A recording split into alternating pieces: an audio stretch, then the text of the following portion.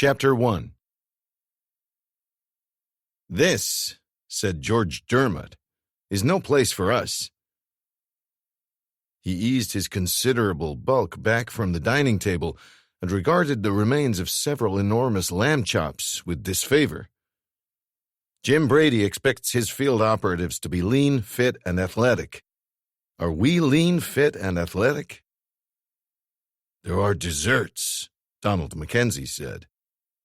Like Dermot, he was a large and comfortable man with a rugged, weather-beaten face, a little larger and a little less comfortable. Observers often took him and his partner for a pair of retired heavyweight boxers. "I can see cakes, cookies, and a wide variety of pastries," he went on. "You read their food brochure? Says that the average man requires at least 5,000 calories a day to cope with Arctic conditions. But we, George, are not average men. 6,000 would do better in a pinch. Nearer 7 would be safer, I'd say. Chocolate mousse and double cream?" "He had a notice about it on the staff bulletin board," Dermot said wryly. "Heavy black border, for some reason. Signed, too." "Senior operatives don't look at staff boards," Mackenzie sniffed. He heaved his 220 pounds erect and headed purposefully for the food counter. There was no doubt that BP's Ohio did extremely well by their staff. Here at Prudhoe Bay, on the bitter rim of the Arctic Ocean in midwinter, the spacious, light, and airy dining room with multicolored pastel walls backdropping the recurrent five-pointed star motif was maintained at a pleasantly fresh 72 degrees by the air-conditioned central heating. The temperature difference between the dining room and the outside world was 105 degrees Fahrenheit. The range of excellently cooked food was astonishing. "Don't exactly starve themselves up here," he said, as he returned with a mousse for each of them and a pitcher of heavy cream. "I wonder what any of the old Alaskan sourdoughs would have made of it." The first reaction of a prospector or trapper of yesteryear would have been that he was suffering from hallucinations. All in all, it was hard to say what feature he would have found the most astonishing. 80% of the items on the menu would have been unknown to him.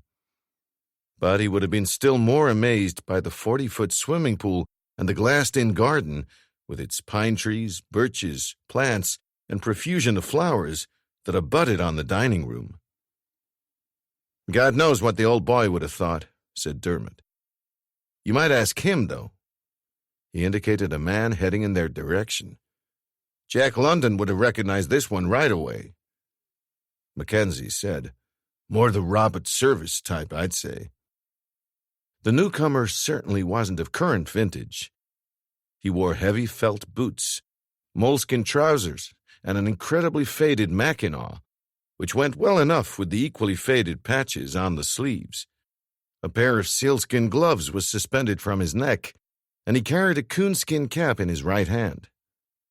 His hair was long and white, and parted in the middle.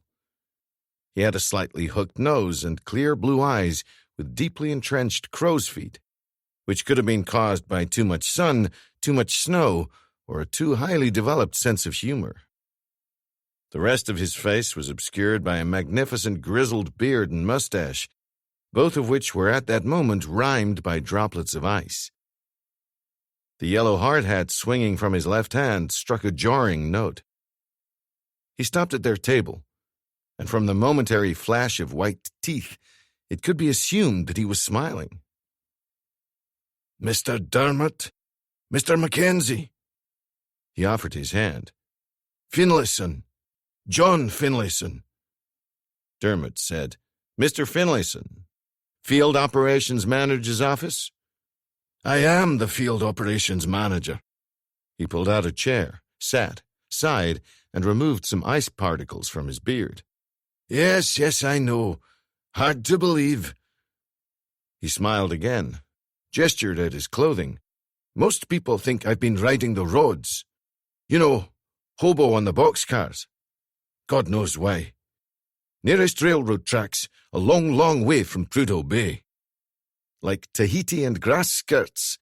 You know, Gone native. Too many years on the North Slope.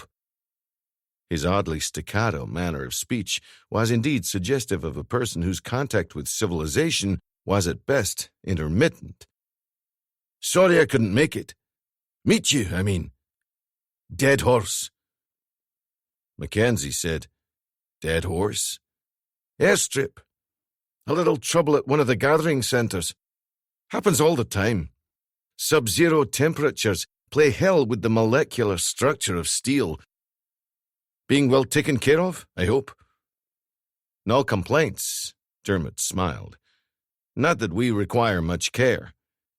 There the food counter, here Mackenzie, the watering hole, and the camel. Dermot checked himself. He was beginning to talk like Finlayson. Well, one little complaint, perhaps. Too many items on the lunch menu. Too large a helping of any item. My colleague's waistline... Your colleague's waistline can take care of itself, Mackenzie said comfortably. But I do have a complaint, Mr. Finlayson. I can imagine. Another momentary flash of teeth, and Finlayson was on his feet. Let's hear it in my office. Just a few steps. He walked across the dining hall, stopped outside a door, and indicated another door to the left. Master Operations Control Center. The heart of Prudhoe Bay, or the western half of it, at least. All the computerized process control facilities for the supervision of the field's operations. Dermot said, An enterprising lad with a satchel full of grenades could have himself quite a time in there. 5 seconds, and he could close down the entire oil field. Come all the way from Houston just to cheer me up. This way. He led them through the outer door, then through an inner one to a small office. Desks, chairs, and filing cabinets, all in metal, all in battleship gray. He gestured them to sit and smiled at Mackenzie. As the French say, a meal without wine is like a day without sunshine. It's this Texas dust, Mackenzie said. Sticks in the gullet like no other dust. Laughs at water. Finlayson made a sweeping motion with his hand. Some big rigs out there. Damned expensive and damned difficult to handle. It's pitch dark, say 40 below, and you're tired. You're always tired up here. Don't forget, we work 12 hours a day, 7 days a week. A couple of scotches on top of all that, and you've written off $1 million worth of equipment. Or you damage the pipeline, or you kill yourself. Or, worst of all, you kill some of your mates. Comparatively, they had it easy in the old Prohibition days. Bulk smuggling from Canada, bathtub gin, illicit stills by the thousand. Rather different on the North Slope here. Get caught smuggling in a teaspoonful of liquor, and that's it. No argument, no court of appeal. Out. But there's no problem. No one is going to risk $800 a week for 10 cents worth of bourbon. Mackenzie said, When's the next flight out to Anchorage? Finlayson smiled. All is not lost, Mr. Mackenzie. He unlocked a filing cabinet, produced a bottle of scotch and 2 glasses, and poured with a generous hand. Welcome to the North Slope, gentlemen. I was having visions, said Mackenzie, of travelers stranded in an alpine blizzard and a St. Bernard lolloping towards them with the usual restorative. You're not a drinking man? Certainly. 1 week in 5 when I rejoin my family in Anchorage. This is strictly for visiting VIPs. One would assume you qualify under that heading. Thoughtfully, he mopped melting ice from his beard. Though, frankly, I never heard of your organization until a couple of days ago. Think of us as desert roses, Mackenzie said, born to blush and bloom unseen. I think I've got that wrong, but the desert bit is appropriate enough. That's where we seem to spend most of our time. He nodded towards the window.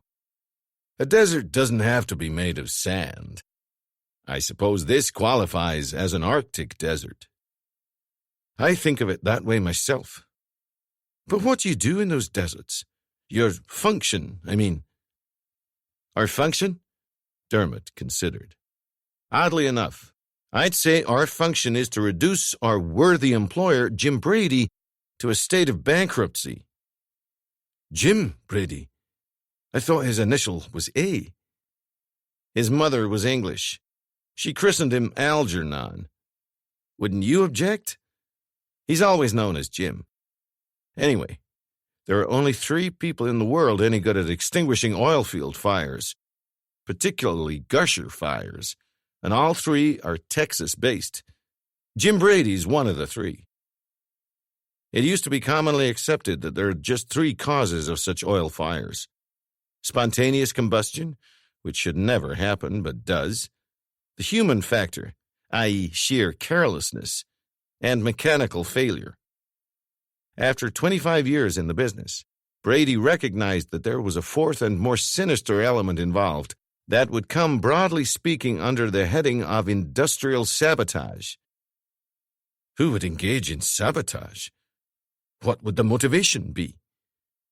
Well, we can rule out the most obvious: rivalry among the big oil companies. It doesn't exist. This notion of cutthroat competition exists only in the sensational press and among the more feeble-minded of the public. To be a fly on the wall at a closed meeting of the oil lobby in Washington is to understand once and for all the meaning of the expression, 2 minds with but a single thought, 2 hearts that beat as one.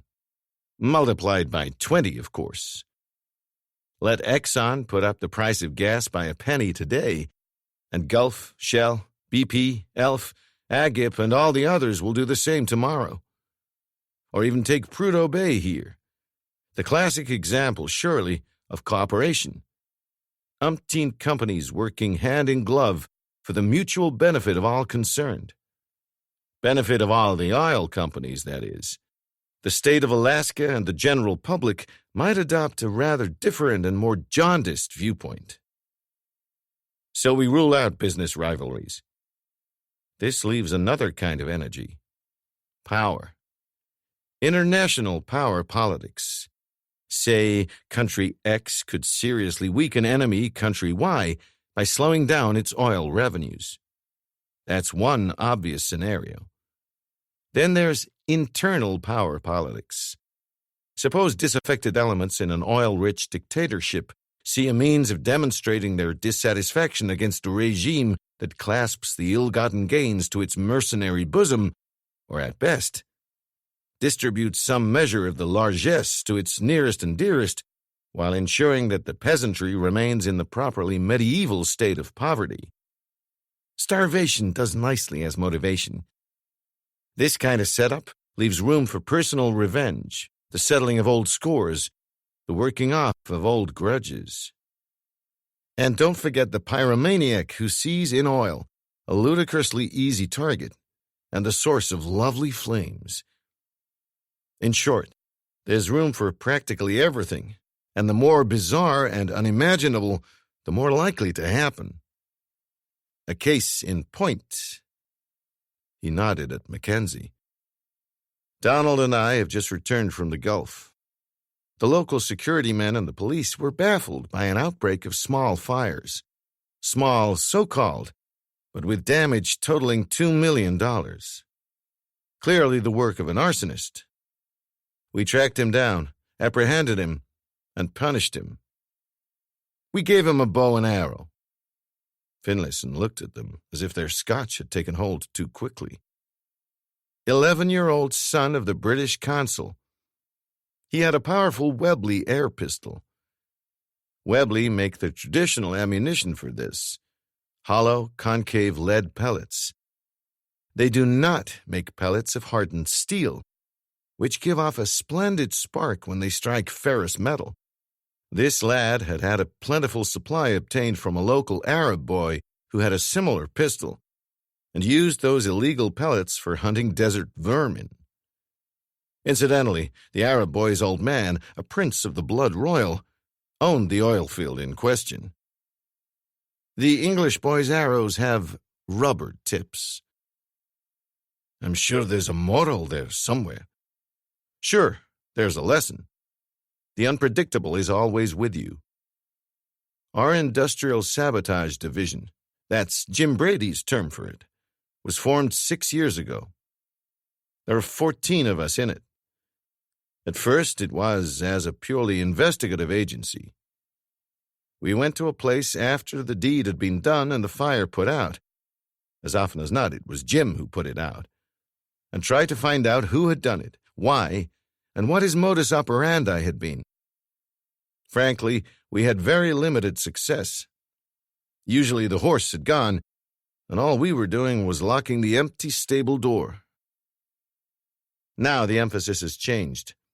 We try to lock the damned door in such a fashion that no one can open it. In other words, prevention. The maximum tightening of both mechanical and human security. The response to this service has been remarkable. We're now the most profitable side of Jim's operations, by far. Capping off runaway wells, putting fires out. Can't hold a candle, if you'll pardon the expression, to our security work. Such is the demand for our services that we could triple our division and still not cope with all the calls being made upon us. Well, why don't you? Triple the business, I mean. Trained personnel, Mackenzie said. Just not there.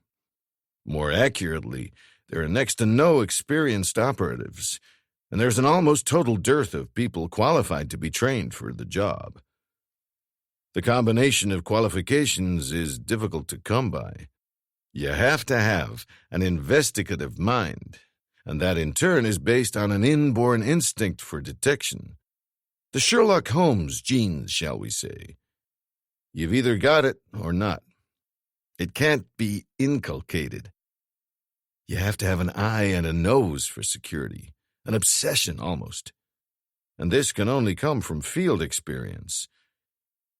You have to have a pretty detailed knowledge of the oil industry worldwide. And above all, you have to be an oilman. And you gentlemen are oilmen. It was a statement, not a question. All our working lives, Dermot said. We've both been field operations managers. If your services are in such demand, how come we should be so lucky as to jump to the head of the queue? Dermot said, as far as we know, this is the first time that any oil company has received notification of intent to sabotage. First real chance we've had to try out our preventive medicine. We're just slightly puzzled on one point, Mr. Finlayson. You say you never heard of us until a couple of days ago. How come that we're here then? I mean, we knew of this 3 days ago when we arrived back from the Mideast. We spent a day resting up, another day studying the layout and security measures of the Alaskan pipeline, and you did that day. Isn't it classified information? Dermot was patient. We could have sent for it immediately on receiving the request for assistance. We didn't have to. The information, Mr. Finlayson, is not classified. It's in the public domain. Big companies tend to be incredibly careless about such matters. Whether to reassure the public or burnish their own image by taking thoroughgoing precautions, they not only release large chunks of information about their activities, but positively bombard the public with them. The information, of course, comes in disparate and apparently unrelated lumps. It requires only a moderately intelligent fellow to piece them all together. Not that those big companies, such as Athabasca, who built your pipeline, have much to reproach themselves about. They don't even begin to operate in the same league of indiscretion as the all-time champs, the U.S. government. Take the classic example of the declassification of the secret of the atom bomb. When the Russians got the bomb, the government thought there was no point in being secretive anymore and proceeded to tell all. You want to know how to make an atom bomb? Just send a pittance to the AEC in Washington, and you'll have the necessary information by return mail. That this information could be used by Americans against Americans apparently never occurred to the towering intellects of Capitol Hill and the Pentagon, who seem to have been under the impression that the American criminal classes voluntarily retired en masse on the day of declassification. Finlayson raised a defensive hand. Hold. Enough. I accept that you haven't infiltrated Prudhoe Bay with a battalion of spies. Answer simple. When I received this unpleasant letter, it was sent to me, not to our HQ in Anchorage. I talked to the general manager, Alaska. We both agreed that it was almost certainly a hoax. Still, I regret to say that many Alaskans aren't all that kindly disposed towards us. We also agreed that if it was not a hoax, it could be something very serious indeed. People like us, although we're well enough up the ladder in our own fields, don't take final decisions on the safety and future of a $10 billion investment. So we notified the Grand Panjandrums. Your directive came from London. Informing me of their decision must have come as an afterthought. Head offices being what they are, Dermot said. Got this threatening note here? Finlayson retrieved a single sheet of notepaper from a drawer and passed it across. My dear Mr. Finlayson, Dermot read. Well, that's civil enough. I have to inform you that you will be incurring a slight spillage of oil in the near future. Not much, I assure you, just sufficient to convince you that we can interrupt oil flow whenever and wherever we please. Please notify ARCO. Dermot shoved the letter across to Mackenzie. Understandably unsigned. No demands. If this is genuine, it's intended as a softening-up demonstration in preparation for the big threat and big demand that will follow. A morale sapper, if you will, designed to scare the pants off you. Finlayson's gaze was on the middle distance.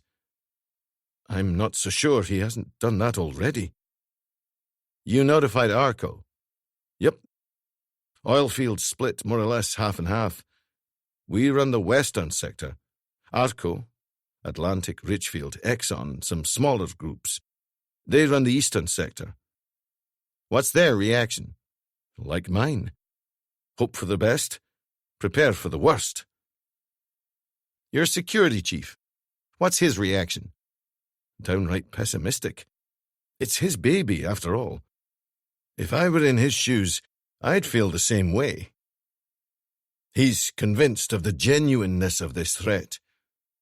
Me too, Dermot said. This came in an envelope? Ah, thank you. He read the address. Mr. John Finlayson, BSc, AMIME. Not only punctilious, but they've done their homework on you. BP, Sohio, Prudhoe Bay, Alaska. Postmarked Edmonton, Alberta. That mean anything to you? Nary a thing. I have neither friends nor acquaintances there, and certainly no business contacts. Your security chief's reaction? Same as mine. 0. What's his name? Branowski. Sam Branowski. Let's have him in, shall we? You'll have to wait, I'm afraid. He's down in Fairbanks. Back tonight if the weather holds up. Depends on visibility. Blizzard season? We don't have one.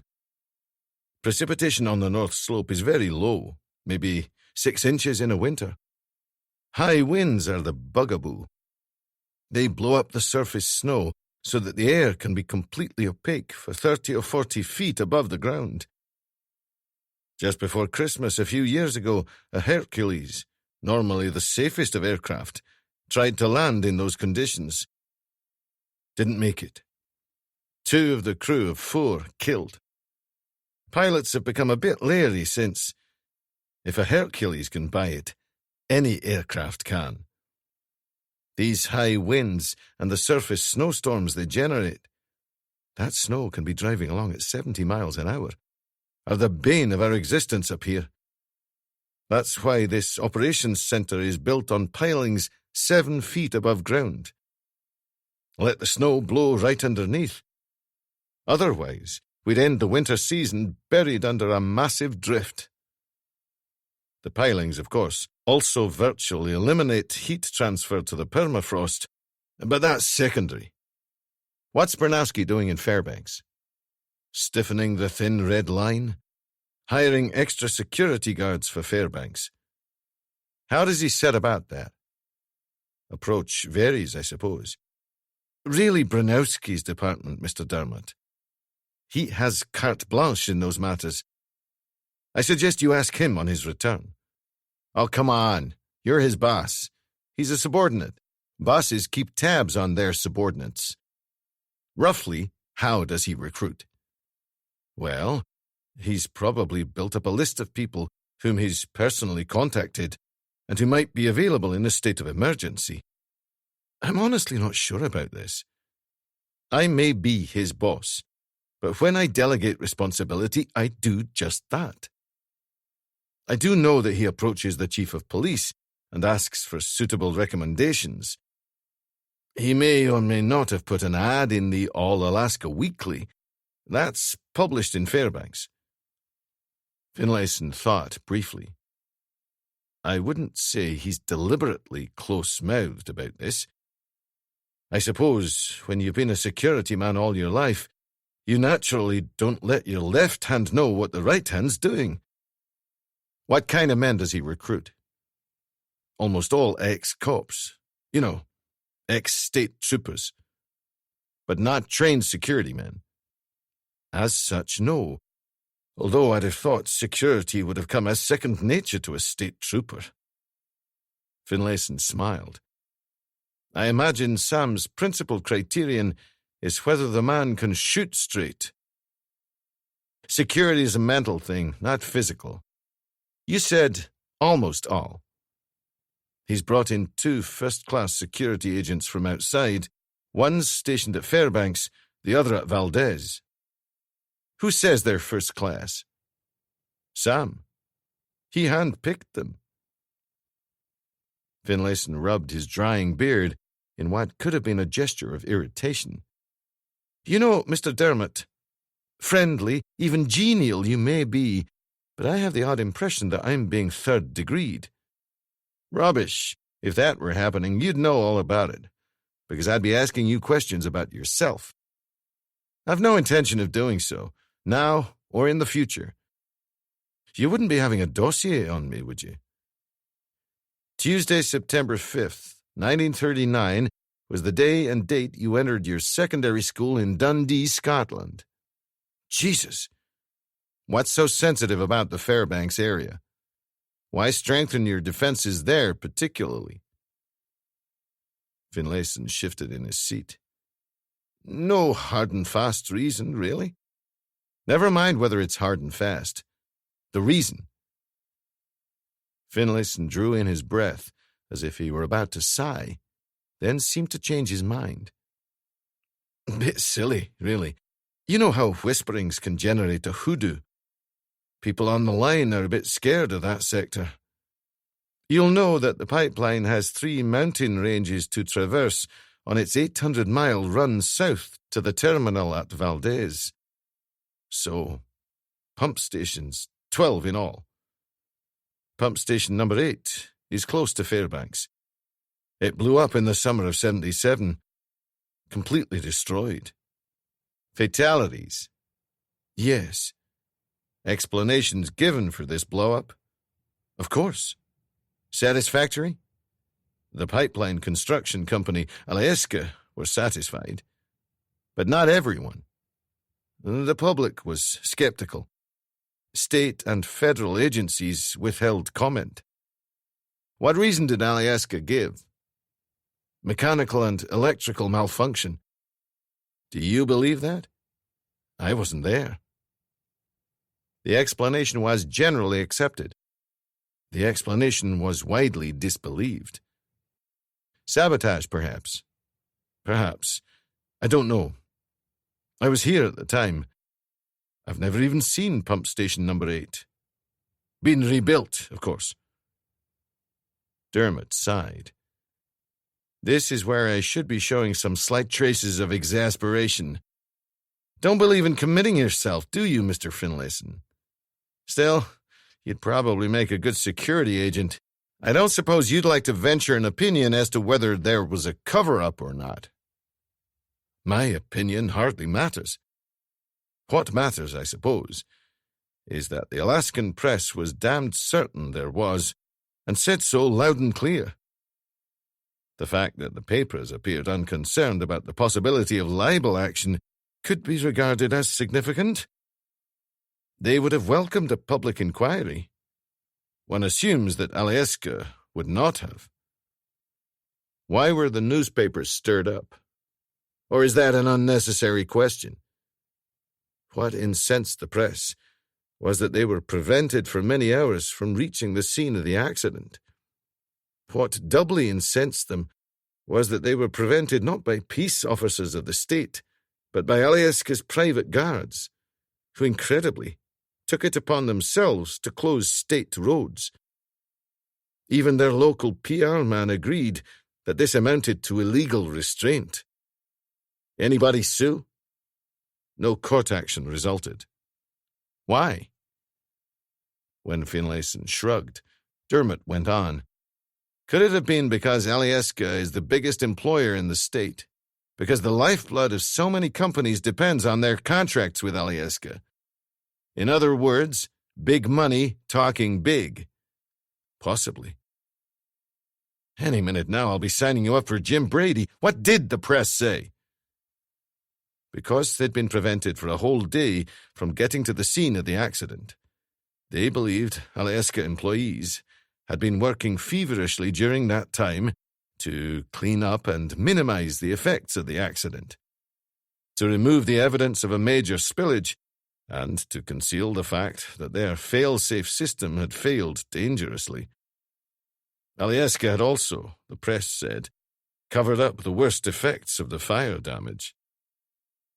Might they also have removed or covered up incriminating evidence pointing to sabotage? No guessing games for me. All right. Do you or Bernowski know of any disaffected elements in Fairbanks? Depends what you mean by disaffected. If you mean environmentalists opposed to the construction of the pipeline, yes, hundreds, and very strongly opposed. But they're open about it, I assume.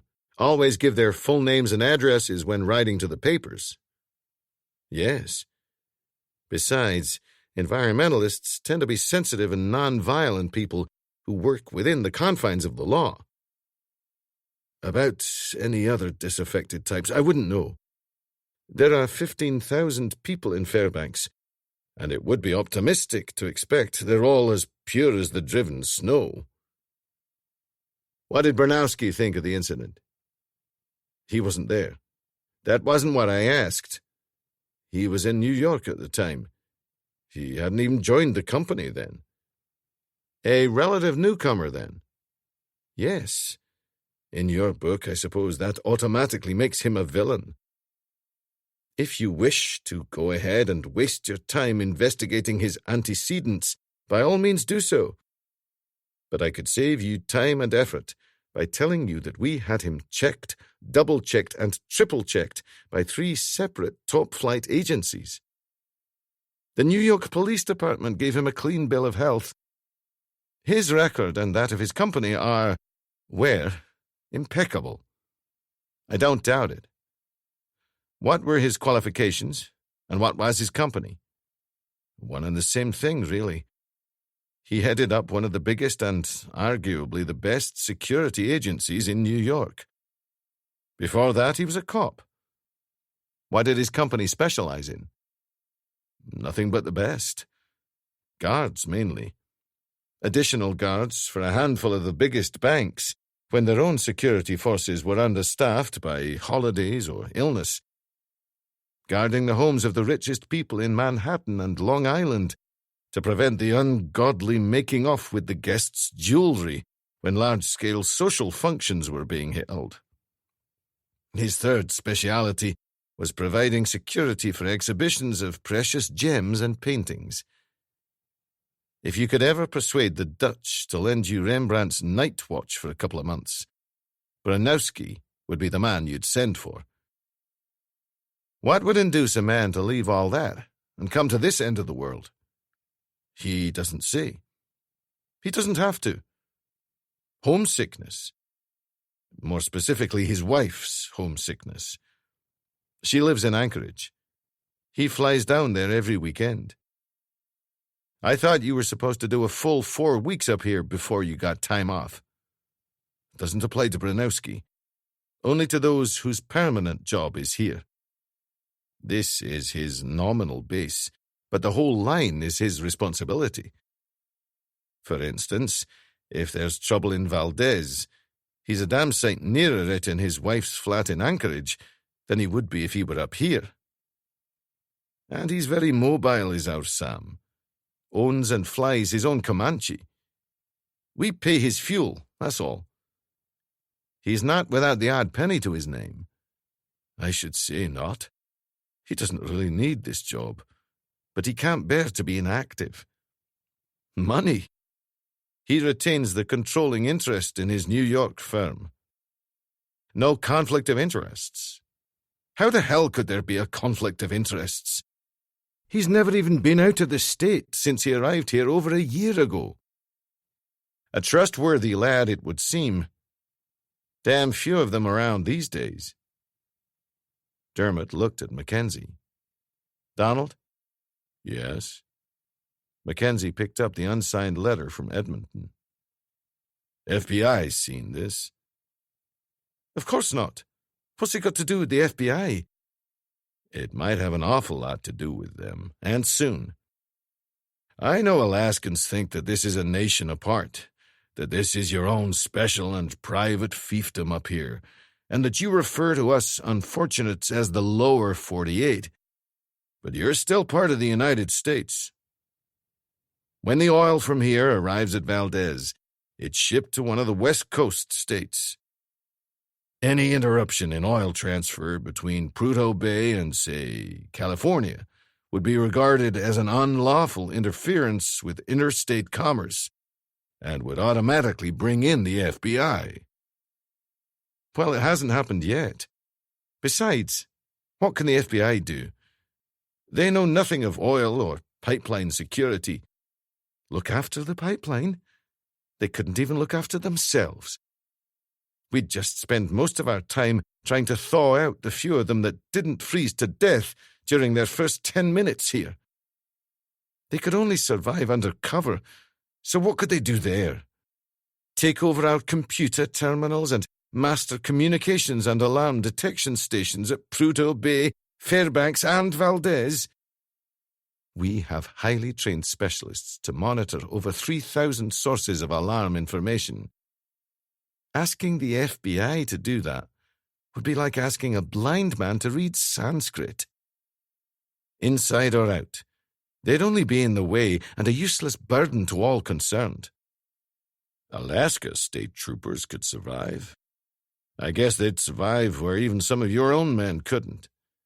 Have you been in touch with them? Have you notified the state authorities in Juneau? No. Why not? They don't love us. Oh, sure. If there was physical trouble, violence, they'd move in immediately. Until then, they'd rather not know. I can't say I blame them. And before you ask me why, I'll tell you. For good or bad, we've inherited the Aliasca mantle. Aliasca built the pipeline, and they run it, but we use it. I'm afraid there's a wide grey area of non-discrimination here. In most people's eyes, they were pipeline, we are pipeline. Finlayson reflected on his next words. It's hard not to feel a bit sorry for Aliasca. They were pretty cruelly pilloried. Sure, they bore the responsibility for a remarkable amount of waste, and incurred vast cost overruns. But they did complete an impossible job in impossible conditions, and, what's more, brought it in on schedule. Best construction company in North America at the time. Brilliant engineering and brilliant engineers. But the brilliance stopped short of their PR people, who might as well have been operating in downtown Manhattan, for all they knew about Alaskans. Their job should have been to sell the pipeline to the people.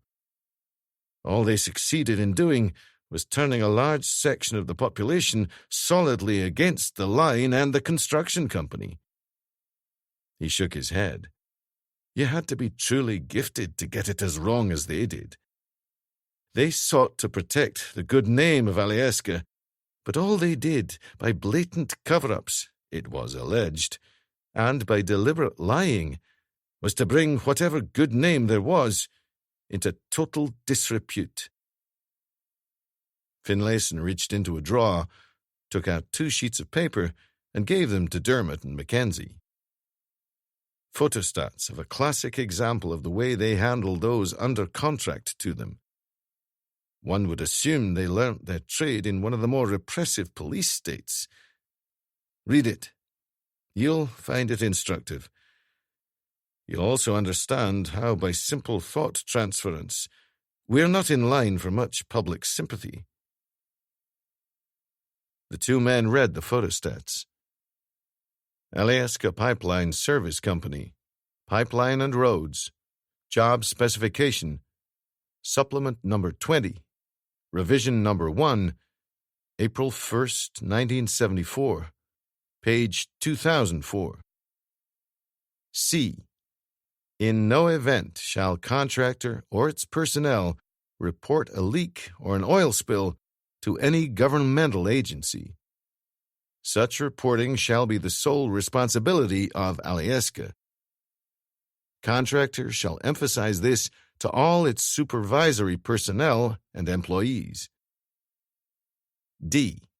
Further, in no event shall contractor or its personnel discuss, report, or communicate in any way with news media, whether the news media be radio, television, newspapers, or periodicals. Any such communication by contractor shall be deemed to be a material breach of contract by contractor. All contacts with news media regarding leaks or oil spills shall be made by Aliasca. If news media people contact contractor or contractor's personnel, they shall refer news media to Aliasca without further discussing, reporting, or communicating. Contractor shall emphasize the aforementioned Aliasca news media requirements to all its supervisory personnel and employees. Dermot rested the photostat on his knee. An American wrote this. An American of foreign extraction, Mackenzie said, who obviously trained under Goebbels. A charming directive, Dermot said. Hush up, cover up, or lose your contract. Toe the line, or you're fired. A shining example of American democracy at its finest. Well, well. He glanced briefly at the paper, then at Finlayson. How did you get hold of this? Classified information, surely. Oddly enough, no. What you would call the public domain. Editorial page. All Alaska Weekly, July 22nd, 1977. I don't question it was classified. How the paper got hold of it, I don't know. Nice to see a little paper going against the might of a giant company and getting off with it. Restores one's faith in something or other. Finlayson picked up another photostat. The same editorial also made a despairing reference to the horrendous negative impact of the pipeline on us. That's as true now as it was then. We've inherited this horrendous negative impact, and we're still suffering from it. So, there it is. I'm not saying we're entirely friendless, or that the authorities wouldn't move in quickly if there were any overt violations of the law. But because votes are important, those in charge of our destinies rule from behind. They sense the wind of public opinion, then enact acceptable legislation and adopt correspondingly safe attitudes. Whatever happens, they're not going to antagonize those who keep them in power. They are not, with the public's eye on both them and us, going to come and hold our hands because of any anonymous threat by some anonymous crackpot. Mackenzie said, "So it amounts to this. Until actual sabotage occurs, you can expect no outside help. So far as preventative measures are concerned, you're dependent solely upon Branowski and his security teams. In effect, you're on your own." It's an unhappy thought, but there it is. Dermot stood up and walked back and forth. Accepting this threat as real, who's behind it, and what does he want? Not a crackpot, that's sure. If it were, say, some environmentalist running amok, he'd go ahead and do his damnedest without any prior warning. No, could be with a view to extortion or blackmail, which do not have to be the same thing. Extortion would be for money. Blackmail could have many different purposes in mind.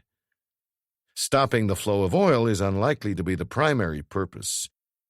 More likely, it'll be a stoppage for another and more important purpose. Money, politics, local or international.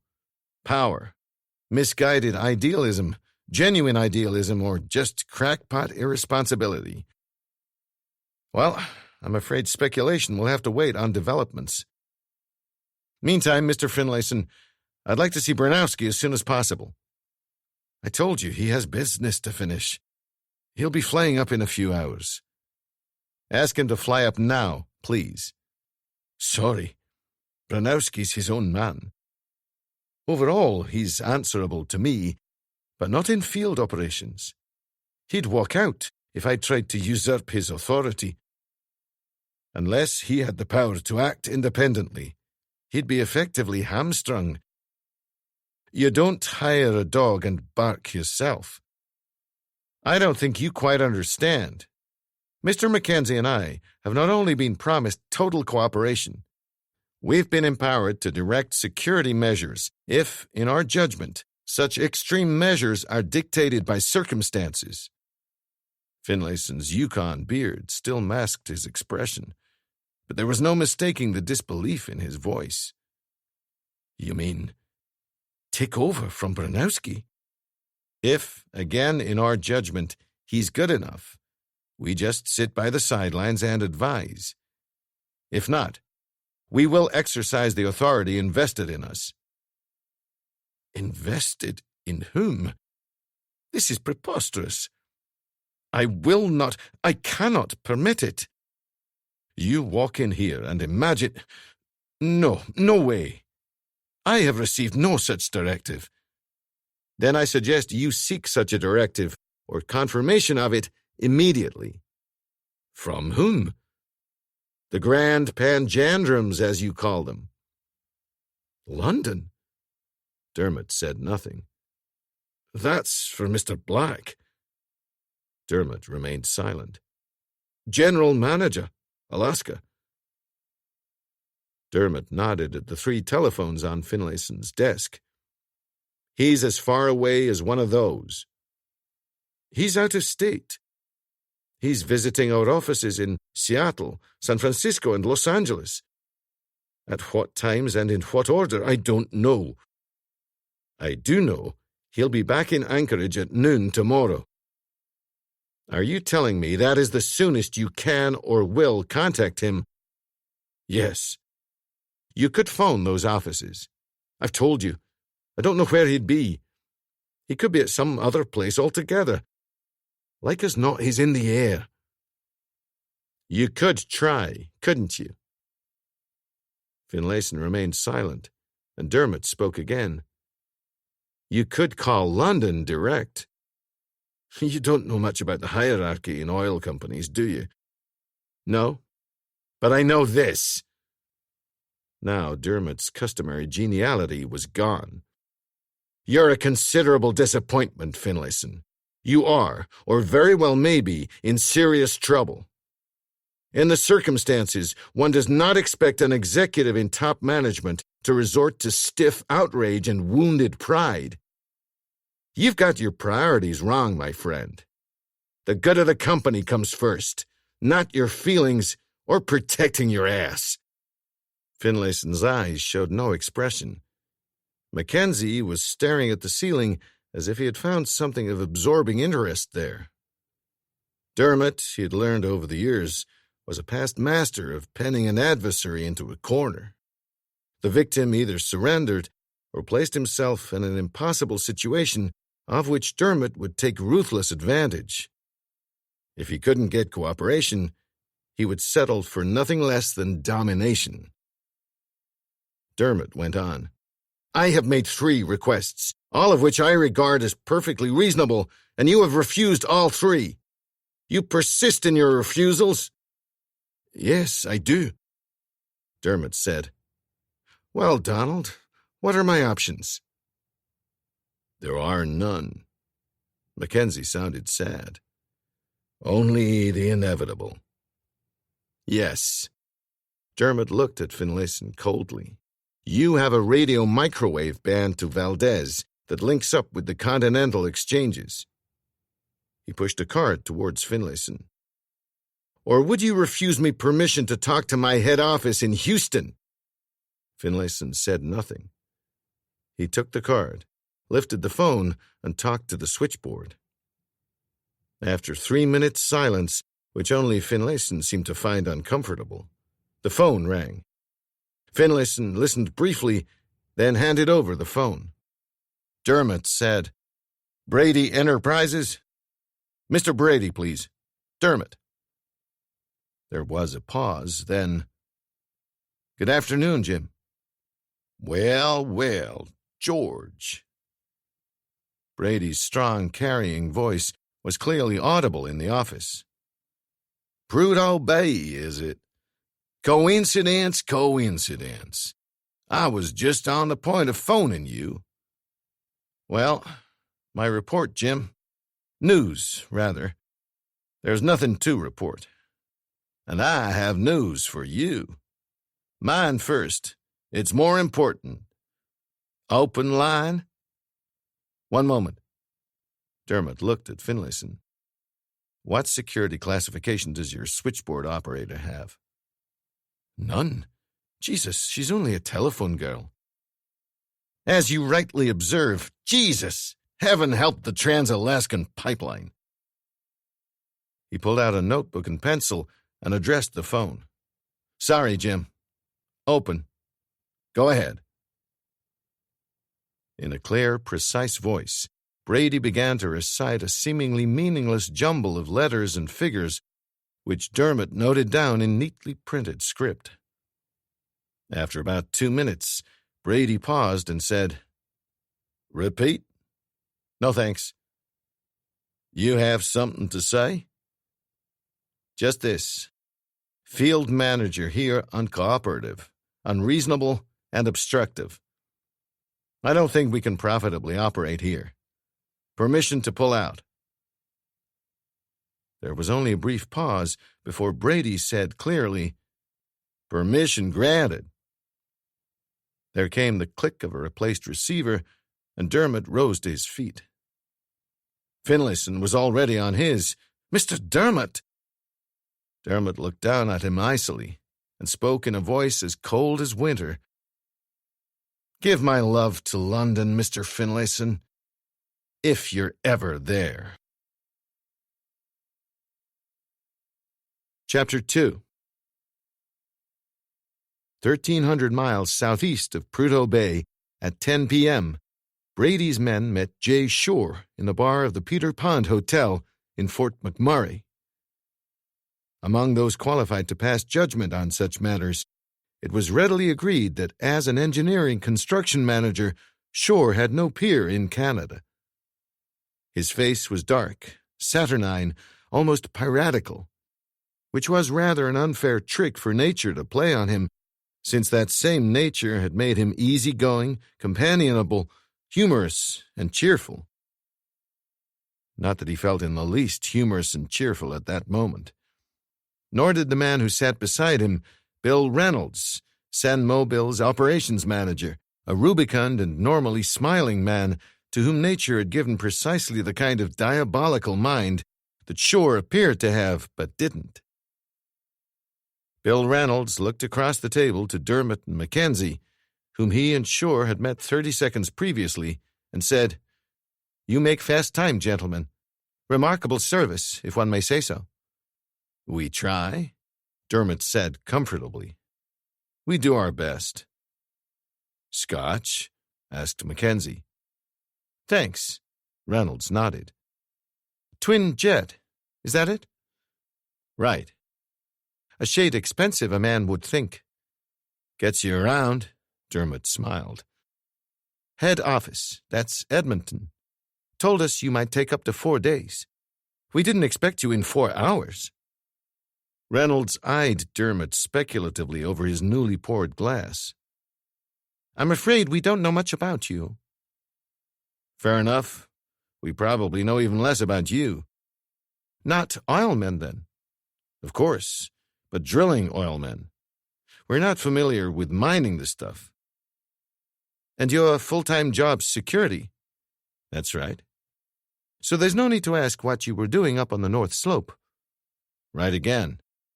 "How long were you up there?" 2 hours. 2 hours? You mean you can lick a security? We licked nothing. We left. May one ask why? Operations manager was unhelpful, let's say. Me and my big mouth. Meaning? I'm the operations manager here, but I get the message. Dermot said pleasantly, "No message. You asked a question, I answered." "And you decided to walk out." "We have a backlog of cases all over the world, and no time to waste trying to help those who won't help themselves." "Let's not get off on the wrong foot, gentlemen. Your company expects Mackenzie and myself to do the questioning while you do the answering." "When was this threat received?" Shore said, 10 o'clock this morning. "You have it with you?" "Not exactly. It came by phone." "Where from?" "Anchorage. International call." "Who took the message?" "I did. Bill here was with me, listening in. Caller gave us his message twice. Word for word, he said, 'I have to inform you that San Mobil will be incurring a slight interruption in oil production in the near future. Not much, I assure you, just sufficient to convince you that we can interrupt oil flow whenever and wherever we please.' That was all." "No demands?" "No, surprisingly." "Don't worry. The demands will come when the big threat does." "Would you recognize this voice again?" "Would I recognize the voices of a million other Canadians who talk exactly as he does?" "You take this threat seriously?" "I do. We take most things seriously." "How good is security at the plant?" "Well, fair enough for normal circumstances, I suppose." "These promise to be highly abnormal circumstances." "How many guards?" 24, under Terry Brinkman. He knows what he's doing." "I don't doubt it. Guard dogs?" "None. The usual police dogs, Alsatians, Dobermans, Boxes, can't survive in these extreme conditions. Huskies can, of course, but they make lousy watchdogs. They're more interested in fighting each other than looking for intruders." "Electric fences?" Shore rolled his eyes upwards and looked sorrowful. "You want to equip the environmentalists with a gallows right on the site? Why, even if the meanest old wolf were to singe its mangy hide." Okay. I suppose it's pointless to ask about electronic beams, sensor devices, and the like." "Pointless is right." Mackenzie said, "How big is this plant site?" Reynolds looked unhappy. "About 8,000 acres." 8,000 acres. Mackenzie's voice was all doom. What kind of perimeter would that make for? 14 miles. Yes, we have a problem here, Mackenzie said. I take it your security duties are twofold: the guarding of vital installations in the plant itself and patrolling the perimeter to keep intruders out. Reynolds nodded. The guards are in 3 shifts, 8 men per shift. 8 men, without any protective aids at all, to guard the plant itself and at the same time patrol 14 miles of perimeter in the blackness of a winter night. Sure, it was defensive. Ours is a 24-hour operation. The plant is brilliantly lit day and night. But the perimeter isn't. A blind man could drive a coach and 4. Hell, why go on? A couple of army regiments might help, although I doubt even that. As I say, a problem. Not only that, Dermot said. All the brilliant illumination in the world isn't of the slightest help. Not when you've got hundreds of workers on each of the 3 shifts a day. Meaning? Subversives. Subversives? Less than 2% of the workforce are non-Canadians. There's been a royal decree abolishing Canadian criminals. When you hire, you investigate backgrounds. Well, not intensive questioning, 3rd degree, lie detector tests or any of that rubbish. Try that and you'd never hire anyone. We check on previous experience, qualifications, recommendations, and most important, criminal records. That's the least important. Really clever criminals never have criminal records. Dermot looked like a man who had been about to sigh, explode, curse, or quit, but had changed his mind. Well, it's late. Tomorrow, Mr. Mackenzie and I would like to talk to your Terry Brinkman and look over the plant. If we have a car here at 10 o'clock, how about 7 o'clock? Yes, 7 will be fine. Dermot and Mackenzie watched the 2 men go, looked at each other, emptied their glasses, signaled the barman, then looked out through the windows of the Peter Pond Hotel, named after the first white man ever to see the tar sands. Pond went down the Athabasca River by canoe almost exactly 200 years before. He did not take too much interest in the sands, it appears, but 10 years later, the much more famous explorer Alexander Mackenzie was intrigued by the sticky substance oozing from outcrops high above the river and wrote, "The bitumen is in a fluid state, and when mixed with gum or the resinous substance collected from the spruce fir, serves to gum the Indians' canoes. In its heated state, it emits a smell like that of sea coal." Oddly, the significance of the words sea coal wasn't appreciated for more than 100 years. Nobody realized that the 2 18th-century explorers had stumbled across one of the world's largest reservoirs of fossil fuels. But had they not so stumbled, there would have been no Peter Pond Hotel where it is today, nor indeed the township beyond its windows.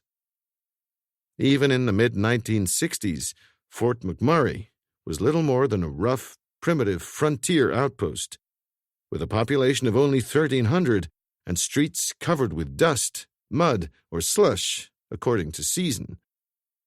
By now, though still a frontier town, it had become a frontier town with a difference. Treasuring its past, but with an eye to the future, it was the epitome of a boomtown and, in terms of burgeoning population, the fastest expanding township in Canada. Where there were 1,300 citizens 14 years earlier, there were 13,000. Schools, hotels, banks, hospitals, churches, supermarkets, and above all, hundreds of new houses were or were being built. And, wonder of wonders, the streets were paved. This seeming miracle stems from one factor and one factor only. Fort McMurray sits squarely in the heart of the Athabasca tar sands, the biggest such known deposits in the world. It had been snowing heavily earlier in the evening, and had still not completely stopped. Everything, Houses, streets, car tops, trees, was under a smoothly unbroken cover of white. Hundreds of lights shone hospitably through the gently falling flakes. The scene would have gladdened the eye and heart of a Christmas postcard artist. Some such thought had occurred to Mackenzie. Santa Claus should be here tonight. Indeed. Dermot sounded morose. Especially if he brought along some of that peace on earth and goodwill to all men.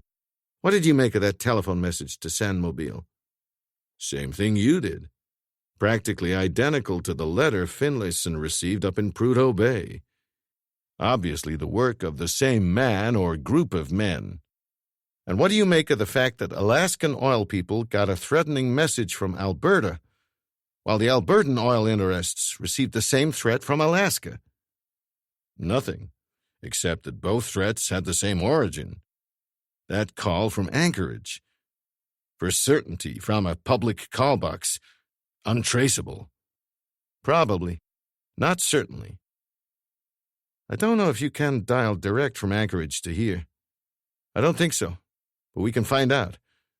If not, the telephone operator will have a record. There's a chance that we might locate the phone. Mackenzie briefly surveyed Fort McMurray through the base of his glass and said, "That'll be a big help." "It might be a small help. 2 ways. That call came in at 10 this morning. That's 6 a.m. Anchorage time. Who except a nut or some night shift worker is going to be out in the black and freezing streets of Anchorage at that hour? That sort of odd behavior, I suggest, isn't likely to go unnoticed. If there's anyone there to notice. State troopers in a patrol car, taxi driver, snowplow driver, mailman on the way to work. You'd be surprised the number of people who go about their lawful occasions in the dark watches of the night." "I would not be surprised." Mackenzie spoke with some feeling. "We've done it often enough in this damned job of ours." 2 ways, you said. What's the second way? If we locate this payphone, we have the police who have the post office remove the coin box and give it to their fingerprint boys. The chances are good that the person who made the call to Fort McMurray used more high-denomination coins than anyone else who went into the pay box that day or night. Get 2 or 3 large coins with the same prints, and that's our man. Objection. Coins are handled by many people. You'll get prints all right. A plethora, shall we say, of fingerprints. Objection overruled. It's established that on a metal surface, the overlay, the last person to touch such a surface, leaves the dominant print. By the same token, we'd print the area around the dial. People don't dial in firm mittens. Then we'd check with criminal records. The prints may be on file. If they are, we'll get the man and ask him all sorts of interesting questions. You do have a devious mind, George. Low cunning, but albeit a mind. First, catch your man, though. If we get a description or prints with history, it shouldn't be too difficult. If he's gone to ground, it would be different. But there's no reason why he should think he has to take cover. Might be awkward for him anyway. May well be a pillar of the Anchorage business and social communities. I'll bet the other Anchorage pillars would love to hear you say that. They'd have the same opinion of you as our friend John Finlayson has now. What are we going to do about Finlayson anyway? Rapprochement doesn't seem advisable. It's essential. With the tie-up so obvious, let him stew in his own juice for a while. I don't mean that the way it sounds. But just let him worry a while in Prudhoe Bay until we're ready. He's a good man, intelligent, honest. He reacted precisely the way you or I would have if a couple of interlopers had tried to take over. The longer we stay away, the more certainly we're guaranteed his cooperation when we get back. Jim Brady may have been the bearer of bad news, but that call of his couldn't have come at a more opportune time. Gave us the perfect excuse to make off. Speaking of Jim, I've been thinking that I don't much like any of this. Presentiments. My Scottish forebears, one presumes. You know that Prudhoe Bay and this place here contain well over half the oil reserves of North America. It's an awful lot of oil. A man wouldn't want anything to happen to them. You haven't worried about such things before? An investigator is supposed to be cold, clinical, detached. That's about other people's oil. This is our oil. Massive responsibilities. Awesome decisions at the highest levels. We were talking of Jim Brady. I still am. You think we should have him up here? I do. So do I. Must be why I raised the subject. Let's go call him. Chapter 3. Jim Brady, that passionate believer in leanness, keenness, fitness, and athleticism for his field operatives, stood 5 feet 8 in his elevator shoes and turned the scales at around 240 pounds. Never a believer in traveling light, he brought with him on the flight from Houston not only his attractive blonde wife, Jean, but also his positively stunning daughter, Stella, another natural blonde, who acted as his secretary on these field trips. He left Jean behind at the hotel in Fort McMurray, but kept Stella with him in the minibus that Sanmobile had sent to ferry him out to the plant.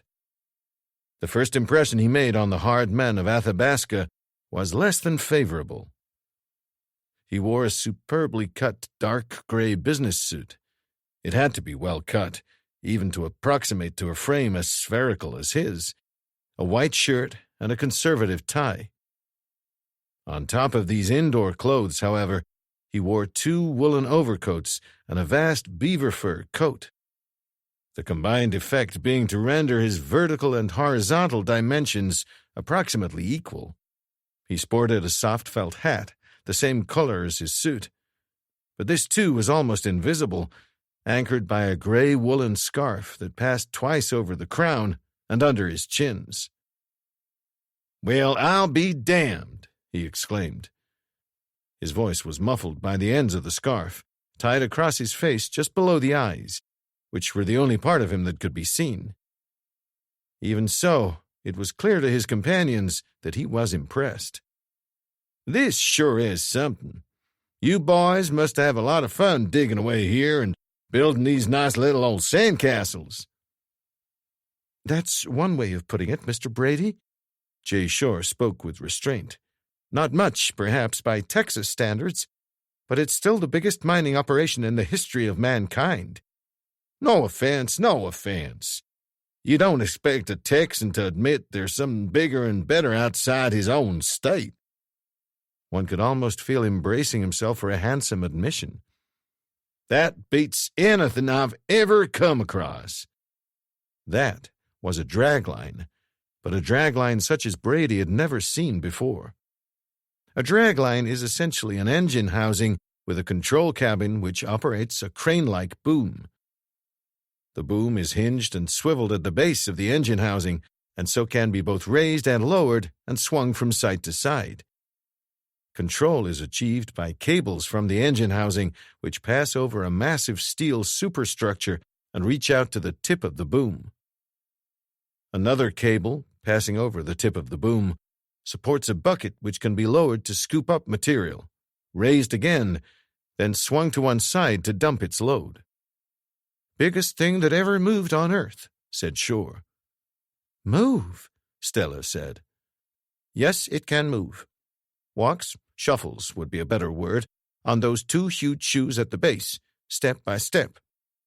You wouldn't want to enter it for the Kentucky Derby. It takes 7 hours to travel a mile. Not that it's ever required to travel more than a few yards at a time. Point is, it gets there." "And that long nose," she said. "The boom. The comparison most generally used is that it's as long as a football field. Wrong. It's longer. From here, the bucket doesn't look all that big, but that's only because everything is dwarfed out of perspective. It scoops up 80 cubic yards at a time, or enough to fill a two-car garage. A large two-car garage. The dragline weighs 6,500 tons, about the same as a light-medium cruiser. Cost? About $30 million. Takes 15 to 18 months to build, on the site, of course. There are 4 of them, and between them they can shift up to 250,000 tons a day. You win. This is a boom town, Brady said. Let's get inside. I'm cold.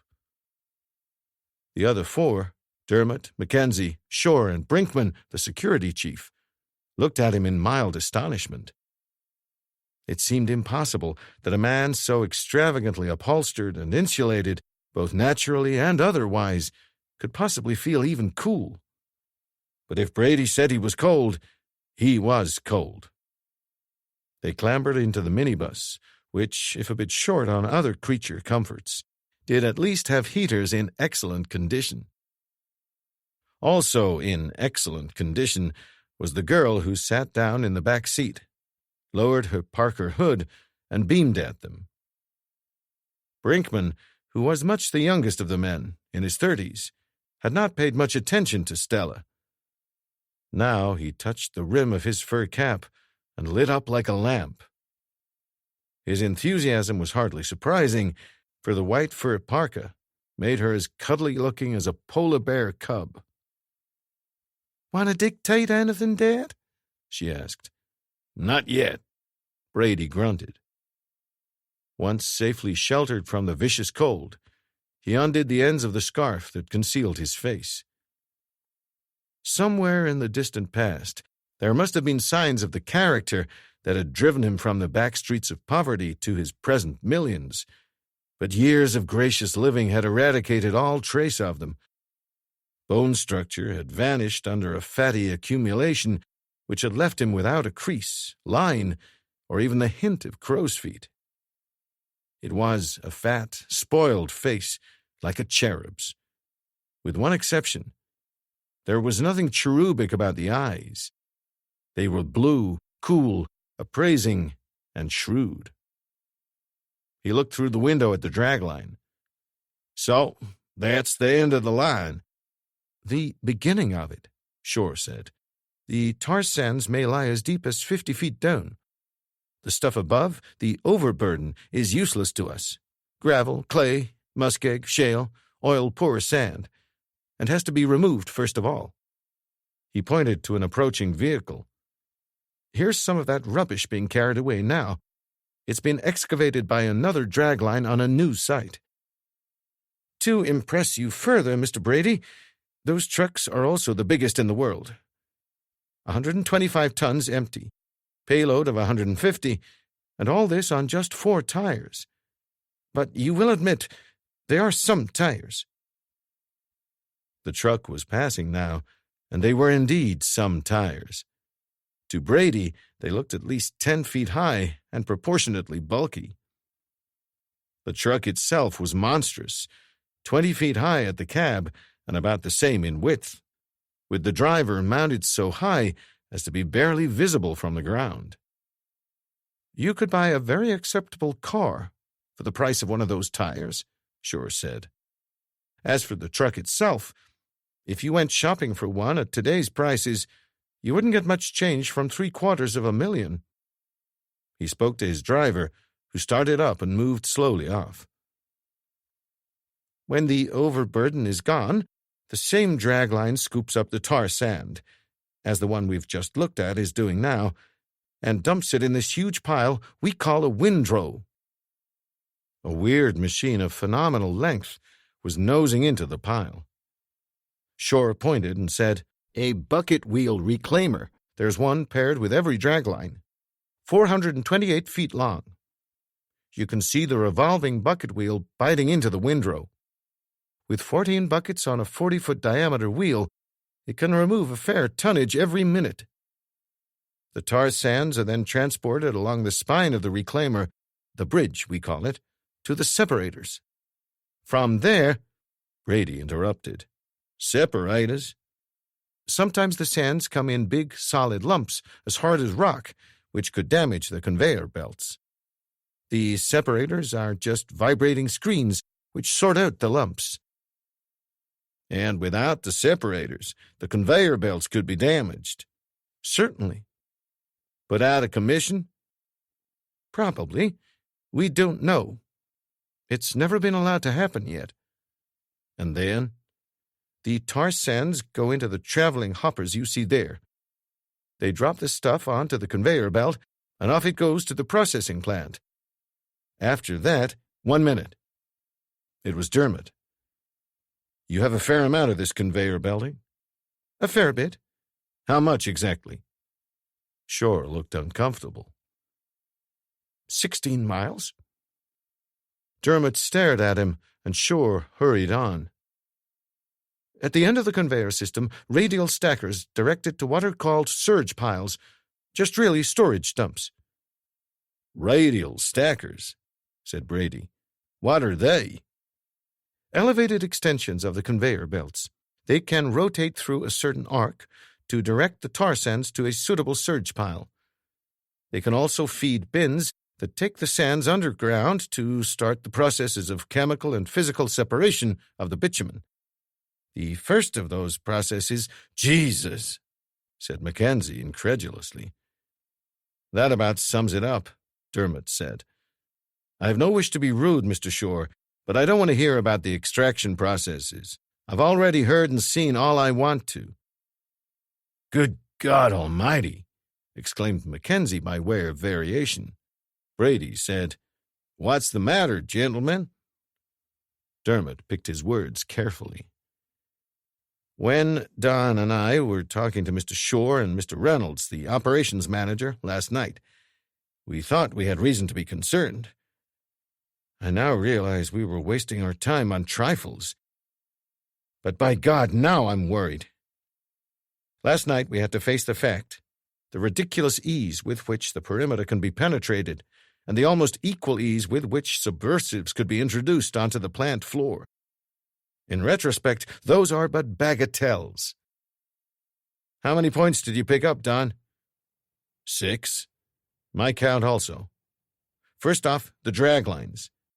They look as impregnable as the Rock of Gibraltar. They are, in fact, pathetically vulnerable. 100 tons of high explosive would hardly dent the Rock of Gibraltar. I could take out a drag line with 2 5-pound charges of wraparound explosive placed where the boom is hinged to the machine house.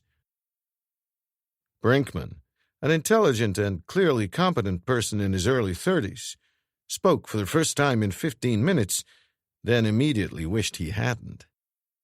He said, Fine if you could approach the drag line, but you can't. The area is lit by brilliant flood lamps. Jesus! Mackenzie's limited repertoire was in use again. What do you mean, Mr. Mackenzie? What I mean is, I would locate the breaker or switch or whatever that supplies the power to the floodlights and immobilize it by smashing it or by the brilliantly innovative device of turning it off. Or I'd cut the power lines. Simpler still, with a 5-second burst from a submachine gun, I'd shoot them out. Assuming, of course, that they're not made of bulletproof glass. Dermot saved Brinkman the embarrassment of a long silence. 5 pounds of commercial Amatol would take out the bucket wheel for an indefinite period. A similar amount would take care of the reclaimer's bridge. 2 pounds to buckle the separator plate. That's 4 ways. Getting at the radial stackers would be another excellent device. That would mean Sandmobile couldn't even get the tar sands stockpiled in the surge piles down below for processing. And then, best of all, is this little matter of 16 unpatrolled miles of conveyor belting. There was quiet in the bus until Dermot rumbled on.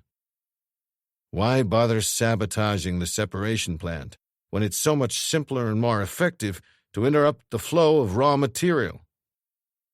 You can't very well carry out a processing operation if you've got nothing to process. It'd be childishly simple. 4 drag lines, 4 bucket wheels, 4 reclaimers' bridges, 4 separators, 4 radial stackers, 16 miles of conveyor, 14 miles of unpatrolled perimeter, and 8 men to cover. Situation's ludicrous, I'm afraid, Mr. Brady. There's no way in the world we can stop our Anchorage friend from carrying out his threat. Brady turned what appeared to be one cold blue eye on the unfortunate Brinkman. And what do you have to say? What can I say except to agree? Even if I had 10 times the number of men at my disposal, we still wouldn't be geared to meet a threat like this. He shrugged. I'm sorry. I didn't even dream of anything like this. Nor did anyone else. Nothing to reproach yourself about. You security people thought you were in the oil business, not a war. What are your normal duties, anyway? We are here to prevent 3 things: physical trouble among members of the workforce, petty pilfering, and drinking on the plant site. But so far we've had few instances of any of them. Visibly, Brinkman's words struck a chord in Brady. Ah, yes. Trouble in moments of stress and all that. He turned in his seat. Stella? Yes, Dad. She opened a wicker basket, produced a flask and glass, poured a drink, and handed it to her father. Daiquiri, he said. We also have scotch, gin, rum. Sorry, Mr. Brady, Shore said. No. The company has very strict regulations. Brady gave him some terse suggestions as to what he could do with company regulations and turned to Brinkman again. So, in effect, you've been pretty superfluous up till now, and, if anything, are going to be even more so in the future. I'd agree with half of that. The fact that we've had little to do up to now doesn't mean we've been superfluous. Presence is important. You don't heave a half-brick through a jeweler's window if there's an interested cop standing by 5 feet away. As to the future, yes, I agree. I feel pretty helpless. If you were carrying out an attack somewhere, what would you go for? Brinkman was in no 2 minds. The conveyor belting, every time. Brady looked at Dermot and Mackenzie. Both men nodded. Mr. Shore? Agreed. Shore was absent-mindedly sipping some scotch that had found its way into his hand. Apart from the fact that there's so damn much of it, it's fragile. 6 feet wide, but the steel cord belting is only 1.5 inches thick. With a sledgehammer and chisel, I could wreck it myself. Shore looked and sounded tense. Not many people are aware of the vast quantities of material that are processed here. To keep the plant operating at capacity and to make the project commercially viable, we need close on 250,000 tons of tar sands a day. As I said, the biggest mining operation ever. Cut off the supplies, and the plant closes down in a few hours. That's 130,000 barrels of oil a day lost. Even Sanmobile couldn't stand this kind of loss indefinitely. How much did it cost to set up this plant? Brady asked. $2 billion, near enough. $2 billion. And a potential operating loss of 130,000 barrels of oil a day. Brady shook his head. No one's arguing about the brilliance of the man who dreamed up this idea. Same goes for the engineers who made it work. But there's another thing no one would question, at least I would never question. And that is that those towering intellects had a huge blind spot. Why didn't the bosses foresee this? I know it's easy to be wise after the event, but goddamn, you don't need much foresight to think of that. Oil is not just another business. Couldn't they have seen the giant potential for hate or crackpots or blackmail? Couldn't they have foreseen that they'd built the biggest industrial hostage to fortune of all time? Shore gazed gloomily at his glass, gloomily drank its contents, and maintained a gloomy silence. Dermot said, "Well, not quite." "What do you mean, not quite?" "Sure, it's an industrial hostage to fortune, but not the biggest of all time. That dubious distinction belongs without any question to the Trans-Alaskan Pipeline. Their capital outlay wasn't $2 billion. It was $8 billion. They don't transport 130,000 barrels a day. They transport 1,200,000. And they don't just have 16 miles of conveyor belting to guard. They have 800 miles of pipeline." Brady handed his glass back for a refill, digested this unpleasant thought, fortified himself, and said, "Don't they have any means of protecting the damn thing?" "To the extent that they can limit damage, certainly. They have magnificent communication and electronic control systems, with every imaginable fail-safe and backup device, even to the extent of a satellite emergency control station." Dermot produced a paper from his pocket. "They have 12 pump stations, locally or remotely controlled. They have 62 remote gate valves, all radio-controlled from the pump station immediately to the north. Those gate valves can stop the flow of oil in either direction. There are 80 check valves to prevent the oil from flowing backwards, and, well, all sorts of other weird valves that would only make sense to an engineer. Altogether, they have a remote control capability at well over 1,000 points. In other words, they can isolate any section of the line at any time they want. Because it takes 6 minutes to shut down a big pump, some oil is bound to escape. Up to 50,000 barrels, it's estimated. That may seem a lot, but it's a drop in the bucket compared to what's in the pipeline. But there's no way the oil can keep on pumping out indefinitely." "All very interesting." Brady sounded cool. "You can bet they try harder to protect the environment. You can also bet that crooks and extortioners don't give a damn about the environment one way or another. All they want is to interrupt the flow of oil. Can the line be protected? Well, about this huge blind spot you mentioned, what you're trying not to tell me is that the pipeline can be breached any place, any time." "That's right." Brady looked at Dermot. "You've thought about this problem?" "Of course." "And you, Donald?" "Me too." "Well then, what have you come up with?" "Nothing. That's why we sent for you. We thought you might come up with something." Brady looked at him maliciously and resumed his pondering. By and by he said, "What happens if there's a break and the oil is stopped in the pipe? Does it gum up?" "Eventually, but it takes time. The oil is hot when it comes out of the ground, and it's still warm when it reaches Valdez. The pipeline is very heavily insulated, and the oil passing through the pipe generates friction heat. They reckon they might get it flowing again after a 21-day standstill. After that," he spread his hands, "no more oil flow. No, not ever again." "I shouldn't think so. I don't really know. Nobody's talked to me about it. I don't think anyone really wants to talk about it." No one did. Until Brady said, "Do you know what I wish?"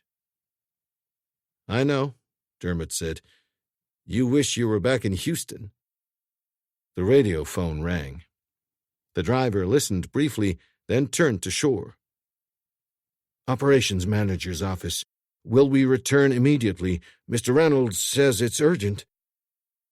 The bus driver picked up speed.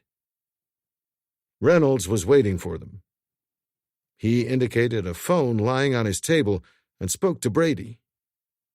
"Houston, for you." Brady said, "Hello." Then he made a gesture of irritation and turned to Dermot. "Horse shit! Damn code! Take it, huh?" This was hardly reasonable of Brady, since it was he who had invented the code and insisted on using it for almost everything except hello and goodbye. Dermot reached for a pad and pencil, took the phone, and started writing. It took him about a minute to record the message and 2 more to decode it. He said into the phone, "Is that all you have?" A pause.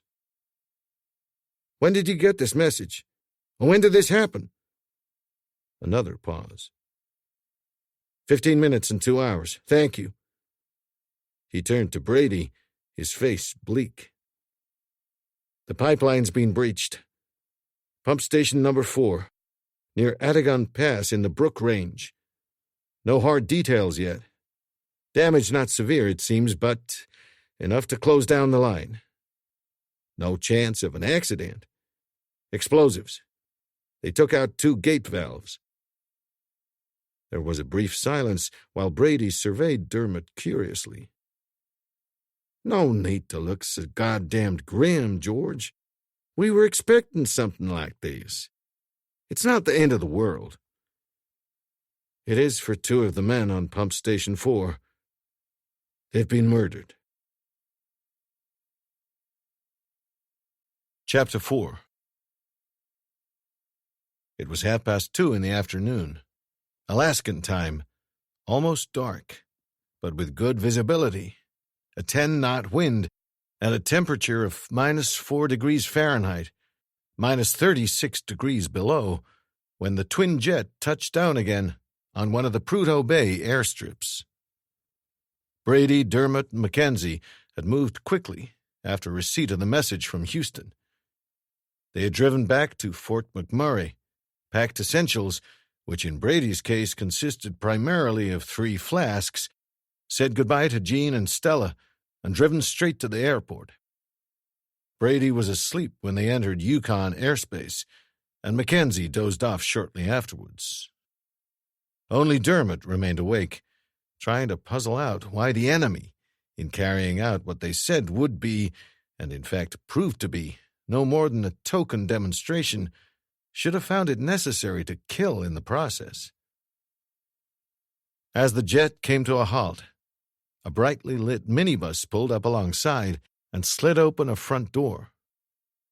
Brady, third out of the aircraft, was first into the bus. The others followed him in, and the door was quickly closed.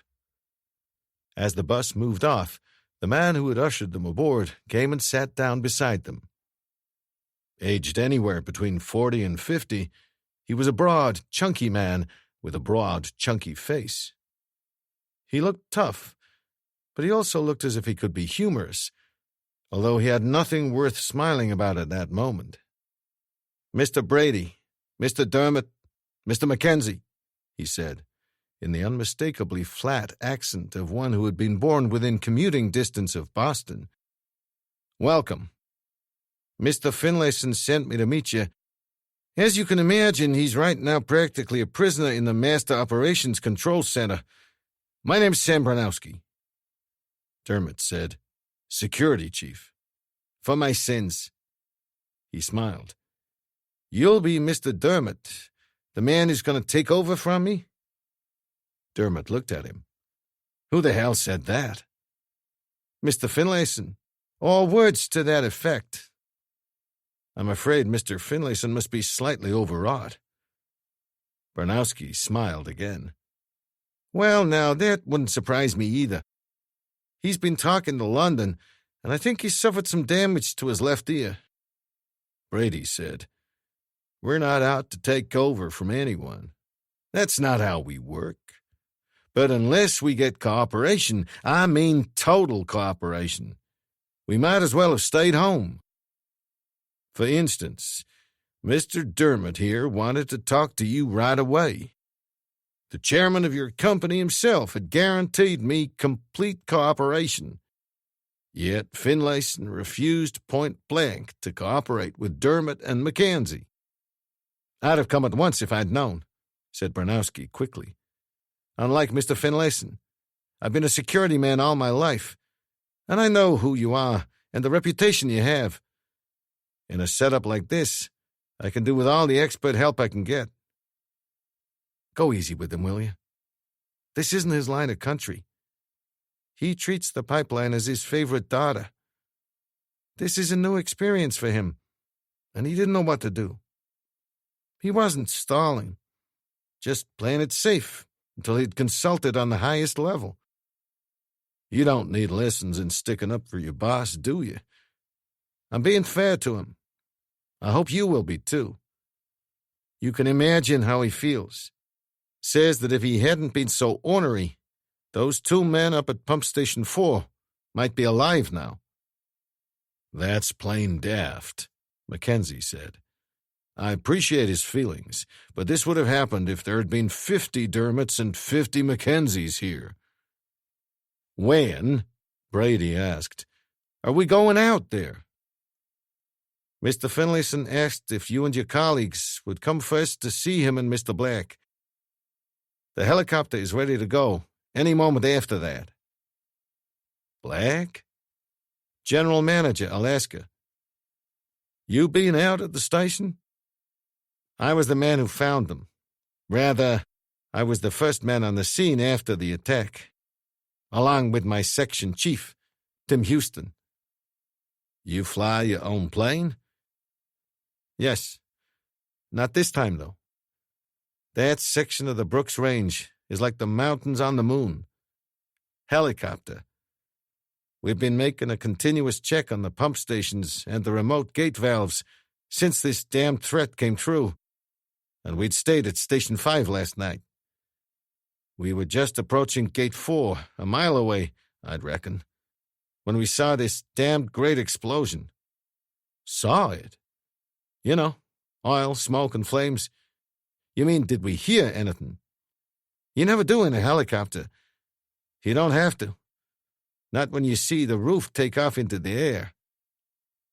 So we put down and got out. Me with a rifle. Tim with 2 pistols. Wasting our time. The bastards had gone. Being oil men yourselves, you'll know it requires quite a group of men on a complex of buildings to provide the care and maintenance for a couple of 13,500 horsepower aircraft-type turbines, not to mention all the monitoring and communications they have to handle. It was the pump room itself that was on fire. Not too badly, but badly enough for Tim and me not to go inside without fire extinguishers. We'd just started looking when we heard shouting come from a storeroom. It was locked, naturally, but the key had been left in the lock. Poulsen, he's the boss, came running out with his men. They had the extinguishers located and the fire out in 3 minutes. But it was too late for the 2 engineers inside. They'd come down the previous day from Prudhoe Bay to do a routine maintenance job on one of the turbines. They were dead? Very. Bronowski's face registered no emotion. They were brothers. Fine boys. Friends of mine. And Tim's. No possibility of accidental death? From the effects of the explosion. Explosions don't shoot you. They were pretty badly charred, but charring doesn't hide a bullet wound between the eyes. You searched the area? Certainly. Conditions weren't ideal. It was dark, with a little snow falling. I thought I saw helicopter ski marks on a wind-blown stretch of rock. The others weren't so sure. On the remote off chance, I contacted Anchorage and asked them to alert every public and private airport and strip in the state. Also to have radio and TV stations ask the public to report hearing or sighting a helicopter in an unusual place. I haven't but one hope in 10,000 that the request will bring any results. He grimaced. Most people never realize how huge this state is. It's bigger than half Western Europe, but it's got a population of just over 300,000, which is to say it's virtually uninhabited. Again, helicopters are an accepted fact of life in Alaska, and people pay no more attention to them than you would to a car in Texas. Third, we've still only got about 3 good hours of light, and the idea of carrying out an air search is laughable. Anyway, we'd require 50 times the number of planes we have, and even then it would be sheer luck to find them. But, for the record, we did find out something unpleasant. In case anything should happen to the pump station, there's an emergency pipeline that can be switched in to bypass it. Our friends took care of that also. They blew up the control valve. So, there's going to be a massive oil spillage. No chance. The line is loaded with thousands of sensors all the way from Prudhoe Bay to Valdez, and any section of it can be closed down and isolated immediately. Even the repairs would normally present no problem, but neither metal nor men work too well in these abnormally low temperatures. Apparently that doesn't apply to saboteurs, Dermot said. How many were there? Poulsen said 2. 2 others said 3. The remainder weren't sure. Not a very observant lot, are they? I wonder if that's fair, Mr. Dermot. Poulsen's a good man, and he doesn't miss much. Did he see their faces? No, that much is for certain. Masked? No. Their fur collars were pulled high up, and their hats low down, so that only their eyes were visible. You can't tell the color of a man's eyes in the darkness. Besides, our people had just been dragged from bed. But not the 2 engineers. They were working on the engines. How come at that very early hour? Bernowski spoke with restraint. Because they had been up all night. Because they were going home to their families in Fairbanks for their week's leave. And because I had arranged to pick them up there shortly after that time. Did Poulsen or any of his friends recognize the voices? If they had, I'd have the owners behind bars by this time. Their collars were up to their eyes. Of course their voices would have been muffled. You ask a lot of questions, Mr. Dermot. Mr. Dermot is a trained interrogator, Brady said cheerfully. Trained him myself, as a matter of fact. What happened after that? They were marched across to the food store and locked in there. We keep it locked because of bears. Unless bears are near starving, they aren't very partial to human beings, but they're partial indeed to all human goodies. Thank you, Mr. Bernowski. One last question. Did Poulsen or his men hear the fatal shots? No. Both the men Poulsen saw were carrying silenced guns. That's the great advantage of those modern educational pictures, Mr. Dermot. There was a pause in the questioning. Brady said, Because I am an acute observer of character, George, I can tell something's eating you. What's on your mind? It's only a thought. I'm wondering if the murderers are employees of the Trans-Alaskan pipeline. The silence was brief, but marked. Then Bernowski said, This beats everything. I speak as Dr. Watson, you understand. I know that Sherlock Holmes could solve a crime without leaving his armchair, but I never knew of any cop or security man who could come up with the answer without at least visiting the scene of the crime. Dermot said mildly, I'm not claiming to have solved anything. I'm just putting forward a possibility. Brady said, What makes you think that? In the first place, you pipeline people aren't just the biggest employer of labor around here. You're the only one. Where the hell else could the killers have come from? What else could they have been? Lonely trappers or prospectors on the north slope of the Brooks Range in the depth of winter. They'd freeze to death the first day out. They wouldn't be prospectors, because the tundra is frozen solid, and beneath that, there's 2,000 feet of solid permafrost. As for trappers, they'd be not only cold and lonely, but very hungry indeed, because they wouldn't find any form of food north of Brooks Range until the late spring comes. Brady grunted. What you're saying, in effect, is that the pipeline is the sole mean of life support in those parts. It's a fact. Had this happened at pump stations 7 or 8, circumstances would have been quite different. Those stations are only a hop, skip, and a jump from Fairbanks by car.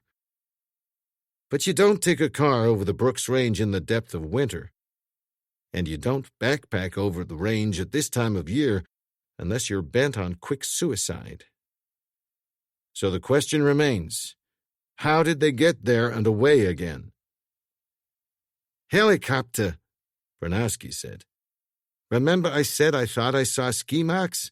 Tim Houston saw the marks too, although he was less sure. The others were frankly skeptical, but admitted the possibility. But I've been flying helicopters for as long as I can remember. Bernowski shook his head in exasperation. God's sake! How else could they have got in and out? I thought, Mackenzie said, that those pump stations had limited-range radar scopes. They do. Bernowski shrugged. But snow plays funny tricks on radar. Also, they may not have been looking. Or maybe they had the set switched off, not expecting company in such bad weather. Dermot said, They were expecting you, surely. Not for another hour or so. We'd had deteriorating weather at number 5, so we left ahead of schedule. Another thing, even if they had picked up an incoming helicopter, they'd automatically have assumed it was one of ours, and would have had no reason to be suspicious. Be that as it may, said Dermot, I'm convinced it was an inside job. The killers are pipeline employees. The note announcing their intention of causing a slight spillage of oil seemed civil and civilized enough, with no hint of violence, but violence there has been. The saboteurs blundered, and so they had to kill. Blundered? Mackenzie was a lap behind. Yes. Bernowski said the key had been left in the storeroom door. Don't forget, all the engineers locked inside were engineers. With the minimum of equipment, they could have either turned the key in the lock or slipped a piece of paper, cardboard, linoleum, anything, under the bottom of the door, pushed the key out to fall on it, and hauled the key inside. Me, I'd have thrown that key a mile away.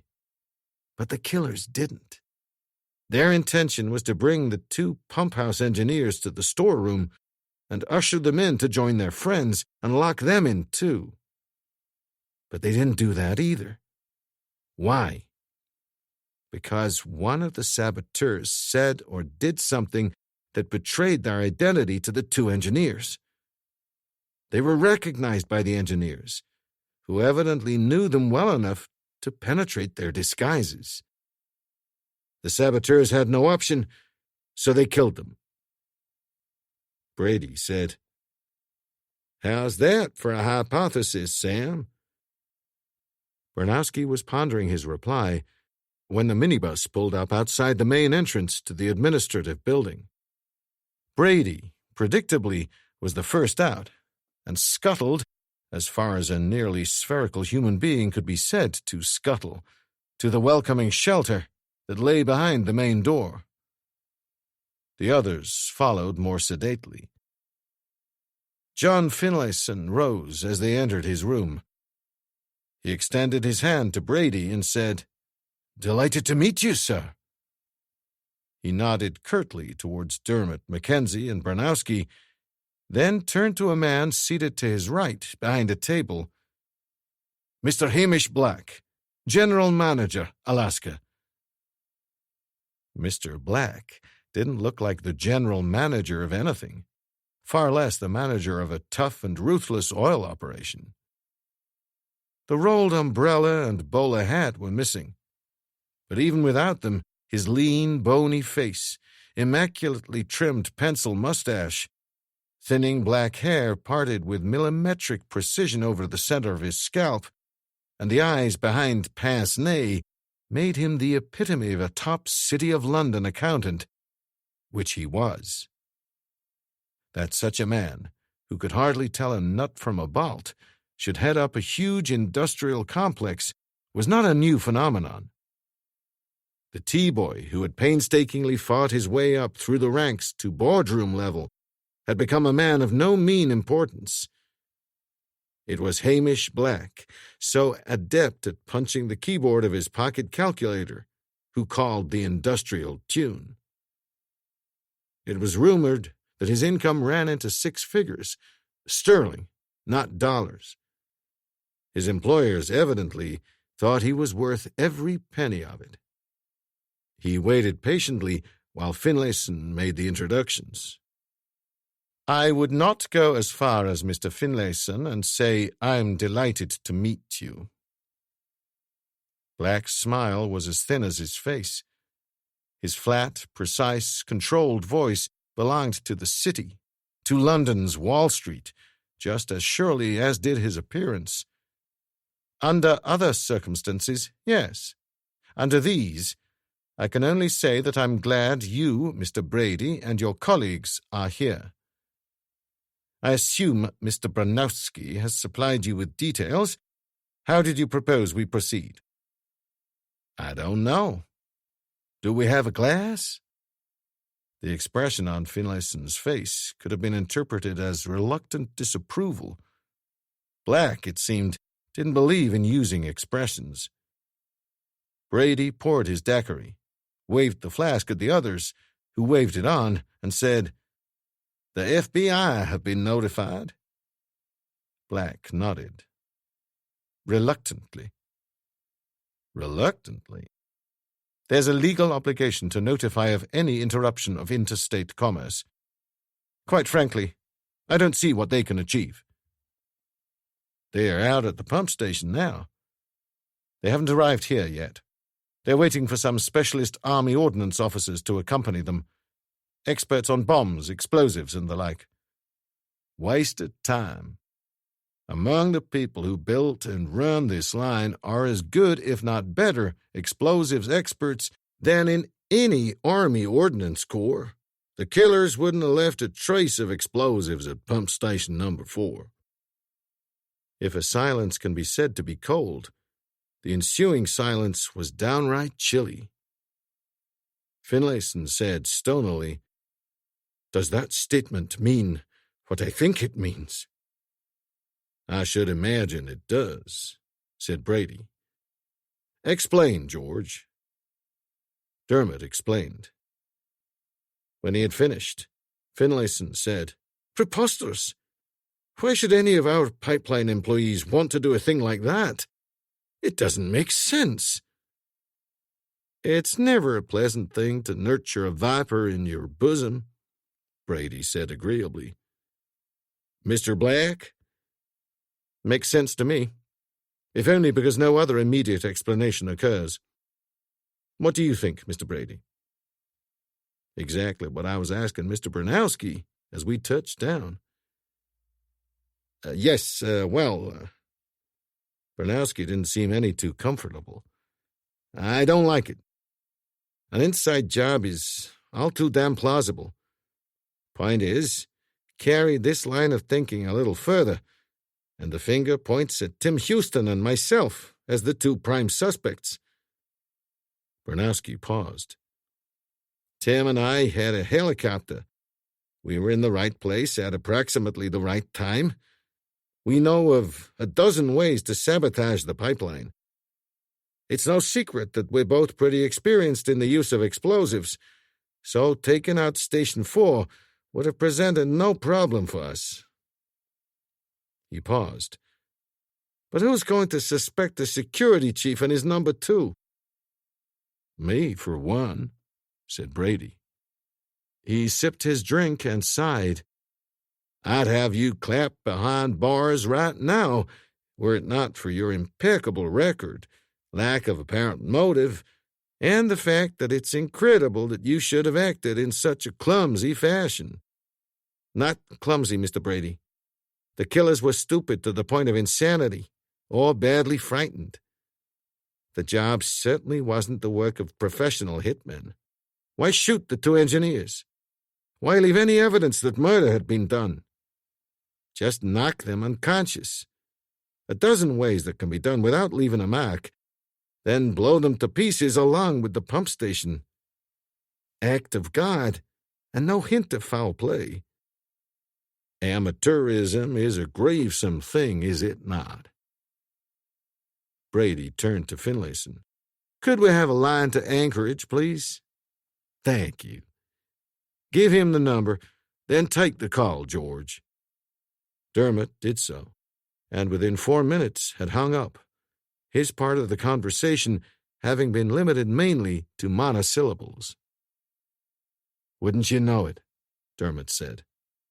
"No luck?" said Mackenzie. "Too much.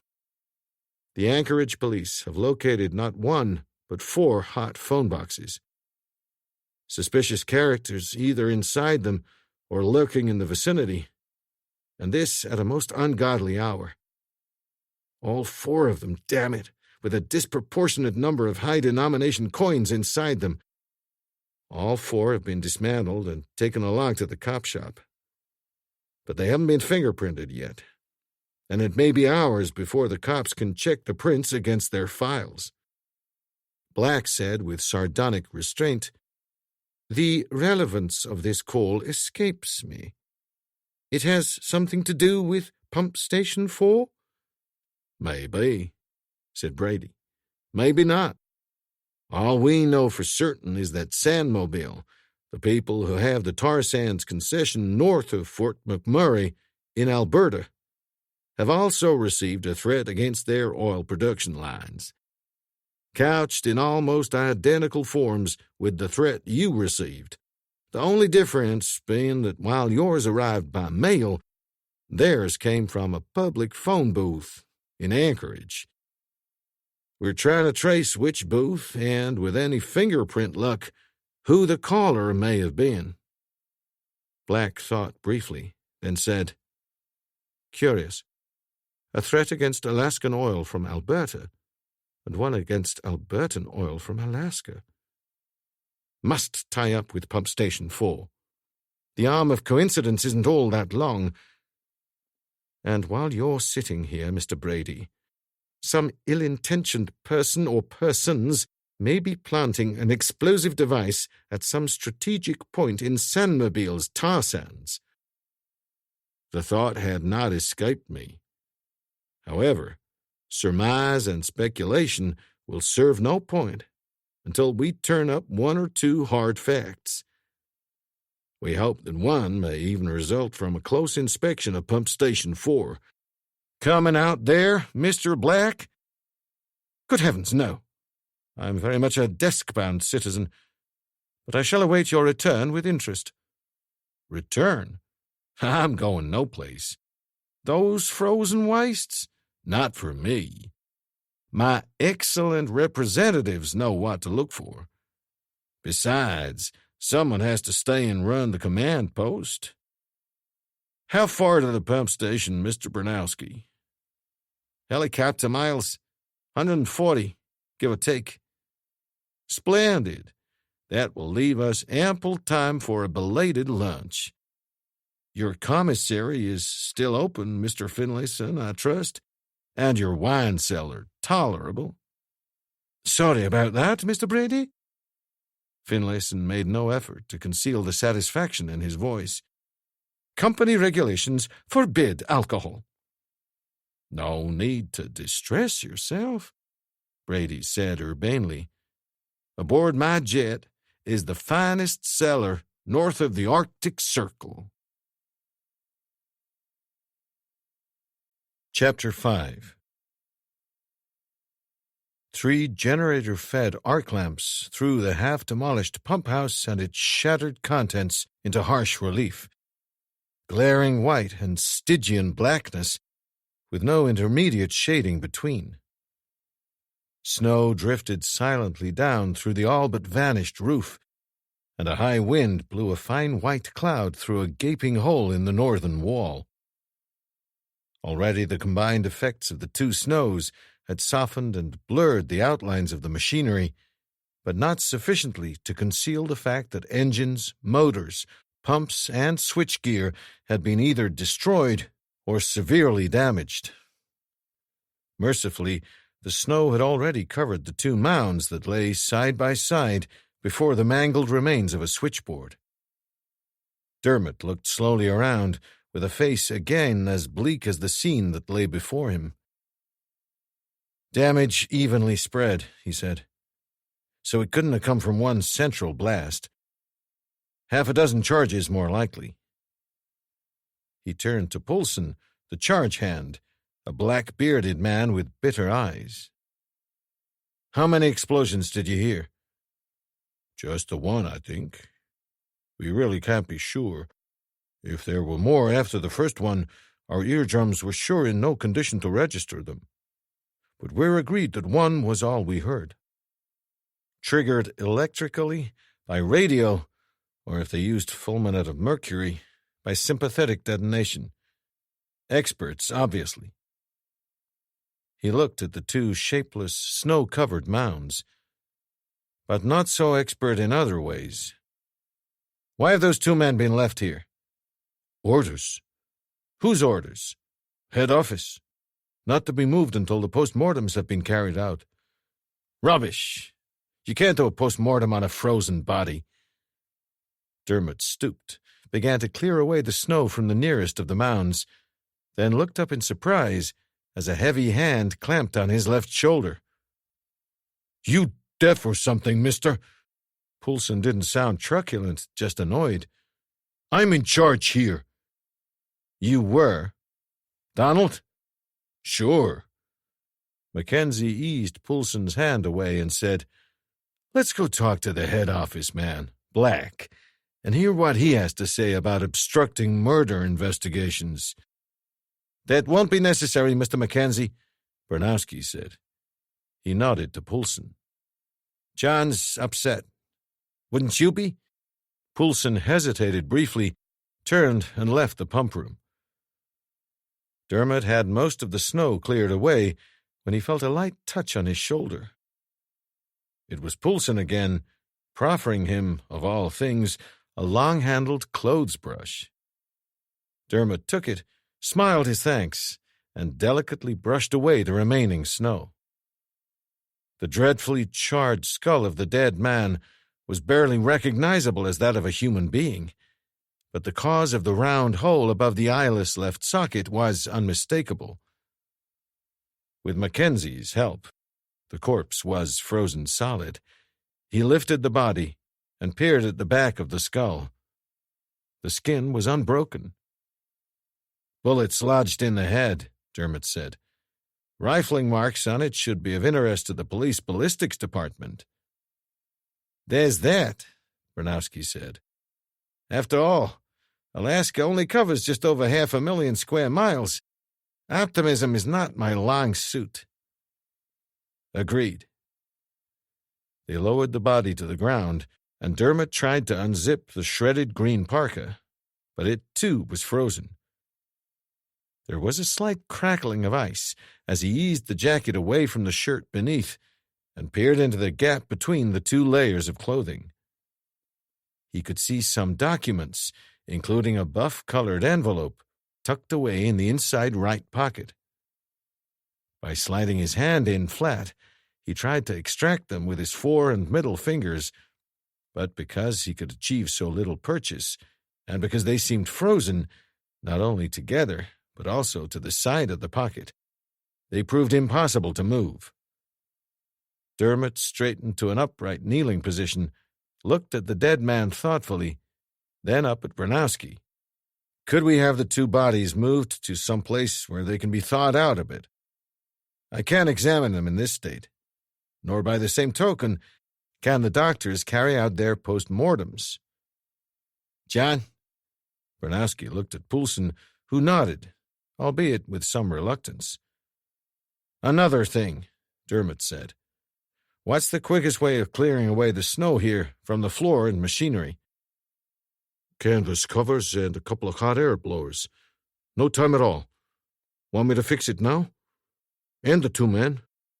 Please. Then there's a question or two I'd like to ask. In your living quarters, perhaps? Straight across. Be with you in a few minutes. Outside, on their way, Mackenzie said, Your hound dog instincts have been aroused. What gives? Dead man back there.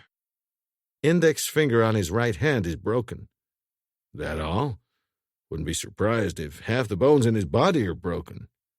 Could be. But this bone appears to have been broken in a rather peculiar fashion. Be able to tell better later. Bronowski and Poulsen joined them round the table of the comfortable kitchen living quarters. Poulsen said, Okay, fixed.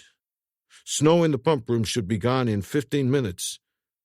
About the two engineers, well, I wouldn't know. Considerably longer, Dermot said. Thanks. Now then, Bronowski, Mackenzie, and myself think it likely that the murderers were employees of the Trans-Alaskan Pipeline. What would you think of that? Poulsen glanced inquiringly at Bronowski, found no inspiration there, looked away, and pondered. It figures, he said at last. The only living souls for 10,000 square miles around here, 100,000 as far as I know, are employed by the pipeline. More than that, while any mad bomber could have blown up the pump station, it took an oil man to know where to locate and destroy the bypass control valve. We also theorized that the engineers, what were their names, by the way? Johnson and Johnson, brothers. We think that the bombers gave themselves away in one fashion or another, that the Johnsons recognized them and had to be silenced for keeps. But you and your men didn't recognize them. That's for sure? For sure. Poulsen smiled without much humor. If what you suppose is correct, it's just as well for us that we didn't. But then it's not surprising that we didn't. Don't forget that up here in number 4, we're no better than hermits living on a desert island. The only time we see anybody is when we go on leave every few weeks. Traveling maintenance engineers like the Johnsons, or come to that, Mr. Bronowski here, see 10 times as many people as we do, and so are likely to recognize 10 times as many people. Which makes your idea that it was an inside job all the more likely. You and your men are certain there wasn't the remotest peculiarity about them, either in speech or dress, that struck a chord. You're flogging a dead horse, Dermot. I suppose. There's a possibility that those saboteurs came by helicopter. Damned if I can see how else they could have come. Mr. Bronowski here thought he saw skid marks. I wasn't sure one way or another. It was a bad night for being sure of anything. Dark, with a strong wind and drifting snow. Circumstances like that, you can imagine almost anything. You didn't hear this helicopter approaching, or imagine you heard it. We heard nothing. Don't forget we were all asleep, and I thought you mounted a radar watch. In a fashion. Any errant bleep triggers off an alarm. But we don't sit with our eyes glued to the screen night and day. Then, because of the extremely heavy insulation, it's difficult for any sound to penetrate from outside. The generator running next door doesn't help much either. Finally, of course, the wind was blowing, as it still is, almost directly from the north, and would have carried away the sound of any craft approaching from the opposite direction. I know that a helicopter is one of the most rackety bits of machinery in existence, but even though we were wide awake then, we didn't hear Mr. Branowski's chopper coming in from the south. Sorry, that's all I can tell you. How long will it take to repair the pump room? A few days, a week, I'm not sure. We'll need new engines, switchgear, pipelines, a mobile crane, and a bulldozer. All those we already have at Prudhoe, except the engines, and I expect a Herc will fly those in this evening. Then a chopper or two can fly the stuff out here. The repair crews will be on the job in the morning. So, a week before the oil starts flowing again. No, tomorrow with luck. The bypass control valve is not a major repair job. Parts replacement, mainly. Dermot said, You might look at all this as just a minor disruption? Technically, yes. The ghosts of the Johnson brothers might see it differently. I want to look at the pump room now. Most of the stuff should have melted by this time. The snow in the pump room had gone, and the atmosphere was warm and humid. Without the protective white covering, the scene was more repellent than before, the extent of the devastation more clearly and dishearteningly evident, and the stench of oil and charring more pungent and penetrating. Each with a powerful hand torch to lighten the shadows cast by the arc lamps, Dermot, Mackenzie, and Branowski embarked on a search of every square inch of the floors and walls. After 10 minutes, Poulsen said curiously, What are you looking for? I'll let you know when I find it, Dermot said. Meantime, I haven't a clue. In that case, can I join in the search? Sure. Don't touch or turn anything over. The FBI wouldn't like it. 10 minutes later, Dermot straightened and switched off his torch. That's it then, gentlemen. If you've found no more than I have, among the four of us, we've found nothing. Looks as if fire or blasts have wiped the platter clean. Let's have a look at the Johnson brothers. They should be in a fairly examinable state by now. They were. Dermot moved first to the man he'd looked at in the pump room. This time the zip on the green parka unfastened easily. The blast effect that had shredded the parka had not penetrated it, for the plaid shirt beneath bore no signs of damage. Dermot removed some paper, cards, and envelopes from the inside right pocket of the jacket, leafed through, and replaced them. He then lifted both charred wrists, examined them and the hands in an apparently cursory fashion, and lowered them again. He repeated the process with the other victim, then rose to his feet. Poulsen bent a quizzical eye on him. That's the way a detective examines a murdered man? I don't suppose it is, but then, I'm not a detective.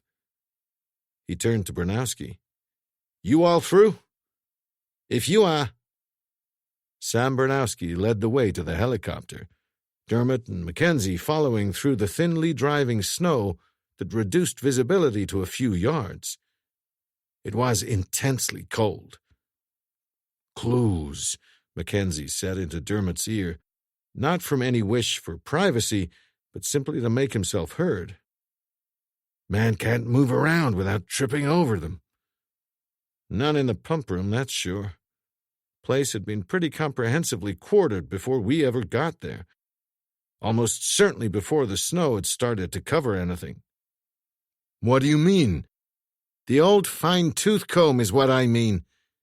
Poulsen and his men? And/or who else? Perhaps there was nothing to find.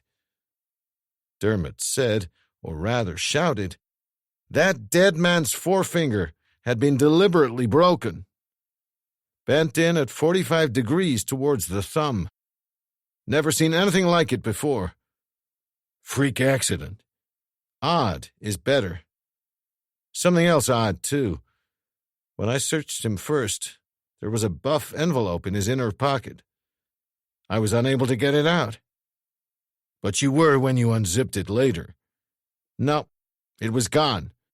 Or at work, you think? So it seems. All very curious, Mackenzie said. Jim Brady was of the same opinion. After reporting the results of their investigation, Dermot and Mackenzie had retired with him to the room he'd been allocated for the night. Brady said, "Why didn't you mention those things to Black and Finlayson? Those are hard facts. An oddly broken finger, a missing envelope. Hard facts. There's only my word for it.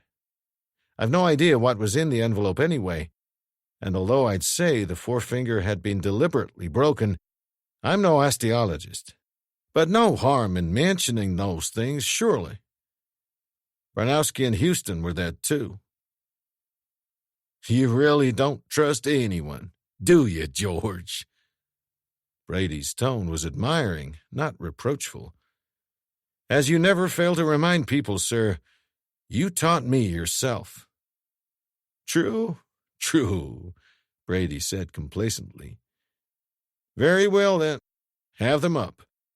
I'll do my Olympian act while you ply them with questions and strong drink." Dermot spoke on the phone, and within a minute, Barnowski and Houston had knocked, entered, and taken seats. "Kind, gentlemen, kind." Brady was at his most avuncular. "Long day, I know, and you must be damnably tired. But we're babes in the wood up here. We're not only short of necessary information, we're totally devoid of it. And we believe you two gentlemen are those best equipped to supply us with that information. But I forget myself, gentlemen. I suggest a pre-inquisitional restorative." Mackenzie said, "What Mr. Brady means is a drink." "That's what I said. You gentlemen like scotch?"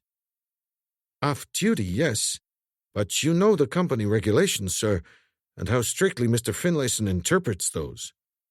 "Strict? I am ironclad in the interpretation of my own regulations." The wave of Brady's arm was indeed Olympian. "You are off duty. Off regular duty, anyhow. George, refreshments. Mr. Dermot will ask the questions, alternating, I do not doubt, with Mr. Mackenzie. You gentlemen, if you will be so kind, will fill in the gaps in our knowledge." He took his daiquiri from Dermot, savored it, laid down the glass, relaxed in his chair, and steepled his hands under his chin. "I shall but listen and evaluate."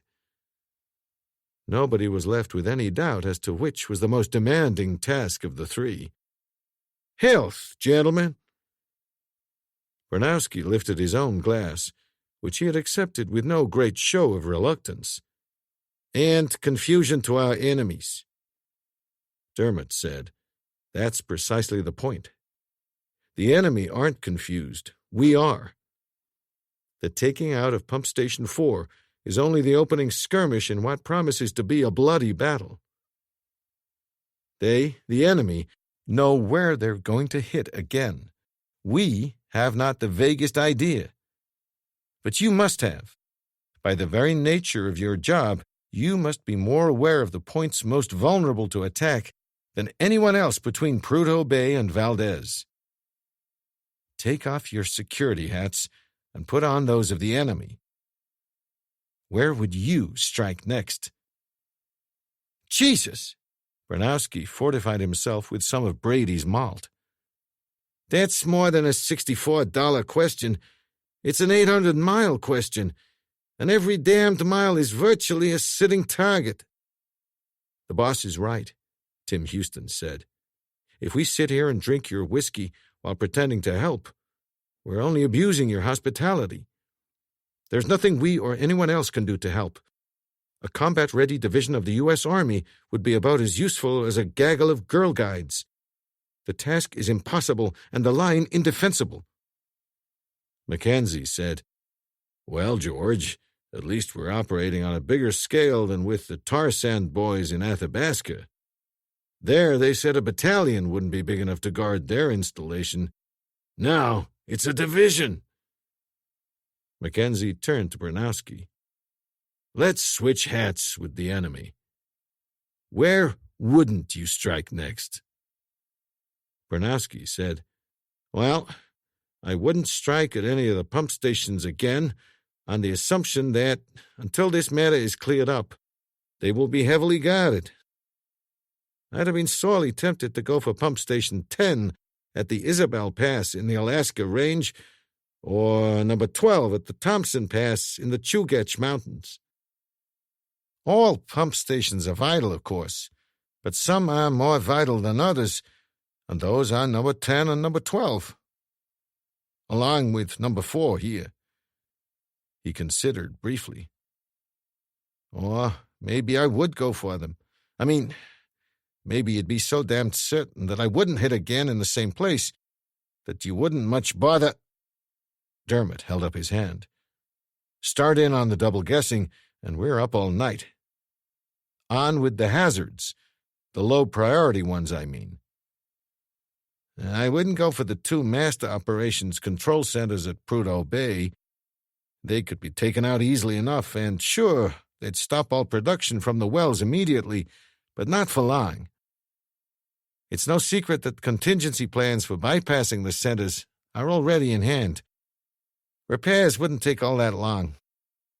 In any event, security will be now tightened to the extent that the game wouldn't be worth a candle. So we can be pretty certain that there will be no attempt made to sabotage the oil supply before it enters the pipeline. Same goes for when it leaves the pipe at Valdez.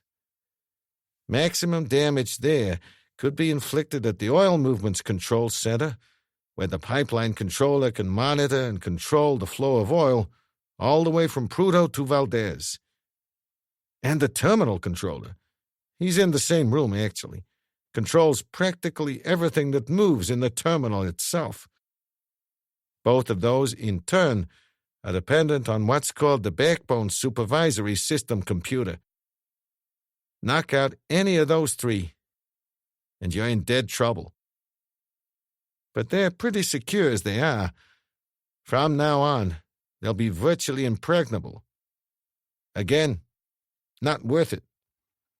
Dermot said, How about the storage tanks?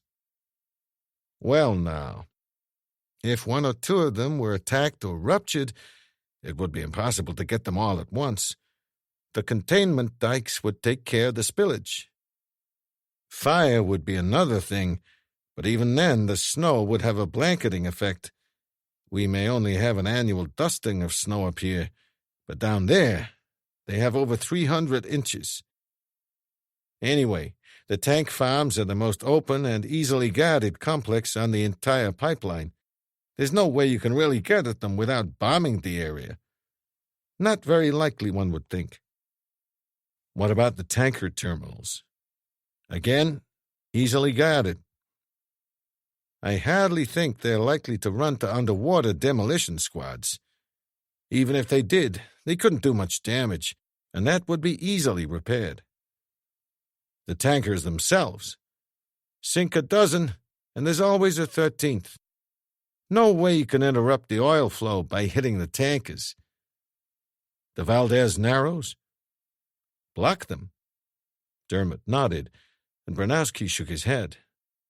The Narrows aren't as narrow as they look on a small-scale chart. 3,000 feet, that's the minimum channel width between the middle rock and the east shore. You'd have to sink an awful lot of vessels to block the channel. So we cross off the unlikely targets. Where does that leave us? It leaves us with 800 miles. Bronowski shifted. The air temperature is the overriding factor, Houston said. No saboteur worth his salt would consider wrecking anything except the pipeline itself. This time of the year, any attack has to be in the open air. Why? This is only early February, remember. and to all intents, we're still in the depth of winter. As often as not, the temperature is well on the wrong side of 30 below, and in these parts, 30 below is the crucial figure. Rupture the pipeline at, say, 35 below, and it stays ruptured. Repair is virtually impossible. Men can work, although well below their norm, but unfortunately, the metal they may try to repair or the machine tools they use to make the repairs won't cooperate with them. At extreme temperatures, profound molecular changes occur in metal, and it becomes unworkable. Given the right or wrong conditions, a tap on an iron rod will shatter it like glass. Brady said, "You mean all I need is a hammer and a few taps on the pipeline?" Houston was patient. Not quite. What with the heat of the oil inside and the insulation lagging outside, the steel of the pipeline is always warm and malleable. It's the repair tools that would fracture. Dermot said, "But surely it would be possible to erect canvas or tarpaulin covers over the fracture and bring the temperature up to workable levels by using hot air blowers. The way Poulsen did at Station 4. Of course, which is why I wouldn't attack the pipeline directly. I'd attack the structures that support the pipeline, those that are already frozen solid at air temperature and would require days, perhaps weeks, to bring up to a working temperature." Structures? Indeed. The terrain between Prudhoe and Valdez is desperately uneven and traversed with innumerable watercourses, which have to be forded or spanned in one way or another. There are over 600 streams and rivers along the run. The 650-foot free-span suspension bridge over the Taslina River would make a dolly of a target.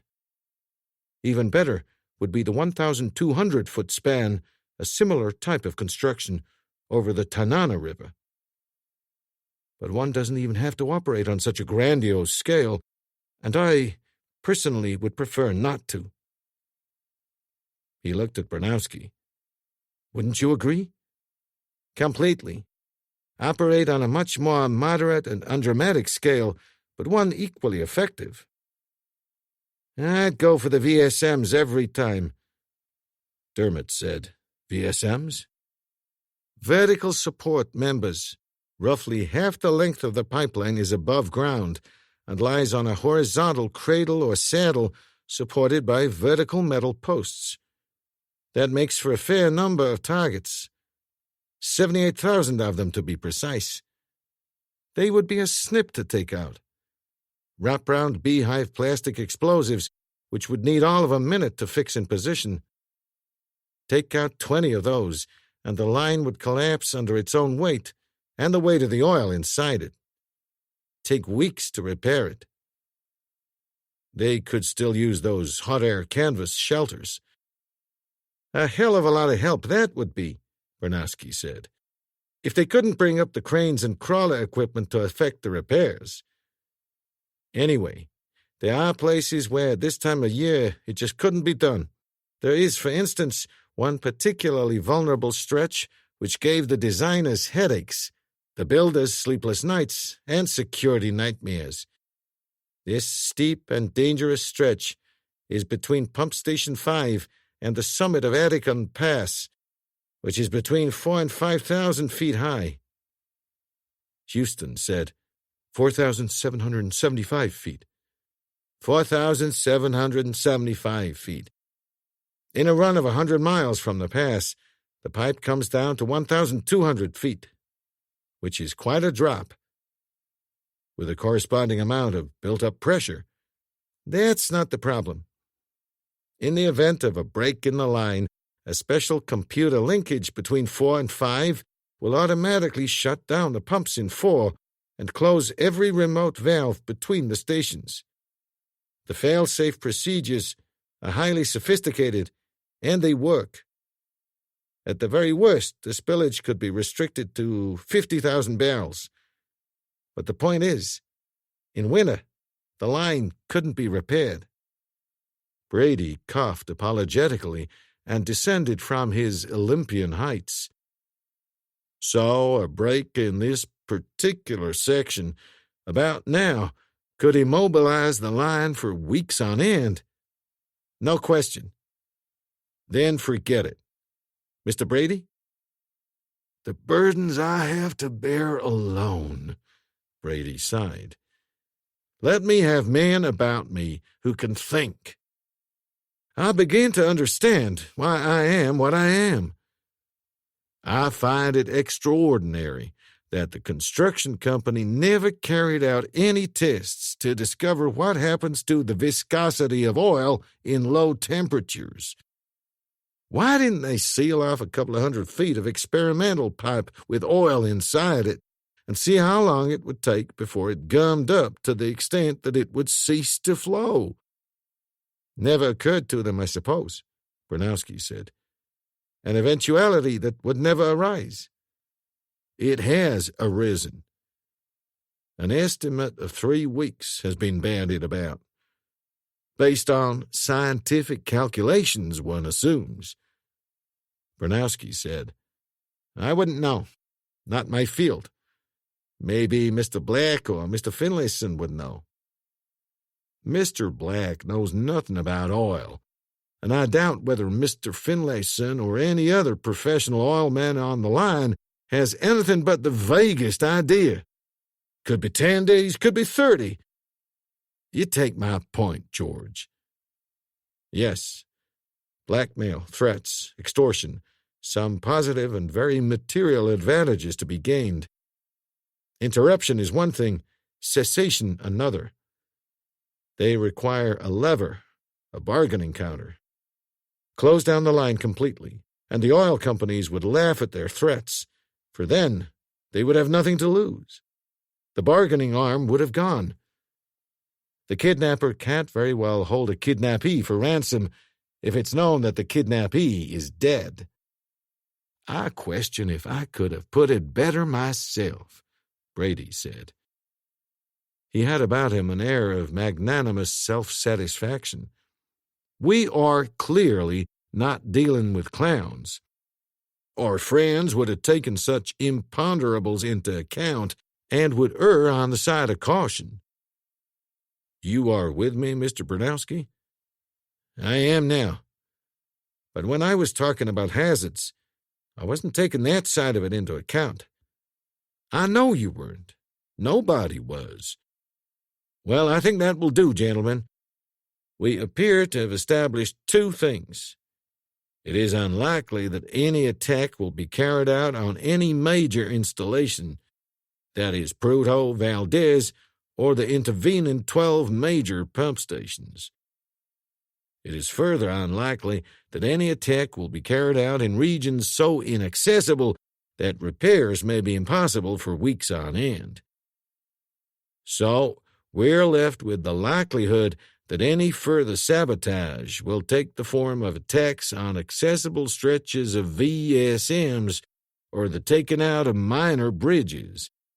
The possibility of destroying the Taslina or Tanana bridges is remote, as those could well take weeks to repair.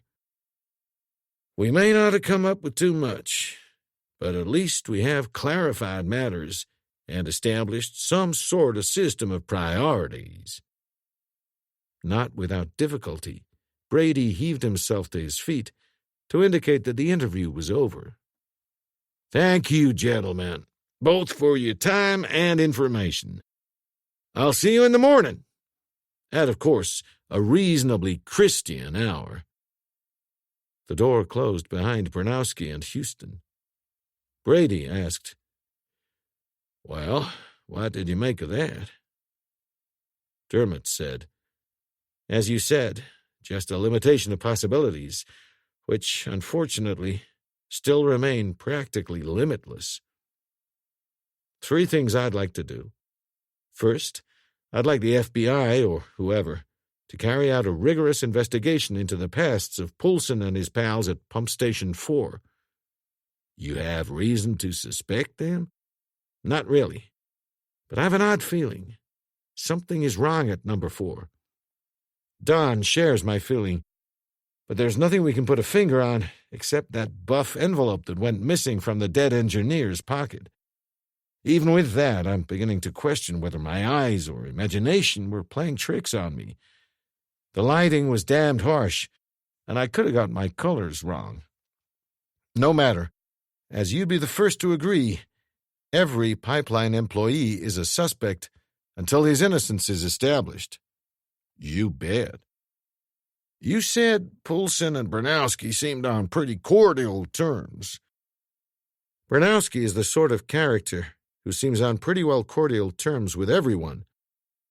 If you're suggesting what I think you are, I might mention that according to Finlayson, there have been 3 security checks carried out on Bernowski, and passed with flying colors, no doubt. What does Finlayson know about security checks and how to evaluate them? Has he any guarantee that none of those 3 professedly unbiased investigators was not, in fact, a bosom friend of Bernowski?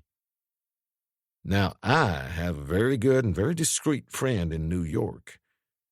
As you say yourself, every pipeline operator is as guilty as hell until proved otherwise. I didn't quite say that. Hair-splitting. The second thing? I'd like a medical opinion, preferably that of a doctor with some osteopathic knowledge, on how the dead engineer's finger came to be broken. How can that help? How should I know? Dermot sounded almost irritable. God knows, Jim, you've emphasized often enough never to overlook anything that seems odd. True, Brady said pacifically. There was a third matter? Let's find out how the fingerprint boys in Anchorage are getting on with that telephone booth affair. 3 tiny things I know, but it's all we have to go on. 4, there's also Bernowski. And now? The telephone rang. Brady picked it up, listened briefly, scowled, and handed the phone over to Dermot. For you. Dermot lifted an eyebrow. It's that damnable code again. Dermot gave him an old-fashioned look, put the phone to his ear, reached for a pad, and started to make notes. After barely a minute, he hung up and said, And now? That was your last question, wasn't it? What? Yes. So? And now it's back to the old jet and hey-ho for Canada. Dermot gave Brady an encouraging smile. Should be all right, sir. Still plenty of daiquiri in your airborne bar. What the devil is that meant to mean? Just this, sir. Dermot's smile had gone. You will recall our 3 brilliant minds sitting around in Sanmobile's office and coming to the unanimous conclusion that there were 6 points vulnerable to attack. The draglines, the bucket wheels, the reclaimers' bridges, the separator plates, the radial stackers, and above all, the conveyor belting? Some joker up there obviously didn't see it our way at all. He's taken out the main processing plant. Chapter 6. 4 hours later, the Brady Enterprises team stood shivering in Sanmobile's sabotaged processing plant at Athabasca. Brady himself was enveloped in his usual cocoon of coats and scarves, his temper not improved by the fact that the flight from Alaska had deprived him of dinner. How did it happen? He repeated. Here we have an easily patrolled area, brilliantly lit, as you pointed out yourself, and staffed with 100%, I beg your pardon, 98% loyal and patriotic Canadians. He peered through a large hole that had been blown in a cylindrical container. How can such things be? I don't think that's quite fair, Mr. Brady. Bill Reynolds, the fair-haired and ruddy-faced operations manager, spoke up for his colleague Terry Brinkman, the security chief at whom Brady's remarks had been directed. Terry had only 8 men on duty last night, and that was his second shift of the day. In other words, he himself had been continuously on duty for 15 hours when this incident occurred. You can see how hard he was trying." Brady did not nod in assent. Reynolds went on. "You remember we had all agreed on the priorities, the areas most liable to attack. Those were the places that Terry and his men were doing their best to protect, which didn't leave any men over for patrolling the plant itself. You will recall, Mr. Brady, that you were in complete agreement. You also said Terry had nothing to reproach himself with. If we're going to apportion blame, let's not forget ourselves. Nobody's blaming anybody, Mr. Reynolds. How extensive is the damage?" "Enough. Terry and I figure that these guys let off 3 charges here. That's the gas oil hydrotreater, and the same number next door at the naphtha hydrotreater. In fact, we've been extremely lucky. We could have had gas explosions and fuel fires. We had none. As it is, damage is comparatively slight. We should be on stream again in 48 hours. Meantime, everything is shut down? Not the draglines, but the rest is. The radial stackers are full. One of the plant operatives, you think?" Brinkman said, "I'm afraid we're sure. It's a big plant, but it takes surprisingly few people to operate it, and everybody on a shift knows everybody else. A stranger would have been spotted at once. Besides, we know it was an inside job. 6 30-ounce explosive charges were taken from the blasting shed last night." "Blasting shed?" Reynolds said, "We use explosives to break up large chunks of tar sand that have become too tightly bound together. But we've only got small charges." "Big enough, it would seem. The blasting shed is normally kept locked?" "Double locked." "Somebody forced the door." "Nobody forced anything. That's why Brinkman told you we're sure it was an inside job. Somebody used keys." "Who normally holds the keys?" Dermot asked. Reynolds said, "There are 3 sets. I hold 1. Brinkman has 2. "Why 2? "One I keep permanently," Brinkman explained. "The other goes to the security charge hand for the night shift, who passes it on to the person in charge of the morning and afternoon shifts." "Who are those other security shift charge hands?" Brinkman said, "My number 2, Jorgensen. This is his shift, really. And Napier. I don't think that any of the 3 of us is much given to stealing explosives, Mr. Dermot." "Not unless you're certifiable. Now, it seems unlikely anyone would risk abstracting keys and having copies made. Not only would they be too likely to be missed, but there's also more than a fair chance that we could trace the key cutter and so the thief." "There could be illegal key cutters." "I still doubt the keys would have been taken. Much more likely someone took an impression. That would need seconds only. And that's where the legal side would come in. No straight key cutter would touch an impression. How easy would it be for anyone to get hold of the keys, even briefly?" Brinkman said, "About Jorgensen's and Napier's, I wouldn't know. I clipped mine to my belt." Mackenzie said, "Everybody's got to sleep. So? You take your belt off then, don't you?" "Sure." Brinkman shrugged. "And if you're going to ask me next if I'm a heavy sleeper, well, yes, I am. And if you're going to ask me if it would have been possible for anyone to sneak into my room while I was asleep, borrow my key for a couple of minutes and return it unseen, well, yes, that would have been perfectly possible, too." "This," Brady said, "is not going to take us very far. Sticky-fingered characters with an affinity for keys are legion. Would there have been any security man in this area tonight?" "Jorgensen would know," Brinkman said. "Shall I get him?" "Won't he be out patrolling 16 miles of conveyor belting or something?" "He's in the canteen." "But surely he's in charge, on duty." "In charge of what, Mr. Brady?" "There are 4 men keeping an eye on the 4 draglines. The rest of the plant is closed down. We think it unlikely that this bomber will strike again tonight." "Not much is unlikely." "Bring him along to my office," Reynolds said. Brinkman left.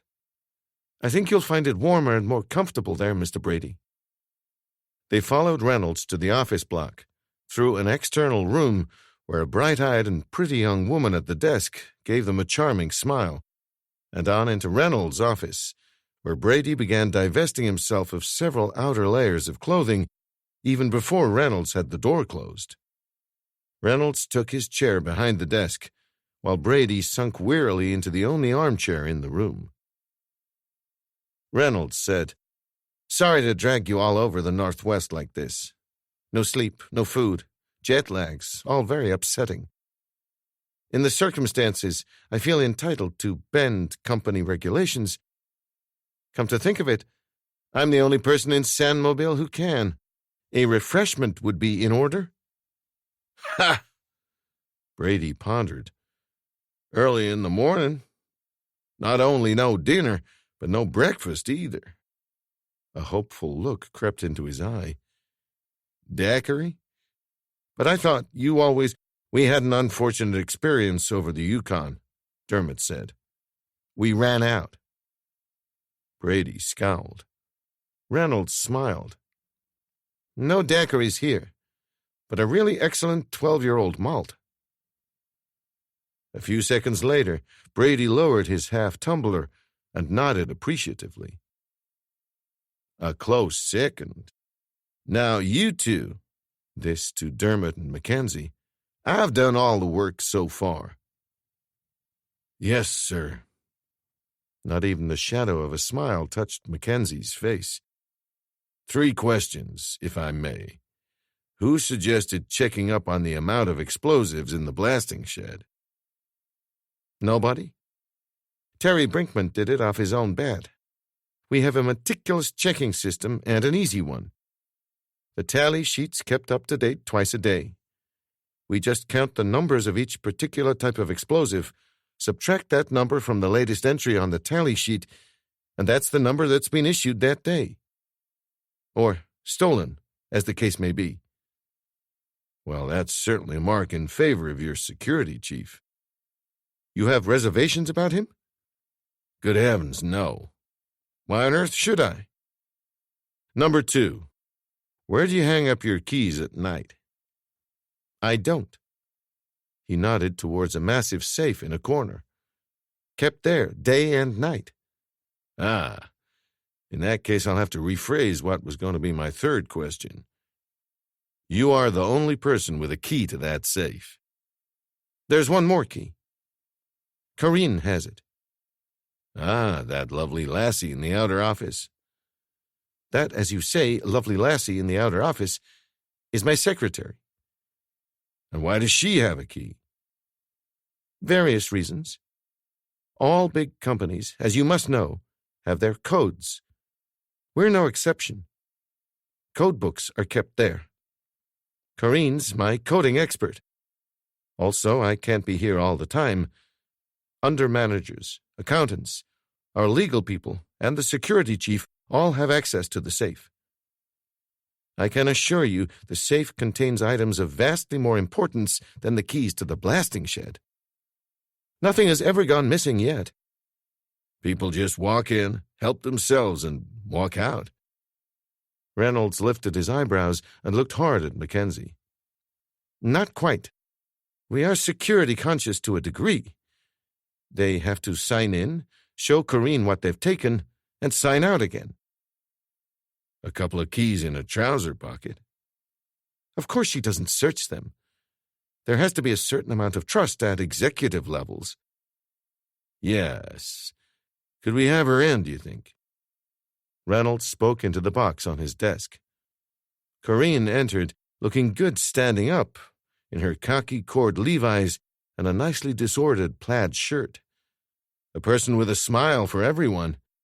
Reynolds said, "You know who these gentlemen are, Corrine?" "Yes, sir. I think everybody does." "I think Mr. Mackenzie here would like to ask you some questions." "Sir?" "How long have you been with Mr. Reynolds?" "Just over 2 years. Before that? I came straight from secretarial school. You have a pretty sensitive and responsible position here. She smiled again, but this time a little uncertainly, as if unsure where the questions were leading. Mr. Reynolds lists me as his confidential secretary. May I ask how old you are?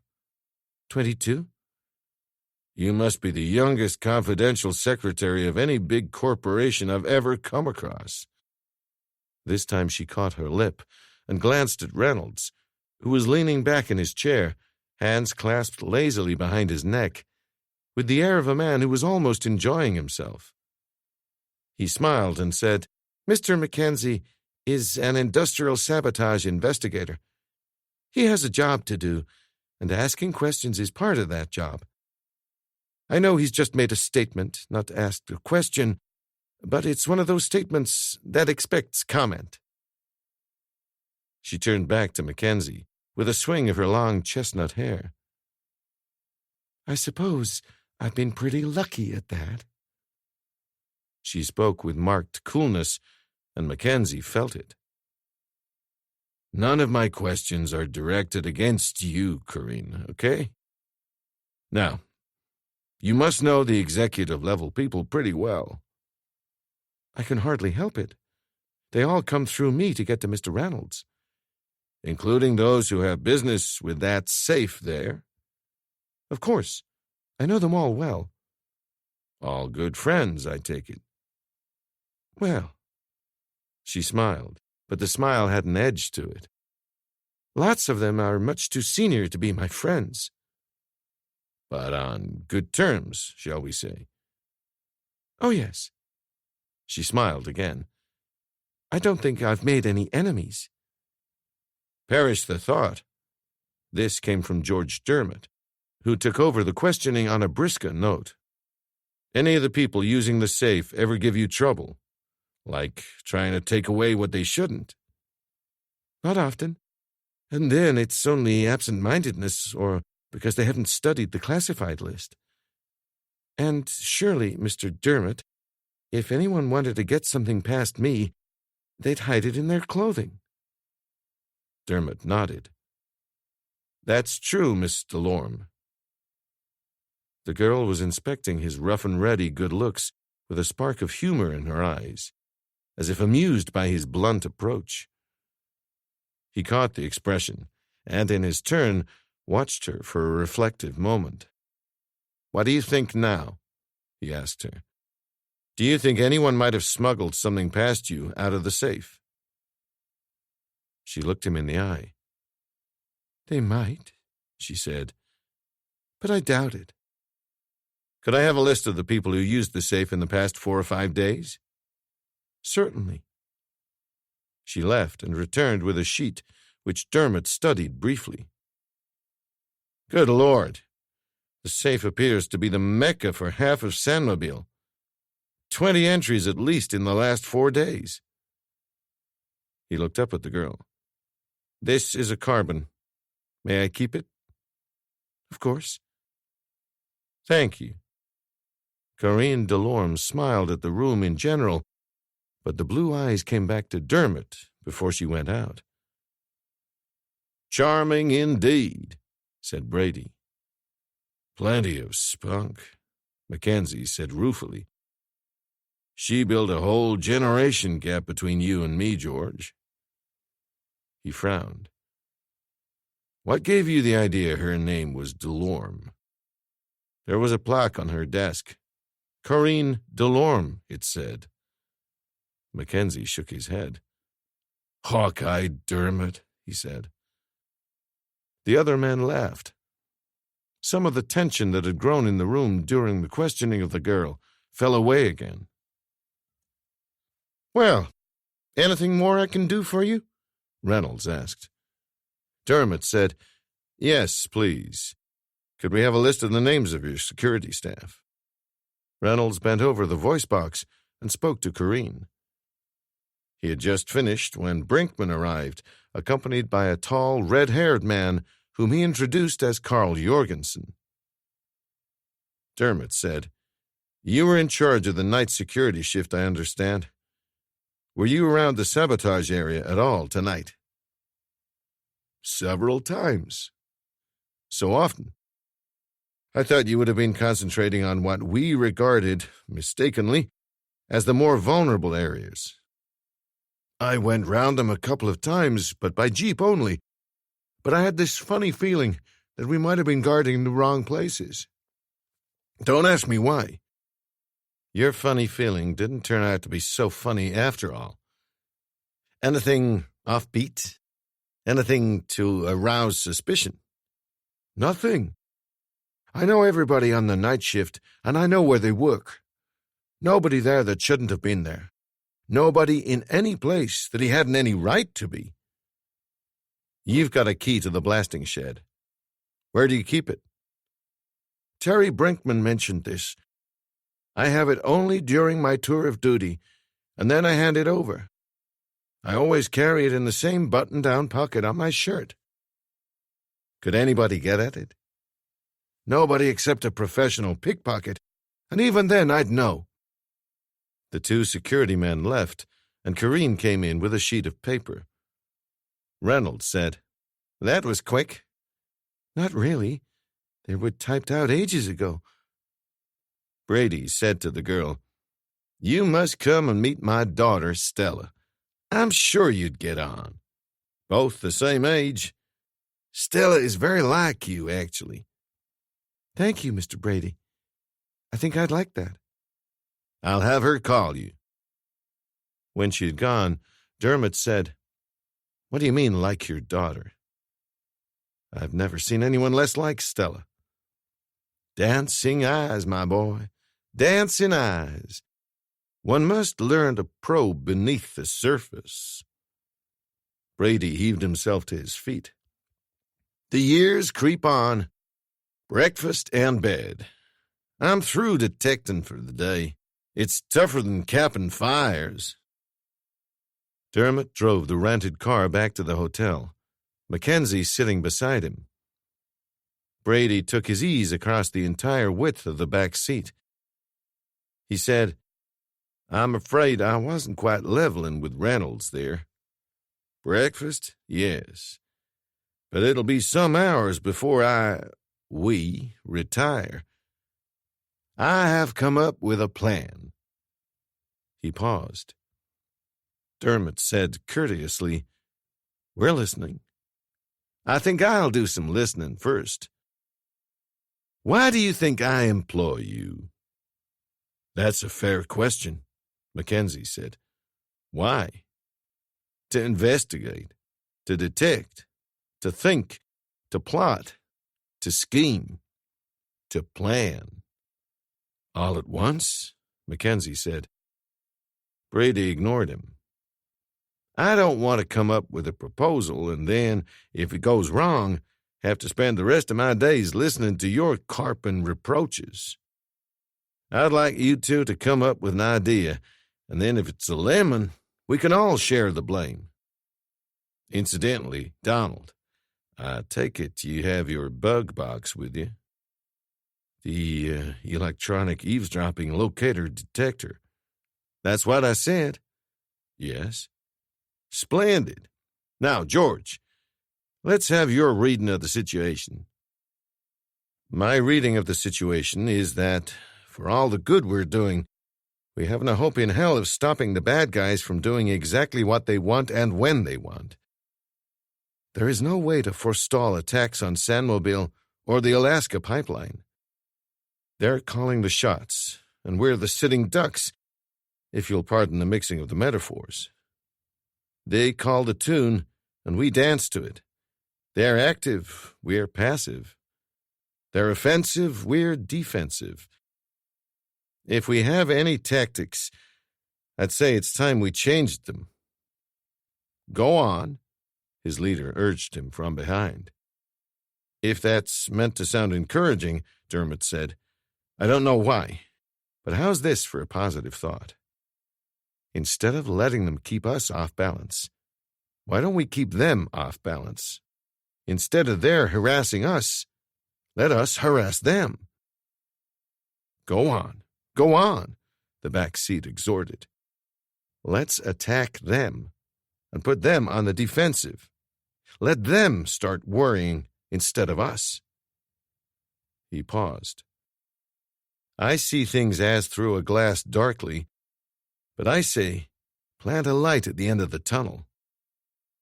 What we'll do is we'll provoke them. Provoke a reaction. Provoke the hell out of them. We'll hang it on this one factor. Our own pasts, our backgrounds can be probed until the cows come home, and nothing will be turned up. But you can say that about how many people in 100? Dermot twisted his head briefly to locate a peculiar noise from the back of the car. Brady was actually rubbing his hands together. Well, Donald, what's your reading of it? Simple enough when you see it, Mackenzie said. All you have to do is to antagonize anywhere between 60 and 80 people to hell and back again. Investigate them as openly as possible. Deploy maximum indiscretion. Brady beamed. What 60 to 80 people do we investigate? In Alaska, all the security agents. Here, the security agents again, plus everybody who's had access to Reynolds' safe in the past few days. Going to include Reynolds himself? Good heavens, no. Mackenzie said inconsequentially, She is a lovely girl. Brady looked aloof. Mackenzie asked him, Do you really expect to find your panjandrum among that lot? Panjandrum? The prime mover, Mr. Big, Mrs. Big. Not for a moment. But if there's a rotten apple in the barrel, he may well find him for us. Mackenzie said, Right, so we get all their names and past histories. Later on, sooner rather than later, we'll have the lot fingerprinted.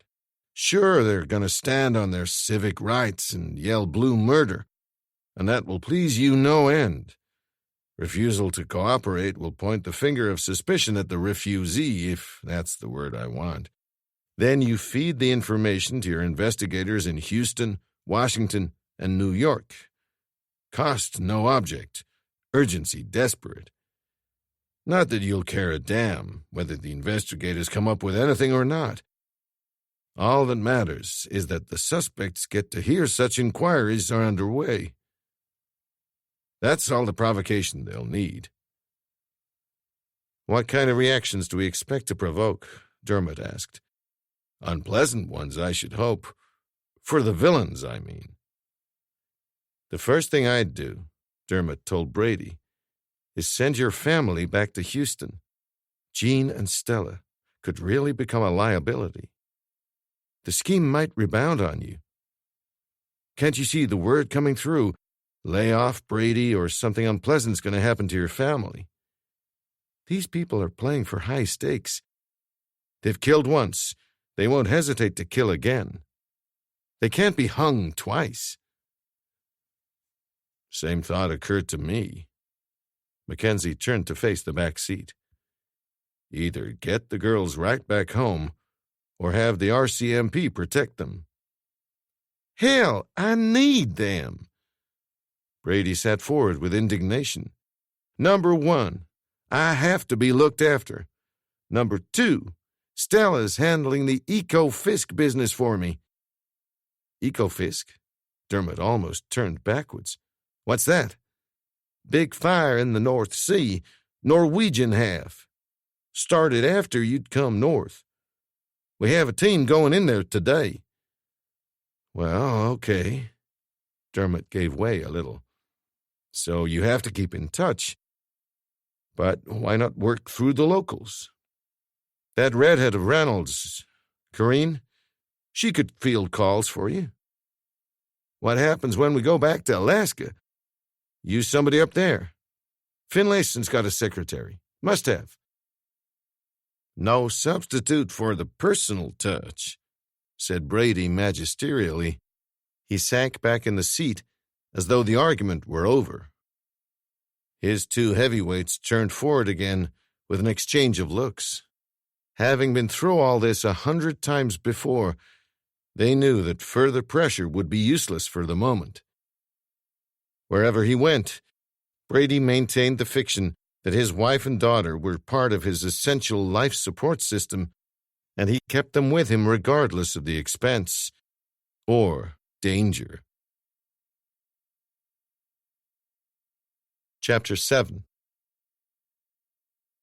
Not that Dermot and Mackenzie in the least minded having Jean and Stella around. Like mother, like daughter.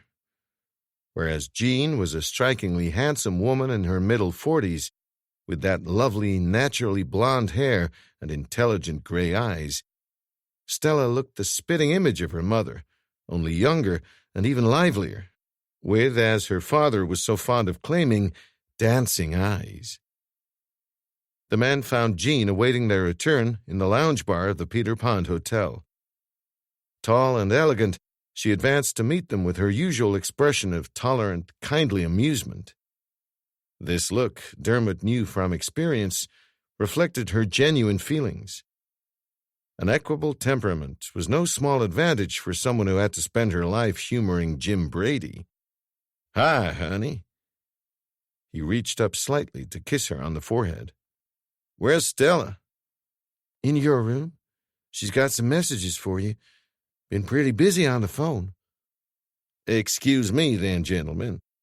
Maybe one of you would be so kind as to buy my wife a drink." He waddled off along the corridor, while Dermot and Mackenzie settled comfortably into the warmth of the bar.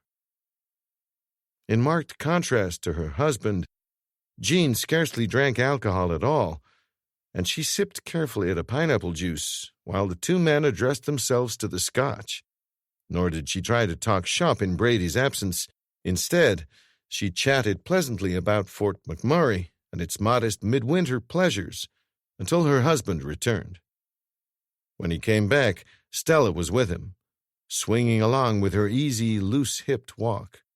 Dermot, not normally given to flights of fancy, was suddenly struck by the absurd disparity between the two figures. Jesus, he thought to himself, a hippo and a gazelle. What a pair! Scarcely had Brady subsided into an armchair with an outsized glass of daiquiri in his podgy hand than he made a slight sign to Dermot and Mackenzie, who muttered something and slipped off. Brady seemed in buoyant form and began to regale his family with an edited account of his movements around the far north. After a while, Jean said doubtfully, "It doesn't seem to me you've accomplished very much." Brady was unruffled. 90% of our business is cerebral, my dear. When we move into action, what happens is merely the almost mechanical and inevitable culmination of all the invisible hard work that's gone on before. He tapped his head. The wise general doesn't fling his troops into battle without reconnoitering beforehand. We've been reconnoitering. Jean smiled. "Let us know when you've identified the enemy." Suddenly she became serious. "It's a nasty business, isn't it?" "Murder always is, my dear." "I don't like it, Jim. I don't like you being in it. Surely this is for the law. You've never come across murder before in your business." "So I run away?" She looked at his ample frame and laughed. "That's one thing you're not built for." "Run?" Stella said, mock scornfully. "Dad couldn't jog from here to the John." "Please," Brady beamed. "I trust no such haste will be necessary." "Where did Donald go?" Jean asked. "Upstairs, doing a little job for me." Mackenzie was, at that moment, moving slowly round Brady's apartment with a calibrated metal box in one hand, a portable antenna in the other, and a pair of earphones on his head. He moved purposefully. A man who knew what he was about, he soon found what he was looking for. When he came back to the bar, he headed straight for Brady's family encampment. 2, he reported. 2 what, Uncle Donald?" Stella asked sweetly. Mackenzie appealed to his boss. When are you going to start training this incorrigibly nosy daughter of yours? I've stopped. Failed. Mother's job, anyway. He jerked his head upwards. Got them all, did you? Guess so. Dermot also reappeared to report. Ah, George, Brady greeted him. How did it go? Reynolds seems very cooperative. Unfortunately, all records are stored at the head office in Edmonton. He says by the time they've been dug out and flown up here, it may be late this evening or even tomorrow morning. What records? Stella asked. Affairs of state, Brady told her. Well, can't be helped. Anything else? Naturally enough, he's got no fingerprinting equipment. Fix it after lunch. He says he'll fix it himself. The police chief's a pal of his, apparently. Thinks the chief might be a bit shirty about the delay in reporting the crime. He grinned across at Stella. And don't ask what crime. No, sir, Mr. Dermot, sir. She wrinkled her upper lip in a fetching manner. I never ask questions. I'm just permitted to fetch and carry, mend and clean. Brady went on. Reynolds can always claim that at first he thought it was an industrial accident. I understand the chief of police has 20/20 vision and intelligence to match. Well, Reynolds will have to handle it as best he can. What about Prudhoe Bay? An hour's hold. They'll page me. Fair enough? Brady shifted his attention to Stella. We met an enchanting girl this morning, didn't we, George? Knock spots off you any day. Wasn't she, gentlemen? Unquestionably, said Mackenzie. Stella looked at Dermot. Foul, aren't they? Dead heat, said Dermot, but she's very nice. The manager's secretary, Brady said. Corinne Delorme. I thought maybe you'd like to meet her. She said she'd like to meet you. She must know all the nightclubs, discos, and other iniquitous dens in Fort McMurray. Stella said, News for you, Dad. You got to be talking about another town. I don't know what this place is like in summer, but whatever it is, it's a dead city in midwinter. You might have warned us that this is an Arctic town. Lovely choice of phrase. Wonderful sense of geography. That's education for you, Brady said to no one in particular. Maybe you should have stayed in Houston. Stella looked at her mother. Did you hear what I just heard, Mummy? She asked with a scornful shake of the head at her father, which brought the pale blonde hair swinging round her face. Jean smiled. I heard. Sooner or later, my dear, you have to face up to the fact that your father is no more and no less than a fearful old hypocrite. But he tracked us up here, kicking and screaming against our will, and now... Remarkably, words failed her. As much as it was possible for so rubicund a face to register an expression, Brady's was registering unhappiness. Well, now you found out you don't like it. Maybe you'd rather get back down to Houston. A note of wistfulness crept into his voice. It'll be nearly 70 degrees back there now. Silence descended. Brady looked at Dermot, and Dermot looked at him. Jean Brady looked at both of them. Something goes on that I don't understand, she said. Brady dropped his eyes, so she switched her attention to Dermot. George? Yes, ma'am. George! He looked at her. And don't call me ma'am. No, Jean. He sighed and spoke with some feeling. The boss of Brady Enterprises is not only a fearful old hypocrite, he's a fearful old coward as well. What he wants, in the good old-fashioned Western phrase, is that you should get out of town. Why? What on earth have we done? Dermot looked hopefully at Mackenzie, who said, You've done nothing. He has, or is about to. Mackenzie shook his head at Dermot. This is difficult, he said. Dermot explained. We've decided on a course of action to flush the ungodly into the open, make them show their hand. Don and I have this unpleasant feeling that their reaction may be directed against Brady Enterprises in general and its boss in particular. The reaction may be violent. These people don't play by any rules but their own. We don't think they'd go for Jim himself. It's well known that he can't be intimidated. But what's equally well known is what he thinks of his own family. If they got you or Stella, or both of you, they might figure they could force him to pull out. Jean reached out to take Stella's hand. But this must be nonsense, she said. Drama. Things like that don't happen anymore. Don, I appeal to you. She looked anxiously at her daughter, gave her hand a little shake, and released it. Mackenzie was dogged. Don't appeal to me, Jean. When they snip off your finger with the wedding ring on it, will you still be saying things like that don't happen anymore? She looked hurt. Sorry if I sound brutal, but things like that have never stopped happening. It may not come to anything so bad. I'm looking on the blackest possible side. But that's the only sensible way to look. We've got to find a safe place for you and the girl. How can Jim operate at his best if you're on his mind? He's right, muttered Brady. Go pack your bags, please. During Mackenzie's speech, Stella had sat with her hands clasped together on her lap like a schoolgirl, listening gravely.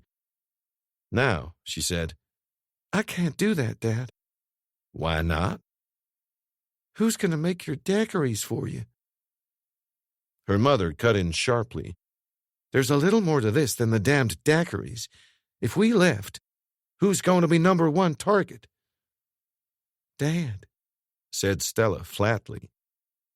She glowered at Dermot. You know that, George. I do, he answered mildly. But Donald and I are pretty good at looking after people. That would be just fine, wouldn't it? She threw herself back in her chair, hazel eyes blazing. All three of you shot or blown up or something. Getting upset isn't going to help, said Jean soothingly. Logic will, though. She transferred her attention to Brady. If we went, you'd still be worried stiff about us, and we'd be worried stiff about you. So where would that get us? Brady said nothing, and she went on, but there's only one point that really matters. Not only will I not run away from my husband, I'll be damned if Jean Brady will run, period. Stella said, and I'll be damned if Stella Brady runs either. Who's going to maintain communications, for one thing? You know how long I spent on the phone today, to England and all that. 4 hours. She stood up decisively. Another drink, Dad? She cocked an ear at him ostentatiously. I'm sorry, I didn't hear that.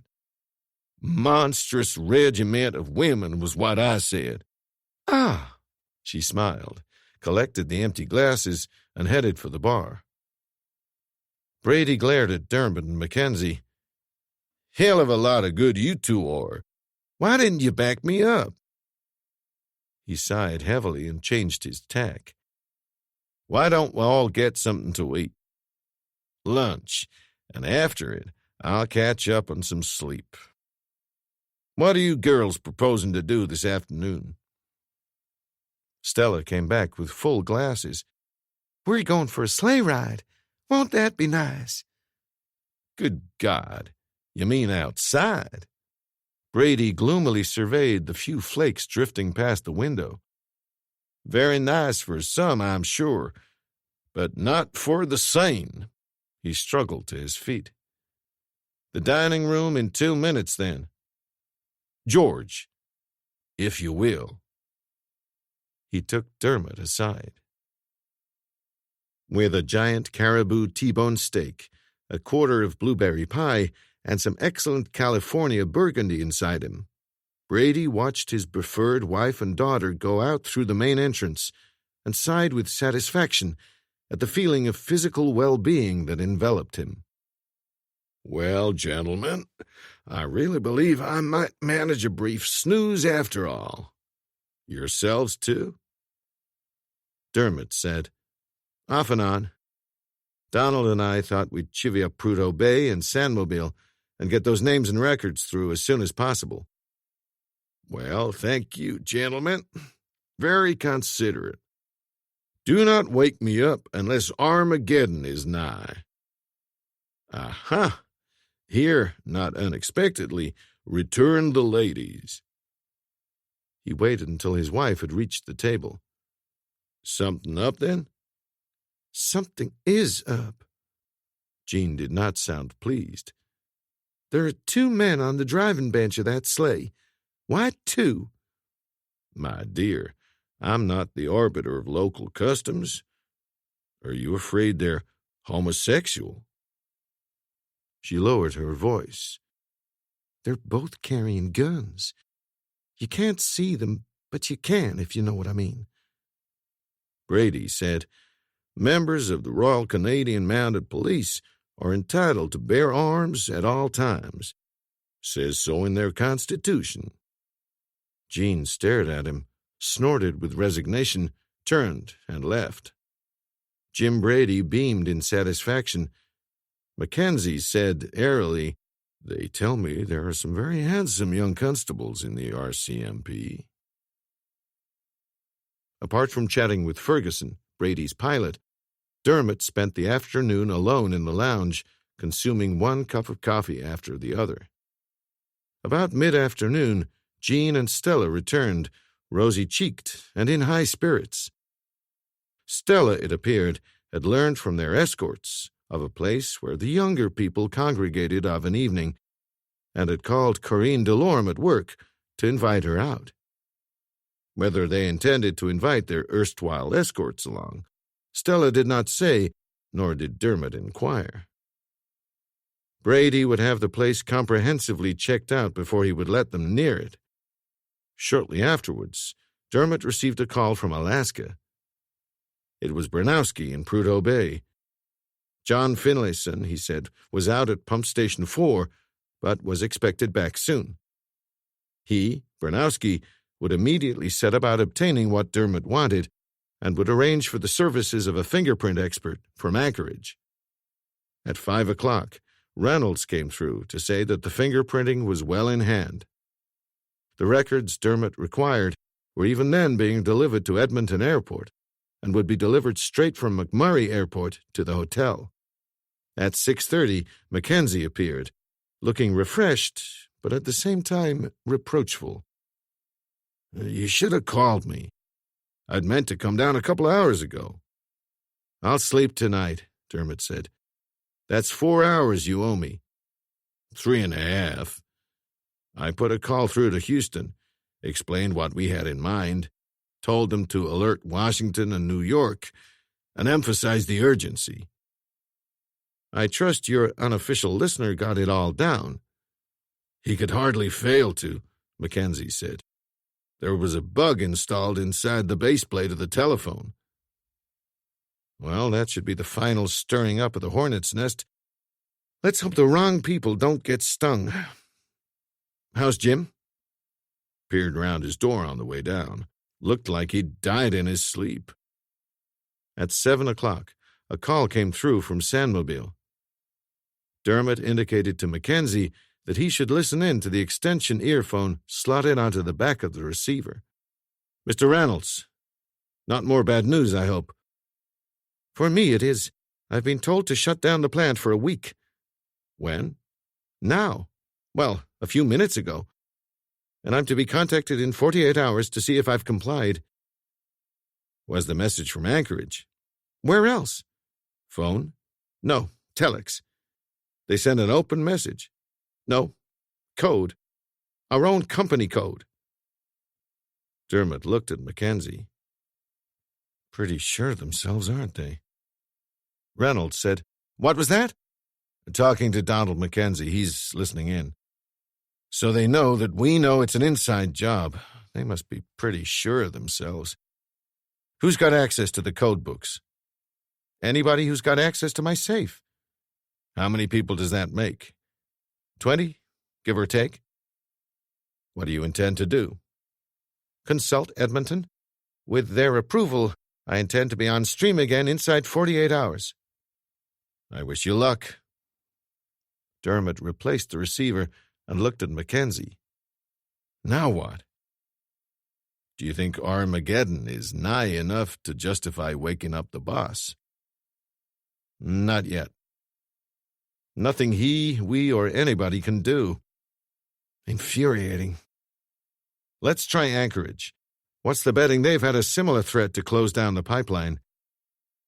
He lifted the phone, asked for the number, listened briefly, then hung up. Hold, they say. 1 hour, 2 hours. They're not sure. The telephone rang. Dermot picked it up. Anchorage? No, it can't be. I've just been told. Ah, I see. He looked at Mackenzie. Police. Mackenzie picked up the extension receiver. They both listened in silence. Dermot said, "Thank you. Thank you very much." And both hung up. Mackenzie said, "Well, they seem pretty confident. They're certain. Perfect copies of the prints from the Anchorage phone boxes, but they can't match them up with any on their lists." "It all helps," Mackenzie said gloomily. "It's not all that bad. The photostat is promised for tomorrow. Might just match up with some of the prints we hope to collect. The Alaskan ones, I mean." "Of course." "Yes. It would be too easy to check up on anyone here who made a brief stopover in Anchorage." Stella came into the lounge, all set for dancing in black sequined silk and colored tights, and carrying her coat. Dermot said, "And where do you think you're going?"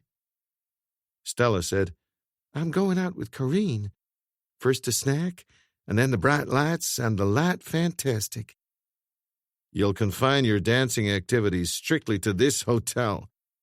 You're not going anyplace."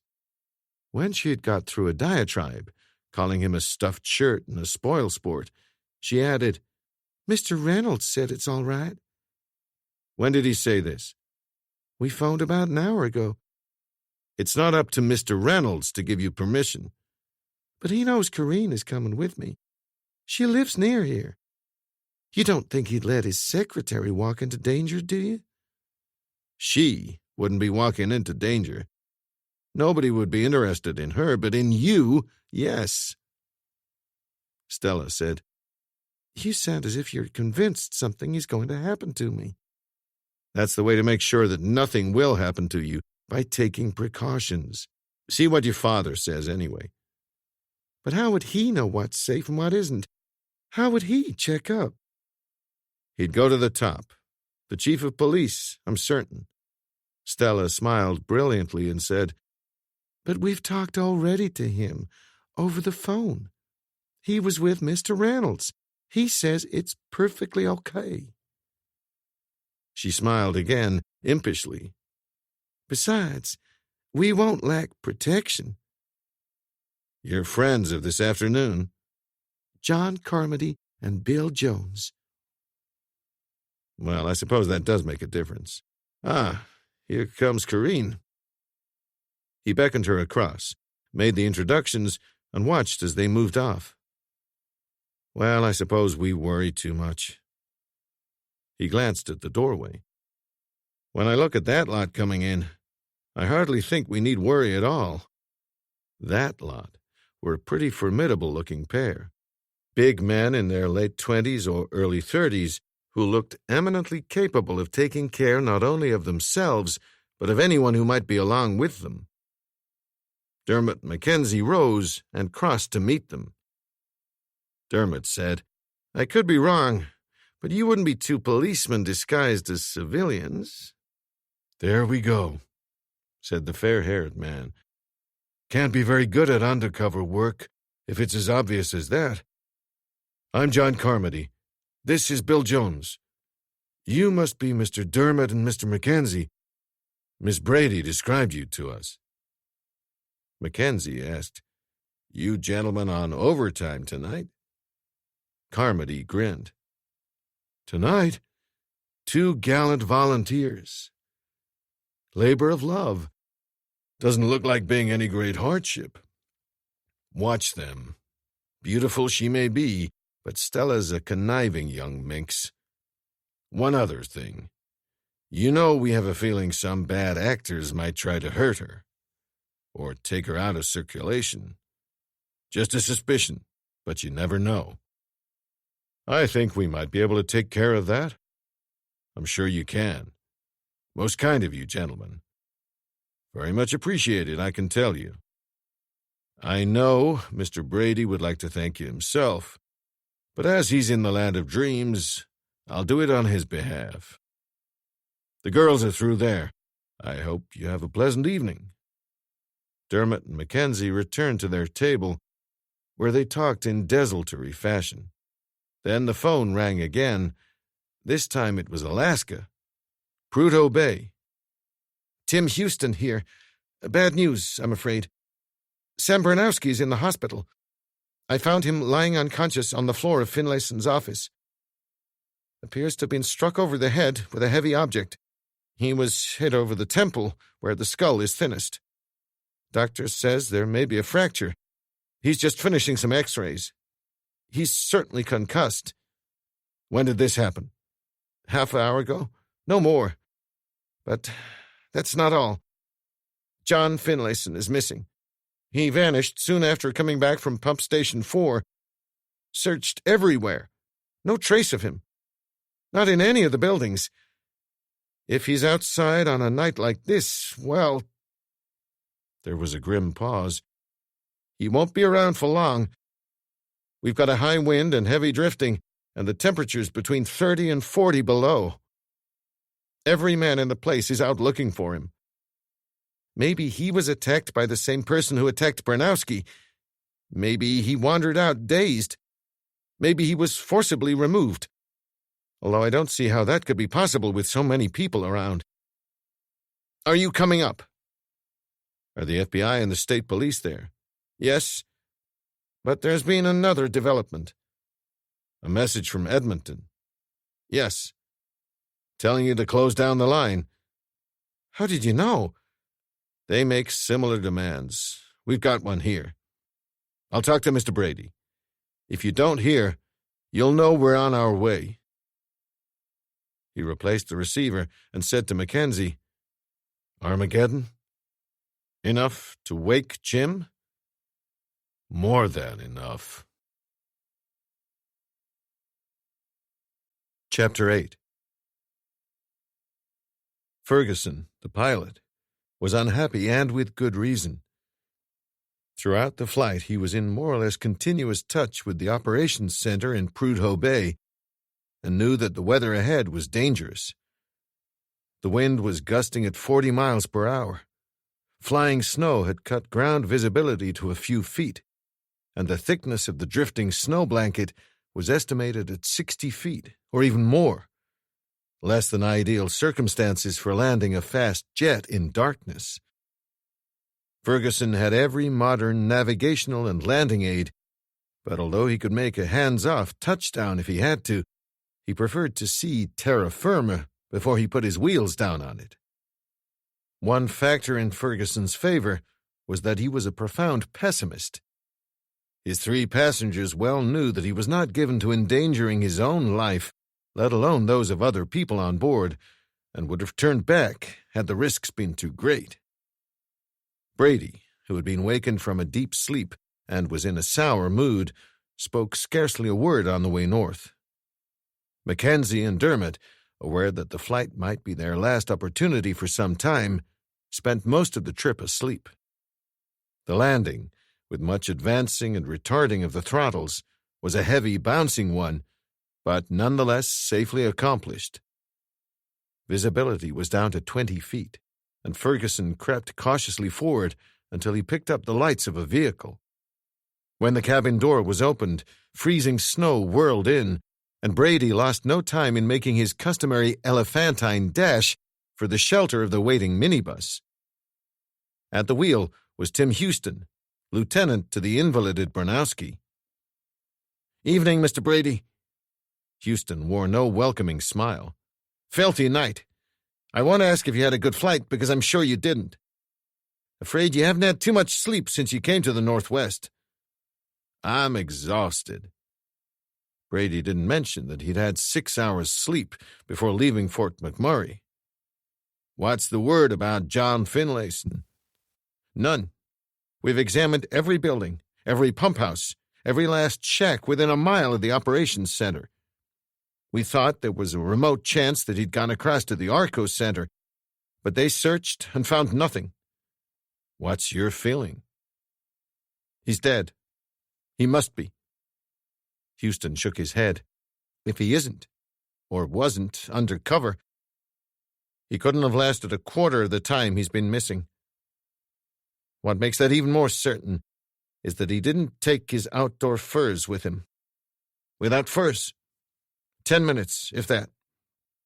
The FBI or police come up with anything? Zero. Conditions are bad, Mr. Brady." "I can see that." Brady spoke with feeling and shivered. "I suppose you'll have to wait for daylight before you can carry out a proper search." "Tomorrow will be too late. Even now it's too late. Anyway, even if he is around, the chances are we won't find him. We might not find him until warmer weather comes and the snow goes." "Drifting, you mean?" This was Mackenzie. "Yes, he could be in a gully or by the roadside. Our roads are built 5 feet high on gravel, and he could be lying at the bottom of a ditch with not even a mound to show where he is." Houston gave a shrug. "What a way to die," Mackenzie said. "I'm accepting the fact that he is gone," Houston said. "And though it sounds callous, maybe it's not such a bad way to go. Perhaps the easiest way to go. No suffering. You just go to sleep and never wake up again." Dermot said, "You make it sound almost pleasant. How's Bronowski?" "No fracture. Heavy contusions. Dr. Blake reckons the concussion is only slight. He was stirring and seeming to make an effort to surface when I left the camp." "No further progress in that direction?" "Nothing. Very much doubt whether there will be either. Sam was the only person who could have told us anything or identified his assailant. It's 1,000 to 1 that he was attacked from behind and never caught a glimpse of his attacker. If he had, the attacker would probably have silenced him for keeps. After you've killed 2 people, what's a third?" "The same people, you reckon?" Houston stared. "It's too much of a coincidence to be different people, Mr. Brady." "I suppose. This telex from Edmonton." Houston scratched his head. "Told us to close down the line for a week. Says they're going to check in 48 hours. "And in your own company code, you said?" Dermot asked him. "They didn't give a damn about letting us see it was an inside job. Damned arrogance. And the telex was addressed to Mr. Black. Only someone working on the pipeline would know that he was up here. He spends nearly all his time in Anchorage." Dermot said, "How's Black taking this?" "Difficult to say. Bit of a cold fish. Not much given to showing his feelings. I know how I'd feel in his shoes. He's the general manager, Alaska, and the buck stops with him." Houston was doing Black a degree less than justice. When they arrived at his office in the operations center, he had a distinctly unhappy and distrait air about him. He said, Good of you to come, Mr. Brady. Must have been a highly unpleasant trip, and in the depths of a winter's night." He turned to a tall, tanned man with iron-gray hair. "This is Mr. Morrison, FBI." Morrison shook hands with all three. "Know of you, of course, Mr. Brady. I'll bet you don't get too much of this sort of thing out in the Gulf states." "Never. Don't get any of this damnable snow and cold either. Mr. Houston here tells me that you're all up against a blank wall. Finlayson's just vanished." Morrison said, "We were hoping that a fresh mind might be of use." "I'm afraid your hopes are misplaced. I leave detection to the professionals. I'm merely, as are my colleagues here, a sabotage investigator. Although in this case, it's clear that sabotage and crimes of violence have a common ground. You've had Mr. Finlayson's office fingerprinted, of course." "From top to bottom. Hundreds of prints, and not one seems to be any use. No prints there that shouldn't have been there." "You mean that the owners of those prints all had regular and legitimate access to the office?" Morrison nodded. "Just that." Brady scowled. "And since we're convinced that this character is someone working on the pipeline, any one of those fingerprints might be his." Mackenzie asked the FBI man, "Any sign of the weapon used on Bernowski?" "Nothing. Dr. Blake believes the blow was administered by the butt of a gun." Dermot asked, "Where's the doctor?" "In the sick bay with Bernowski, who's just recovered consciousness. He's still dazed and incoherent, but it seems he'll be okay." "Can we see the two of them?" "I don't know," Black said. "The doctor, certainly. I don't know whether he'll allow you to talk to Bernowski." "He can't be all that bad if he's conscious," said Dermot. "It's a matter of urgency. He's the only person who might be able to give us a clue about what happened to Finlayson." When they arrived in the sick bay, Bernowski was speaking coherently enough to Dr. Blake. He was very pale. The right-hand side of his head had been shaved, and a huge plaster, stretching from the top of his skull to the lobe of the ear, covered the right temple. Dermot looked at the doctor, a tall, swarthy man with an almost cadaverous face and a hooked nose. "How's the patient?" "Coming on. The wound's not too bad. He's just been soundly stunned, which is apt to addle anyone's brains a bit. Headache for a couple of days." A couple of brief questions for Bernowski. "Well, brief." Dr. Blake nodded at Dermot's companions. Dermot asked, "Did you see the guy who knocked you down?" "See him?" Bernowski exclaimed. "Didn't even hear him. First thing I knew of anything was when I woke up in this bed here." "Did you know Finlayson was missing?" "No. How long's he been gone?" "Some hours. Must have gone missing before you were clobbered." "Did you see him at all? Speak to him?" "I did. I was working on those reports you asked me to get for you. He asked about the conversation I had with you, then left." Bernowski thought about it. "That was the last I saw of him."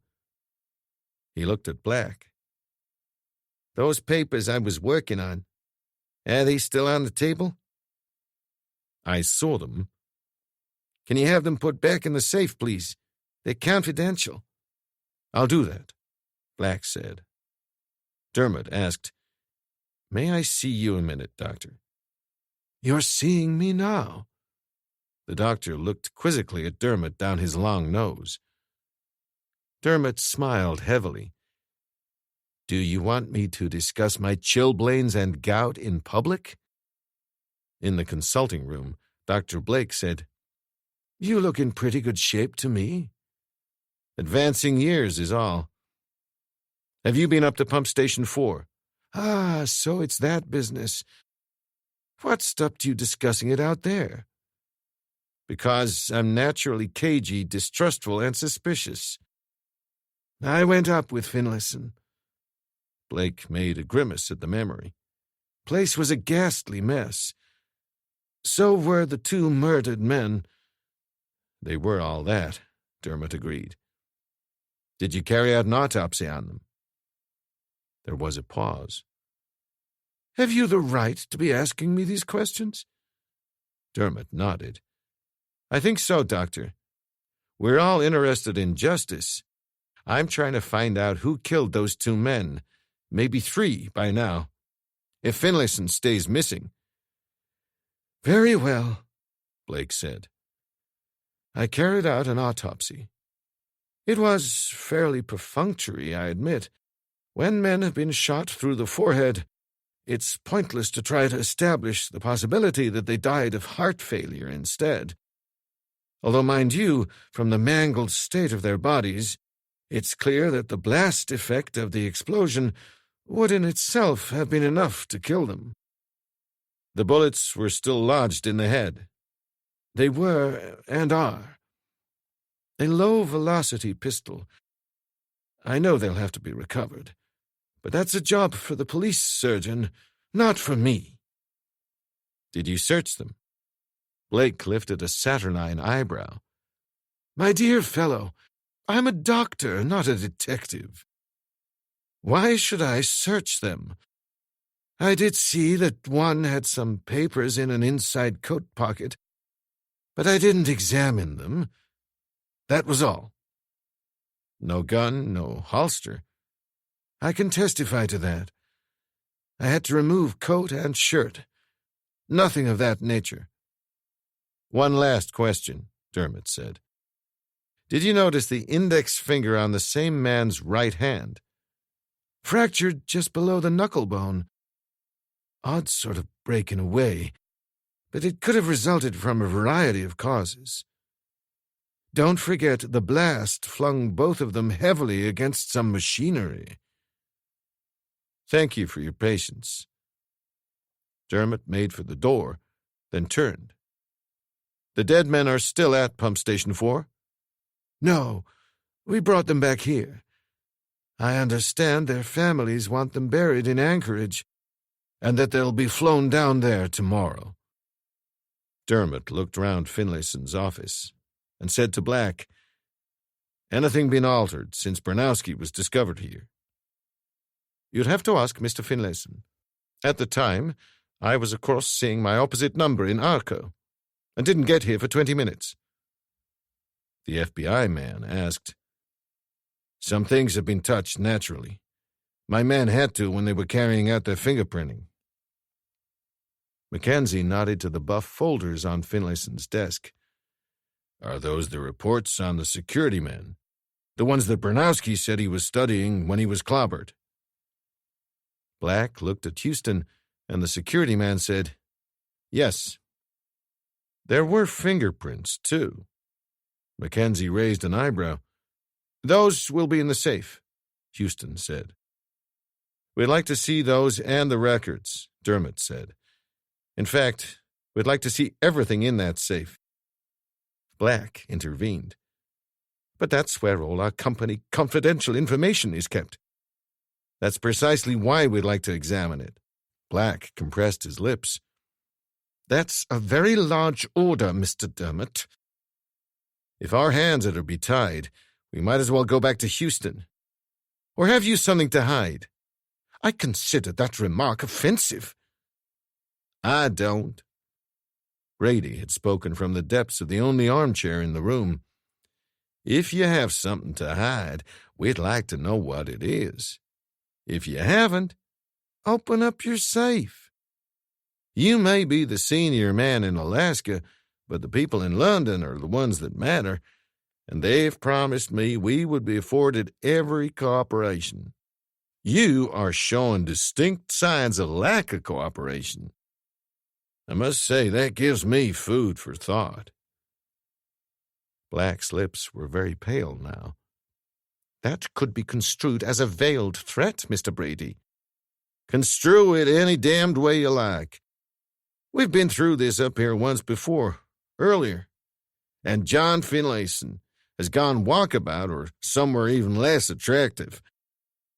Cooperate or we leave, and leave you with the task of explaining to London the reason for your secretiveness. I am not being secretive. In the best interests of the company, The best interest of your company is to keep that oil flowing and head off these killers. If you don't let us examine that safe, we can only conclude that for some reason you choose to obstruct the best interest of your company. Brady poured himself a daiquiri, as if to indicate that his part of the discussion was over.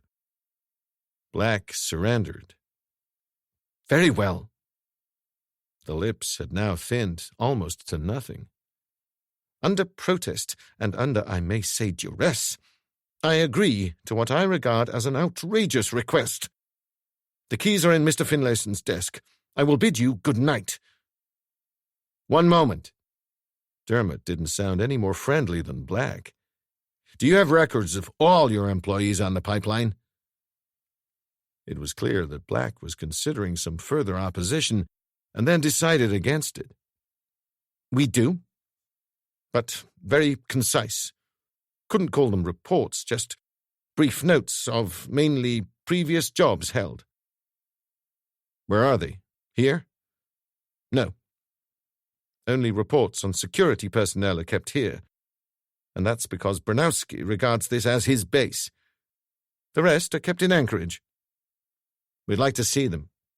Perhaps you can arrange for them to be made available? I can arrange it. I understand from Dr. Blake that you have a flight to Anchorage tomorrow. Is it a big plane? Too big, said Black, the accountant. A 737. Only one available tomorrow. Why? One or more of us might want to hitch a lift, Dermot answered.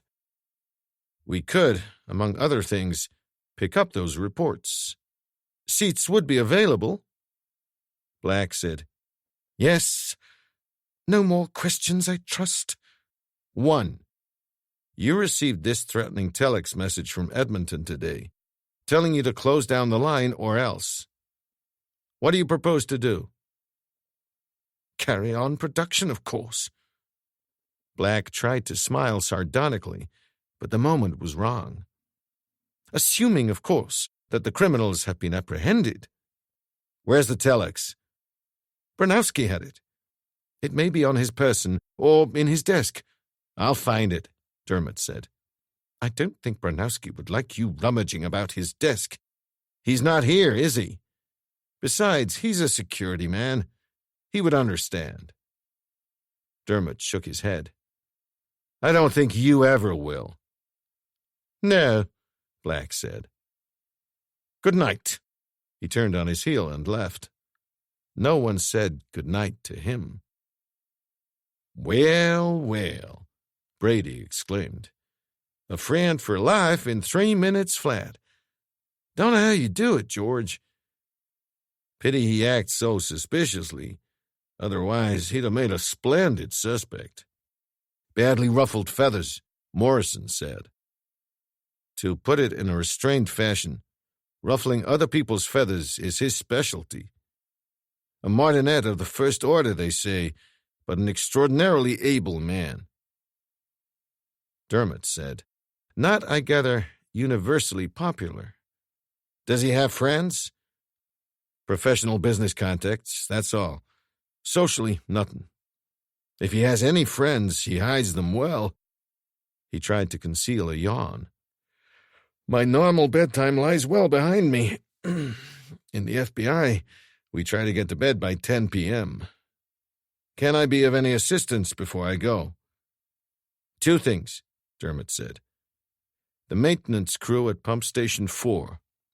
Fellow called Poulsen in charge. Could you have their backgrounds investigated as rigorously as possible? You have a reason for asking? The FBI man sounded hopeful. Nothing really, just that they happened to be there when the sabotage occurred. I'm clutching at straws. We have damn little else to clutch at. Dermot smiled wryly. I think we can do that, Morrison said. And the other? Dr. Blake tells me that the 2 dead engineers were brought back here today. Do you know where they were put? Morrison knew and told them, said his goodnights, and left. Brady said, I think I shall go and rest lightly in my room. Notify me if the heavens fall in, but not after the first half hour or so. I take it you 2 are about to indulge your morbid curiosity in viewing the departed. Dermot and Mackenzie looked down at the 2 murdered engineers. They had been covered in white sheets. No attempt had been made to clean them up since they last saw them at Pump Station 4. Perhaps it had been impossible. Perhaps no one had had a strong enough stomach for the task.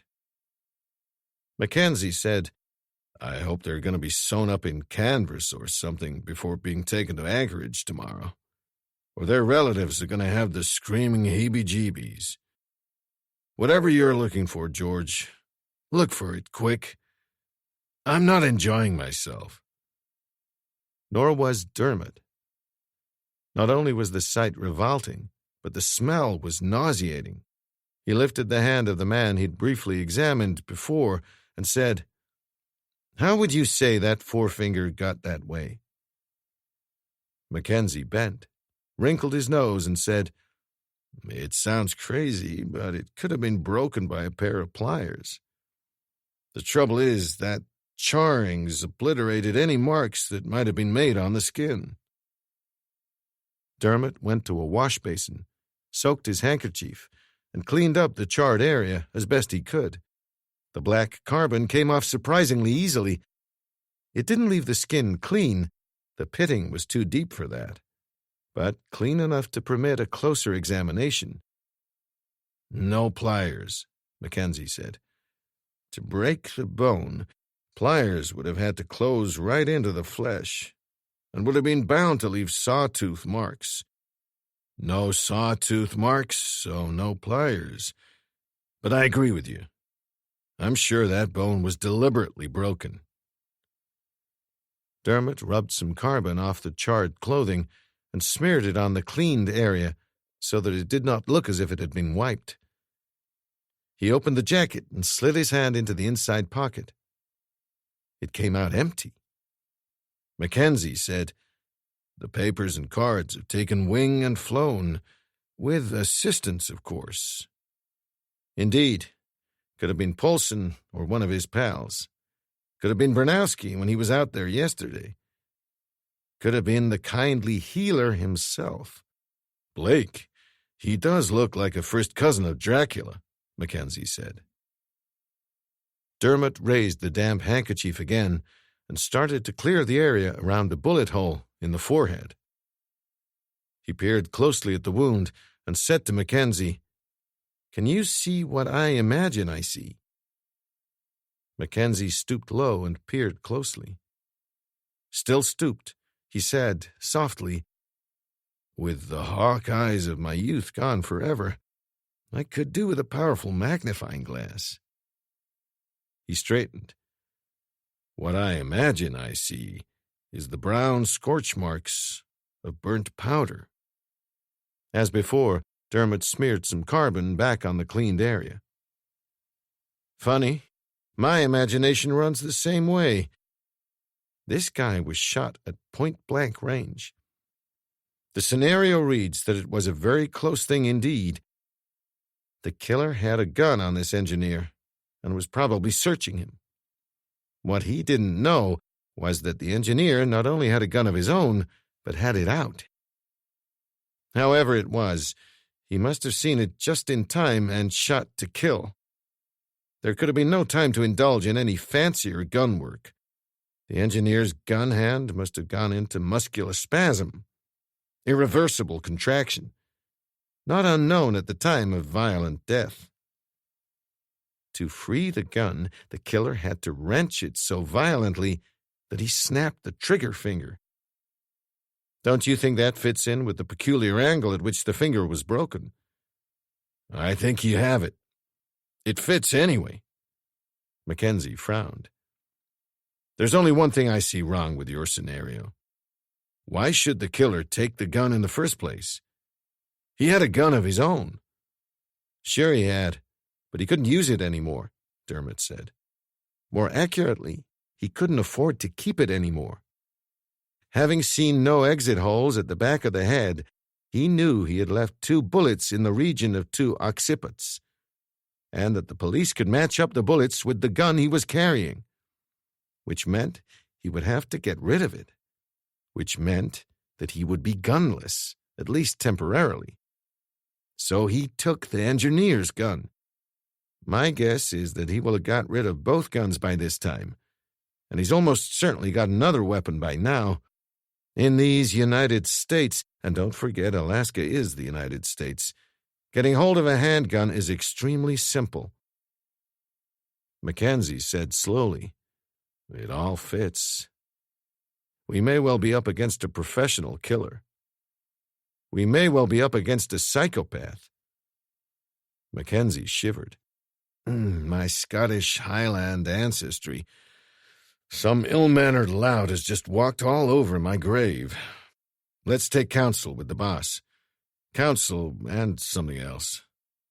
If I know our worthy employer, he'll already have had half the contents of the Jet's bar brought to his room. And you want his ideas? I want some of those contents. Mackenzie had exaggerated somewhat. Ferguson hadn't brought across more than 1/10 of the plane's stock, but even that represented a goodly amount. Mackenzie had already had his first scotch and was on his second. He looked at Brady, propped up in bed in a pair of shocking heliotrope pajamas, which served only to accentuate his massive girth, and said, "Well, what do you make of George's theory?" "I believe in the facts, and I also believe in the theory, for the adequate reason that I see no alternative to it." Brady contemplated his fingernails. "I also believe we're up against a trained, ruthless, and intelligent killer. I don't doubt that he might be a psychotic on the loose. In fact, there may be 2 psychopaths, an even more unpleasant prospect.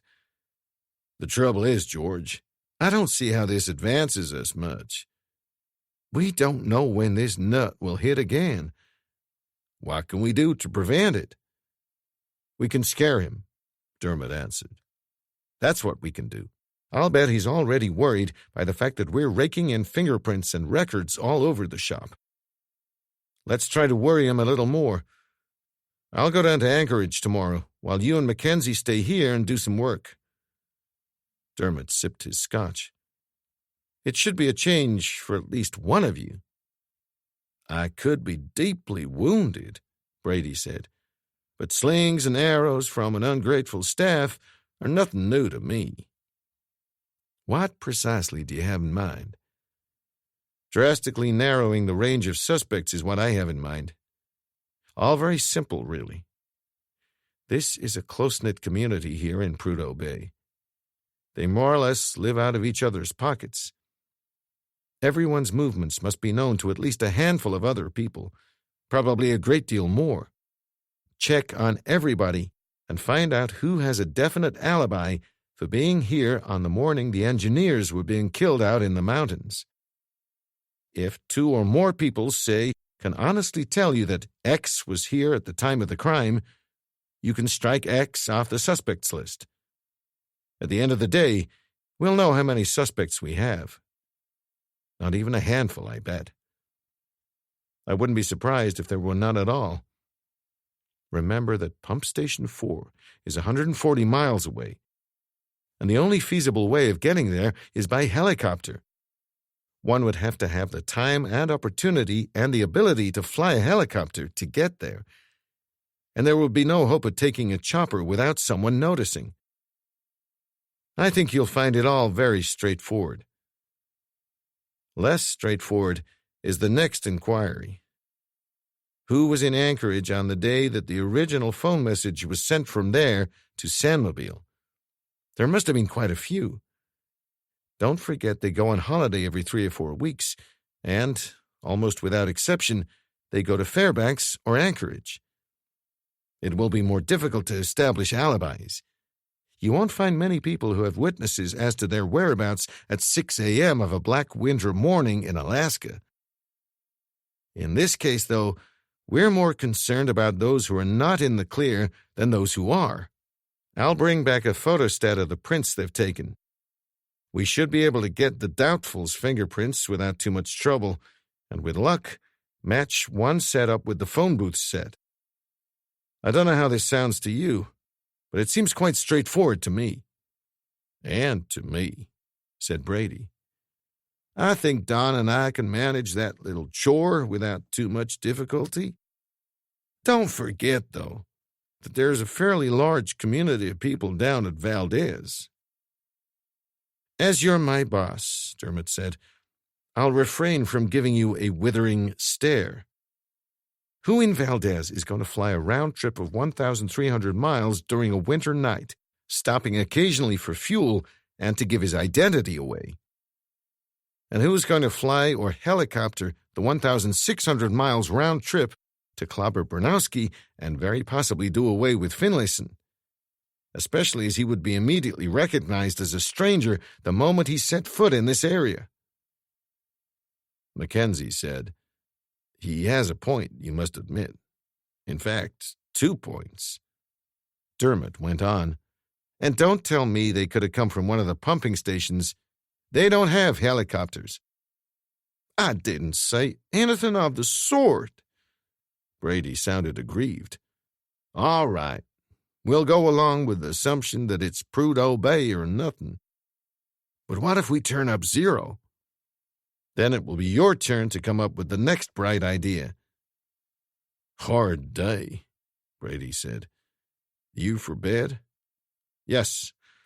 I had intended to look at those records and prints tonight, but the prints aren't going to be of any use to me until I return from Anchorage. Reports can wait, too. I'll just hunt up that Edmonton telex and take it down to the Anchorage police and see if they can help me. He stood up. By the way, has it occurred to you that you yourself may be in danger tonight? Me? It was as if Dermot had suggested some unthinkable form of lèse-majesté. Then a look of vague apprehension crept into Brady's face. It may not be just your family who are at risk, Dermot persisted. Why should these people bother about kidnapping when they could achieve their ends by putting a bullet in your back, which is not, if I may say so without offense, a very easy target to miss? How are you to know there isn't a homicidal maniac in the room next door to you? Good God! Brady drank deeply from his daiquiri. Then he sat back and smiled. At last! Action! Donald, get the Smith & Wesson from my case. He took the gun, thrust it deep under his pillow, and said, almost hopefully, Don't you think you two are at risk also? Sure, Mackenzie said, but not nearly as much as you. No Jim Brady, no Brady Enterprises. You're the legend. Without either of us, you could still function quite efficiently. This homicidal maniac doesn't strike me as the type who would go for a couple of lieutenants while the captain is around. Good night, then, Dermot said. Don't forget to lock your door as soon as we're gone. Don't worry. You're armed, right? Of course. But we don't think we'll be needing any weapons. Chapter 9. When Dermot woke up, it was with such a heavy-headed feeling of exhaustion that he could have sworn he hadn't been to sleep at all. In fact, less than an hour had elapsed since he'd switched out the light, closed his eyes, and dropped off. He did not wake up of his own volition. The overhead light was on, and Morrison, looking as distraught as a senior FBI agent is ever likely to look, was shaking him by the shoulder. Dermot eyed him blearily. Sorry about this, Morrison began. But I thought you'd like to come along. In fact, I want you to. Dermot peered at his watch and winced. For God's sake, where? We found him. Sleep, and all desire for it, dropped from Dermot like a cloak. Finlayson? Yes. Dead? Yes. Murdered? We don't know. You'll need warm clothing. Wake Mackenzie, will you? Sure. Morrison left. Dermot rose and dressed for the cruel temperatures outside. As he pulled on a quilted anorak, his mind went back to his first meeting with Finlayson. He thought of the neatly parted white hair, the grizzled Yukon beard, the hobo clothes. Had he been too hard on the man? No good worrying now. He pocketed a flashlight and moved into the passageway. Tim Houston was standing there. Dermot said, So you know too. I found him. How come? Instinct, I guess. The bitterness in Houston's voice was unmistakable. One of those finely honed instincts that comes into operation about 10 hours too late. Meaning that Finlayson could have been saved if this instinct of yours had been operational 10 hours ago. Maybe, but almost certainly not. John was murdered. Shot? Knifed? What? Nothing like that. I didn't examine him. I knew that Mr. Morrison and you wouldn't want me to touch him. I didn't have to examine him. He's outside, it's 30 below, and all he's wearing is a linen shirt and jeans. He's not even got shoes on. That makes it murder. Dermot said nothing, so Houston continued. Apart from the fact that he'd never have crossed the outside doorstep voluntarily without his Arctic clothing, he'd never have been permitted to do so anyway. There are always people in the reception area, besides a person who mans the central telephone full-time. By the same token, it would have been impossible for anyone to carry him out. Logging corpses is conspicuous. So, he wouldn't even have had to be a corpse. I think he was silenced in his own bedroom and bundled straight out the window. The cold would have finished him off. Here come your friends. I'll go get some more flashlights. Outside, the cold was breathtaking. The temperature, as Houston had said, stood at 30 below. The 40-mile-per-hour gale brought the combination of temperature and chill factor down to minus 70. Even double-wrapped as a polar bear, without an exposed inch of flesh, the fact remains that one still has to breathe. And breathing in those conditions, until numbness intervenes, is a form of exquisite and refined agony. In the initial stages, it is impossible to tell whether one is inhaling glacial air or superheated steam. A searing sensation dominates all else. The only way to survive for any length of time is to breathe pure oxygen from a suitably insulated tank. But those are not readily available in the Arctic. Houston led them round the right-hand corner of the main building. After about 10 yards, he stopped, bent down, and shone his flashlight between the supporting pilings. Other beams joined his. A body lay face down, an insignificant heap, already half covered by the drifting snow. Dermot shouted, "You have sharp eyes, Houston. A lot of people would have missed this. Let's get him inside." "Don't you want to examine him here? Have a look around." "I do not. When this wind drops, we'll come back and look for clues. In the meantime, I don't want to join Finlayson here." "I agree," Morrison said. His teeth chattered audibly, and he was shaking with the cold. Recovering the body from under the building provided the four men with no problem. Even if Finlayson had weighed twice as much, they would have had him out in seconds flat. Such was their determination to regain shelter and warmth as soon as possible. As it was, Finlayson was slightly built, and handling him was like handling a 150-pound log, so solidly frozen had he become. When they were clear of the pilings, Dermot looked up at a brightly lit window above and yelled through the wind, "Whose room is that?" Houston shouted, "His." "Your theory fits, doesn't it?"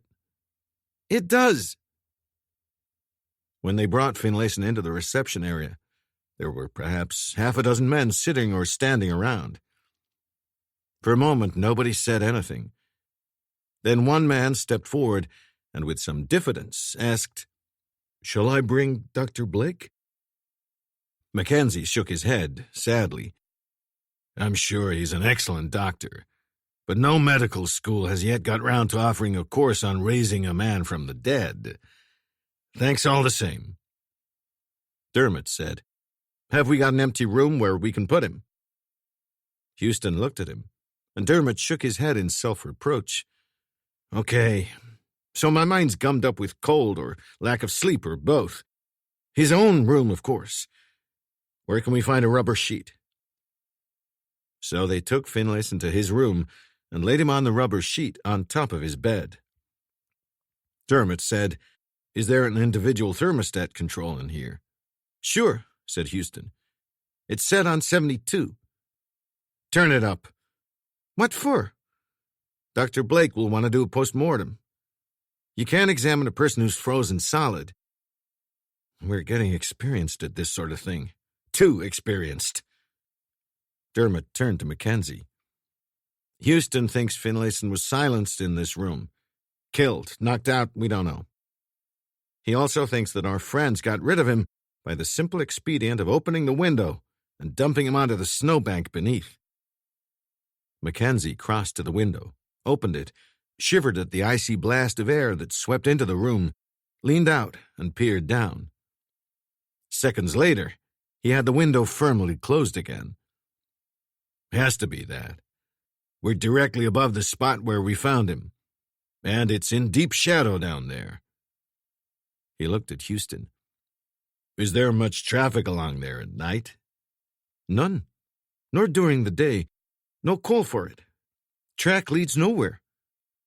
"So the killers left either by the front door or by this same window.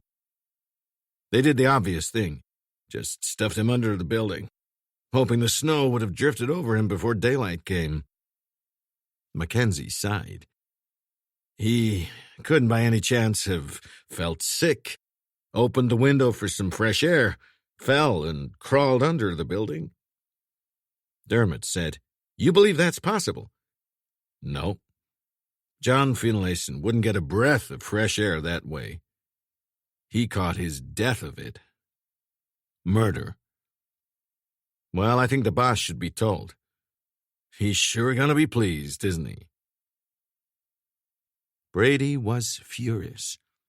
His black scowl accorded ill with his heliotrope pajamas. He said, "Progress on all fronts. What do you two intend to do?" Mackenzie said pacifically, "That's why we're here. We thought you might be able to give us a lead." "A lead? How the hell can I give you a lead? I've been asleep." He corrected himself. "Well, for a few minutes anyway. Sad about Finlayson. Fine man by all accounts. What do you reckon, George?" "One thing's for sure. The similarities between what happened here tonight and what occurred at Pump Station 4 are too great to be a coincidence. As with the two engineers, so with Finlayson. They all saw or heard too much for their own health. They recognized a person or persons they knew well and who knew them, and those people were engaged in some things that couldn't be explained away. So they had to be silenced in the most final way." Brady thought for a moment and asked, "Is there a direct connection between Bernowski being clobbered and Finlayson being killed?" "I wouldn't bet on it," Dermot said. "Tie-up looks too obvious. You could argue that Bernowski escaped because he didn't catch his assailants red-handed in whatever they were doing, and that Finlayson died because he did. But that's too easy, too glib. What does Houston think? He doesn't appear to have any more idea about it than we do." "Appear?" Brady seized on the word. "You mean he may know more than he's telling?" "At the moment, he's not saying or telling anything. But you don't trust him?" "No. And while we're at it, I don't trust Bernowski. Hell, man, he's been savagely assaulted." "Assaulted? Not savagely. I don't trust Dr. Blake either." Because he's unhelpful and uncooperative? A good enough reason? Brady became tactful. Well, you do tend to ride a bit roughshod over people's feelings. To hell with their delicate sensibilities. We're dealing here with 3 cases of murder. Come to that, I don't trust Black either. You don't trust Black? General Manager, Alaska. He can be the king of Siam for all I care, Dermot said forcefully. Some of the most successful businessmen in history number in their ranks the biggest swindlers ever. I'm not suggesting he is a swindler. All I say is that he's crafty, cagey, cold, and uncooperative. In short, I don't trust anyone. Look, friends, we're looking at this from the wrong angle, Brady suggested. We're on the inside trying to look out. Maybe we should be on the outside trying to look in. Think of it this way. Who wants to hit the pipeline here and the tar sands of Athabasca? Do you see any significance in the fact that here they receive their instructions from Edmonton, while in Alberta they come from Anchorage? None. Dermot was positive. Maybe just coincidence. At best, a crude attempt to confuse us. Surely they can't be so naive as to try to convey the impression that Canada is trying to interfere with America's oil supplies and vice versa. Idea's ludicrous. In these times of an acute oil shortage, what have 2 friendly neighbors to gain by cutting each other's throats? Then, who has to gain? Mackenzie spoke quietly. OPEC, he said. Mackenzie was just as positive as Dermot had been. If they could put a stranglehold on the 2 countries' supplies from the north, they stand to gain immensely in both profits and power. Both our governments have made it clear that they're prepared to go to any lengths to shake free once and for all from this crucifying dependence on OPEC oil. This wouldn't suit our foreign friends at all. They have us over a barrel, an oil barrel, if you will, and they want to keep it that way. Why now? Jim Brady said. Although I know as well as you do. They have tremendous leverage at the moment, and the last thing they'd ever want to do is to abdicate this position of almost dictatorial power. Decisions are being made now in both countries. Should North America become anywhere near self-sufficient in oil, our blackmailing friends would lose their power base. They'd be forced to abandon their pretensions to playing an authoritative role in world affairs, and perhaps worst of all for them, their profits would be reduced to such a trickle that they'd have to forego their grandiose schemes for industrial and technological expansion, for hauling their countries into the middle of the late 20th century without any of the intermediate struggle or leasing and developmental process. When it comes to national survival, desperate men are prepared to go to desperate lengths. Brady paced for some time, then said, Do you really think the OPEC countries would take concerted action against us? Hell no. Half of them are barely on speaking terms with the other half. And you can't imagine relatively moderate countries like Saudi Arabia participating in any such combined operation. But you know as well as I do that among the OPEC rulers, there are some certifiable loonies who would stop at nothing to achieve their own ends. And you won't have forgotten that some of those countries play host to the most ruthless terrorist trainers in the business. Brady said, What would you say to that, George? It's a theory, and a perfectly tenable one. On the other hand, since coming here, I haven't seen a single person who looks remotely like an Arabian or Middle Eastern terrorist.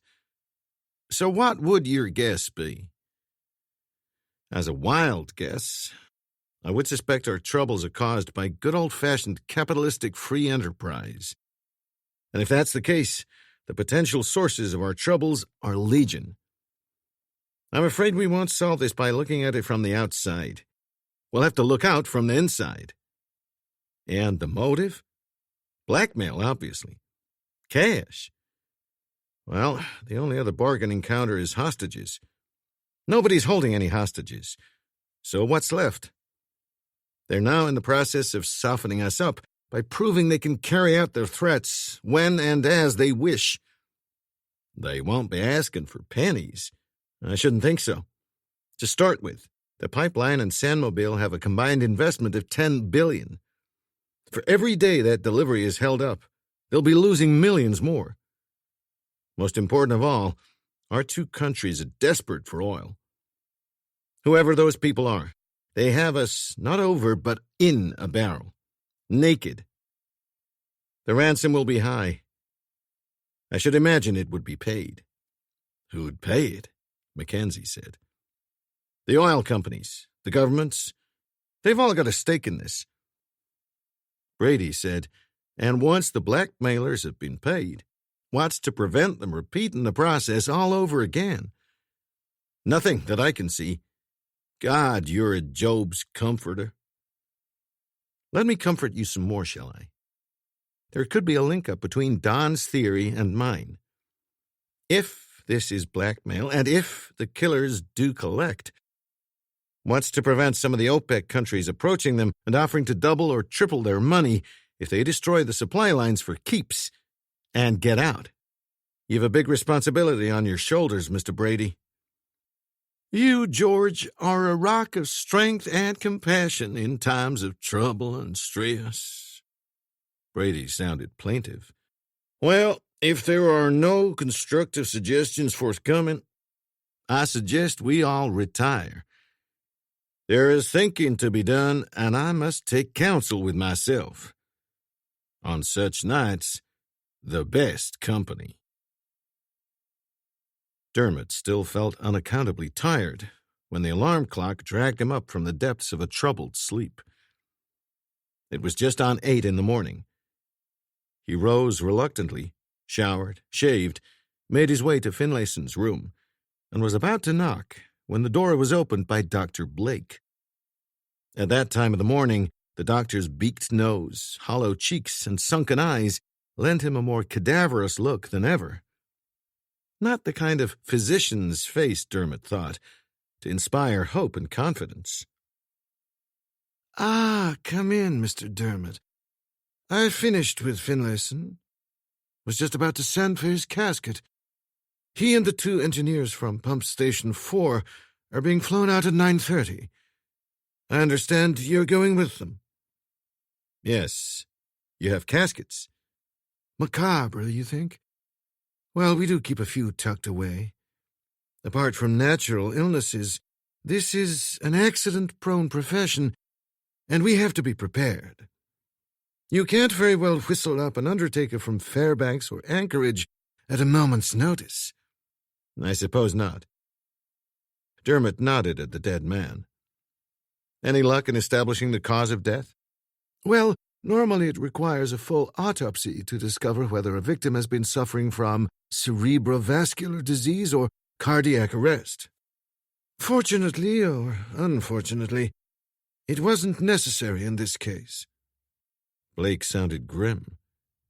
"What was before only a suspicion is now a certainty. What would be natural causes elsewhere are unnatural here. John Finlayson was murdered." "How? Other than by exposure?"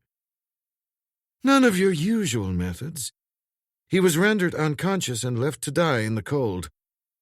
Clad as he was in those abnormally low temperatures, I'd say his heart must have stopped in under a minute."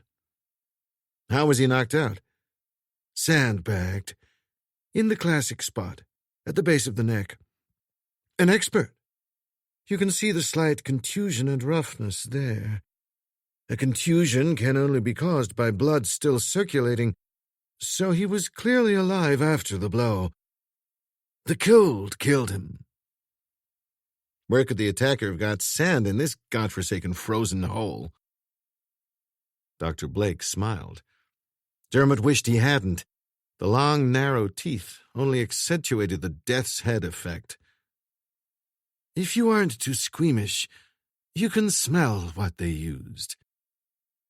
Dermot bent and rose almost immediately. Salt. Blake nodded. Probably slightly dampened. Makes an even more effective kosh than sand. They teach you this in medical school? I was on the forensic side once. If I make out and sign the death certificate, will you be kind enough to hand it in at Anchorage? Of course. Big, burly, high-colored, and irrepressibly cheerful, John Fuchs looked more like a prosperous farmer than a tough, competent senior police officer. He produced a bottle of whiskey and 2 glasses and smiled at Dermot. In view of those ridiculous prohibition laws they have up at Prudhoe Bay, maybe we can make up here in Anchorage. My chief would like your style. We don't do so badly there. Mr. Brady claims to have the biggest portable bar north of the Arctic Circle. He has, too. Well, then, to help erase the memory of your flight. I gather you didn't enjoy it much. Extreme turbulence, an absence of pretty stewardesses, and the knowledge that you're carrying 3 murdered men in the cargo hold doesn't make for a very relaxed flight. Fuchs stopped smiling. Ah, yes, the dead man. Not only a tragic affair, but an extremely unpleasant one. I've had reports from my own state troopers and the FBI. I wonder if you could have anything to add to what they said. I doubt it. Mr. Morrison of the FBI struck me as a highly competent officer. He's all that, and a close friend of mine. But tell me anyway, please. Dermot's account was as succinct as it was comprehensive. At the end, Fuchs said, "Tallies almost exactly with the other reports, but no hard facts?" "Suspicions, yes. Hard facts, no." "So the only lead you really have are the prints we got from that telephone booth?" Dermot nodded, and Fuchs brought out a buff folder from a desk drawer. "Here they are. Some are pretty smudged, but a few are not too bad. Are you an expert?" "I can read them with a powerful glass and a lot of luck, but an expert, no." "I've got a first-class young lad here. Like to borrow him for a day or 2? Dermot hesitated. "That's kind. But I don't want to tread on Mr. Morrison's toes. He's got his own man up there." "Not in the same class as our David Hendry." "Mr. Morrison won't object." He pressed an intercom button and gave an order. David Hendry was fair-haired, smiling, and seemed ridiculously young to be a police officer. After introductions, Fuchs said, "Lucky lad. How do you fancy a vacation in a winter wonderland?" Hendry looked cautious. "Which wonderland, sir?" "Prudhoe Bay." "Oh, my God!" "Good. Glad you're happy. That's settled then. Pack your equipment and, of course, your clothes. 3 parkas should be enough, worn on top of each other. When's your plane out, Mr. Dermot?" 2 hours. Report back in an hour, David." Hendry opened the door to leave, then stood to one side as a lean man, white-bearded like an Old Testament prophet, bustled into the room. "Apologies, John, apologies. Couldn't have caught me at a worse time or on a worse day. 2 court cases, 2 suicides. People get more thoughtless every day." "You have my sympathies, Charles, as I, one hopes, have yours. Dr. Parker, Mr. Dermot." Huh. Parker looked at Dermot with an ill-concealed lack of enthusiasm. "You the fellow who's come to add to my burden of woes?" "Through no wish of mine, Doctor. 3 burdens, to be precise." "I'm afraid I can't do anything about them today, Mr. Dermot. Snowed under, just snowed. Very likely I can't do anything about them tomorrow either. Most unprofessional." "What is?" "My 2 assistants going down with the flu at the busiest time of the year. This modern generation. I dare say they couldn't help it." Namby-pambies. What happened to those 3 anyway?" 2 we know for sure.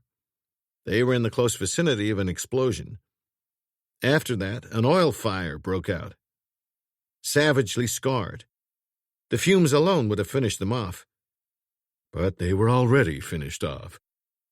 So, blasted to death, burnt, asphyxiated. Doesn't leave very much for an old sawbones like me to do, does it? Each of them has also a low-velocity bullet lodged somewhere near the back of his skull, Dermot said. Huh. So you want them out, is that it? Not me, Dr. Parker. The state police and the FBI. I'm no cop, just an oilfield sabotage investigator. Parker looked sour. I hope my efforts aren't as thoroughly wasted as usual. Fuchs smiled. What odds would you offer, Mr. Dermot? About 1,000,000 to 1 that they'll be wasted. That gun has almost certainly been tossed out of a helicopter somewhere over the Brooks Range. I'll still have to ask you, Charles, said Fuchs. Dr. Parker was unimpressed. What about this third man? BP's Ohio's field production manager in Prudhoe Bay, John Finlayson. Good Lord. Know the man well. Suppose I should say knew now. Yes. Dermot nodded to Fuchs's desk. That's his death certificate. Parker picked it up, screwed on a pince-nez, and read through the report. Unusual, he said testily, but it seems a straightforward medical report to me. There's no autopsy required here. He peered at Dermot. From your expression, you appear to disagree. I'm neither agreeing nor disagreeing. I'm just vaguely unhappy. Have you ever practiced medicine, Mr. Dermot? No. And yet you presume to take issue with a colleague of mine. You know him, then? Never heard of him. Parker breathed deeply. But, damn it, he's a physician. So was Dr. Crippen. What the devil are you insinuating? You read into my words what you choose, Dermot said flatly. I'm insinuating nothing. I merely say that his examination was perfunctory and hurried, and that he may have missed something. You wouldn't claim a divine right of infallibility for doctors. I would not. His voice was still testy, but only a testy mutter now. What is it you want? A second opinion. That's a damned unusual request. It's a damned unusual murder. Fuchs looked quizzically at Dermot and said, I'll look in at Prudhoe Bay tomorrow. There's nothing like adding a touch of chaos to an existing state of confusion. Chapter 10. Dermot and David Hendry flew in from Anchorage to Prudhoe Bay in the leaden twilight of late afternoon to find the weather distinctly improved, with the wind down to 10 knots, the top of the drifting snow cloud not more than 5 feet above ground level, visibility in the plane's headlights almost back to normal, and the temperature at least 20 degrees higher than in the morning. In the administration building lounge, the first recognizable face Dermot saw was that of Morrison of the FBI, who was sitting with a young, ginger-haired man incongruously dressed in gray flannels and blazer. Morrison looked up and smiled. Trust John Fuchs, he said. No faith in the FBI. He gestured towards the ginger-haired young man. Nick Turner. Ignore the way he dresses. He's been to Oxford. My fingerprint man. On your right, David Hendry, your fingerprint man. Dermot said mildly, John Fuchs just observed that 2 pairs of eyes were better than 1. No developments? Not one. You? Largely a waste of time. Had a thought on the way up. Why don't we print John Finlayson's room? No dice. We've done it. Clean as a whistle? Close enough. Lots of unsatisfactory smudges, which can only be Finlayson's. A couple belonging to a plumber who was there on his rounds, and one Would you believe it? Just one, belonging to the bull cook, who must be a real whiz-kid with duster and polishing cloth. Bull cook? Kind of housekeeper, bedmaker, and cleaner. Could some other industrious soul have been busy in there with a duster? Morrison produced 2 keys. His room key and the master key. Had them in my pocket since Finlayson was taken out this morning. Here endeth the lesson.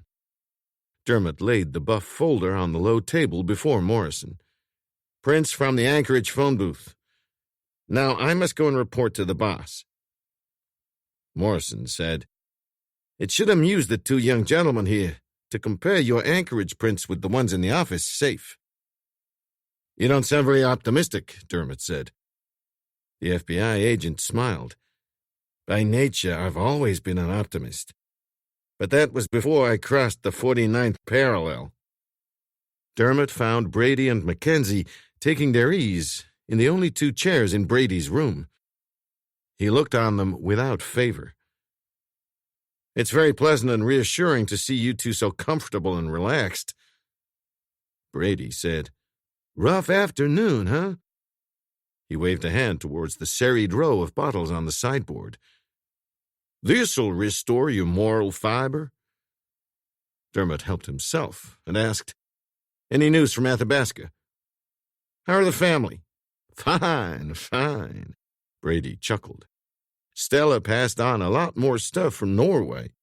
Apparently, they've got that fire licked. No need to keep in touch any longer. Well, that's good. Dermot sipped his scotch. What are the girls doing? Right now, I guess, they're touring the Sandmobile plant, courtesy of Bill Reynolds. Very hospitable lot, those Canadians. Who've they got to protect them?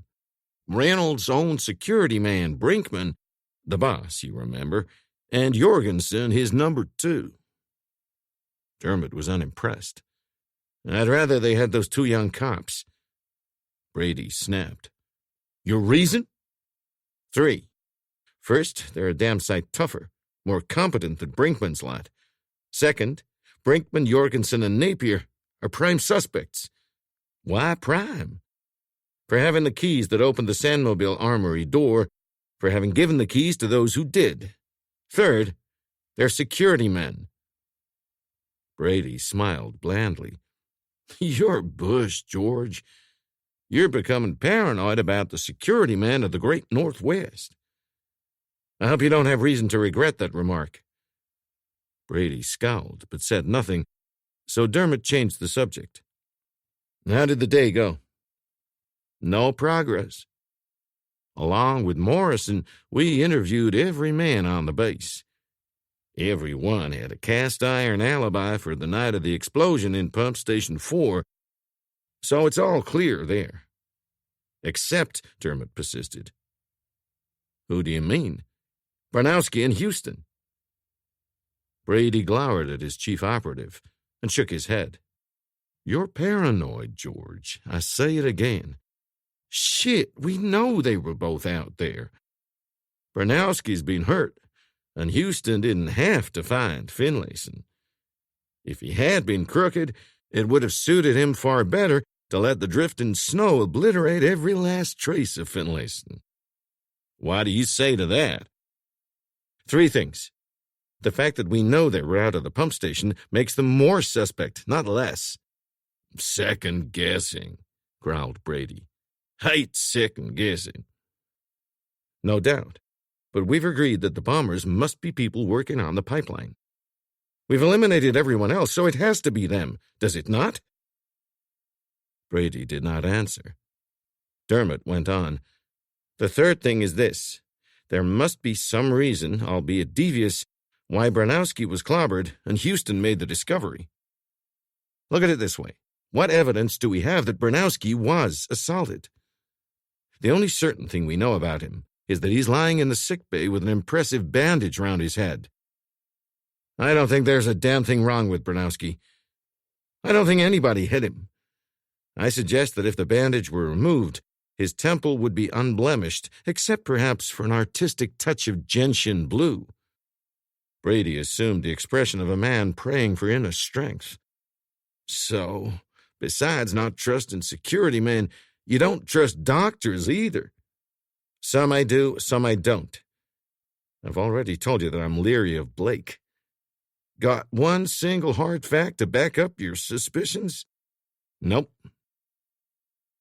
Okay, then. Brady didn't enlarge on this brief statement.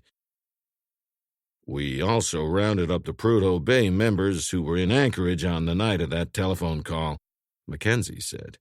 14 in all. They seemed a pretty harmless bunch to me. However, Morrison of the FBI did call up the law in Anchorage, gave names and addresses, and asked them to see if they could turn up anything. You printed those 14, right? Yes, one of Morrison's assistants did. Some Ivy League kid. No objections offered. None. They seemed eager to cooperate. Proves nothing. Anyway, I brought along the prints found on the phone booth. They're being checked now against the prints of the 14. That won't take long, Mackenzie said. Give them a call, shall I? He called, listened briefly, hung up, and said to Dermot, Cassandra. So. Brady looked positively lugubrious. No easy feat for a man without a line in his face. Houston's finest have run into a brick wall. Let's not reproach ourselves too much, Dermot said. He looked less downcast than the other two. Our business is investigating oil sabotage, not murder, which is the province of the FBI and the Alaskan State Police. They appear to have run into the same brick wall. Besides, we may have the lead into another line of investigation, John Finlayson's autopsy. Brady gave a contemptuous lift of his hands. That's over. It turned up nothing. The first one didn't, but the second one might. Mackenzie said, What? Another autopsy? The first one was pretty superficial and perfunctory. Unprecedented. Brady shook his head. Who the hell authorized this? Nobody, really. I did ask for it, but politely. Brady cursed, whether because of Dermot's words or because he had spilled a goodly portion of a daiquiri over his immaculately trousered knee. He refilled his glass, breathed deeply, and said, Took your own goddamn good time in getting round to telling us, didn't you? Everything in its own good time, Jim. Just a matter of getting priorities right. It'll be a couple of days before we get the results of this autopsy. I really can't see where you're getting so steamed up. I can damn well tell you. Who the hell gave you the authorization to make such a request without first getting permission from me? Nobody did. You had time before you left here this morning to discuss the matter with me. Sure, I had time, but I hadn't had the idea by then. I was halfway down to Anchorage before it occurred to me that there could be something far wrong. Do you imagine I'd talk to you in Prudhoe Bay over an open line? You talk as if this place is an international hotbed of espionage. Brady came back to him sarcastically. It only requires one disaffected ear, and we might as well pack our bags and return to Houston. We already know how good these people are at covering their tracks. George, it was Mackenzie, you've made your point. What triggered your suspicions? Dr. Blake, you know that as far as the murdered engineers at Pump Station 4 and Bronowski's alleged accident were concerned, I already had reservations about Blake. I began to wonder if there was anything that could tie Blake in with Finlayson's death. I was the only person who saw the body between the completion of Blake's autopsy and the time the lid was screwed down on the coffin. Dermot stopped to sip. During that period, Blake showed me marks on the back of the neck where he said Finlayson had been sandbagged into unconsciousness. On the plane, it occurred to me that I had never seen a bruise or contusion of that nature. There was no sign of discoloration or of swelling. It seemed to me more than likely that the skin had been roughed up after death.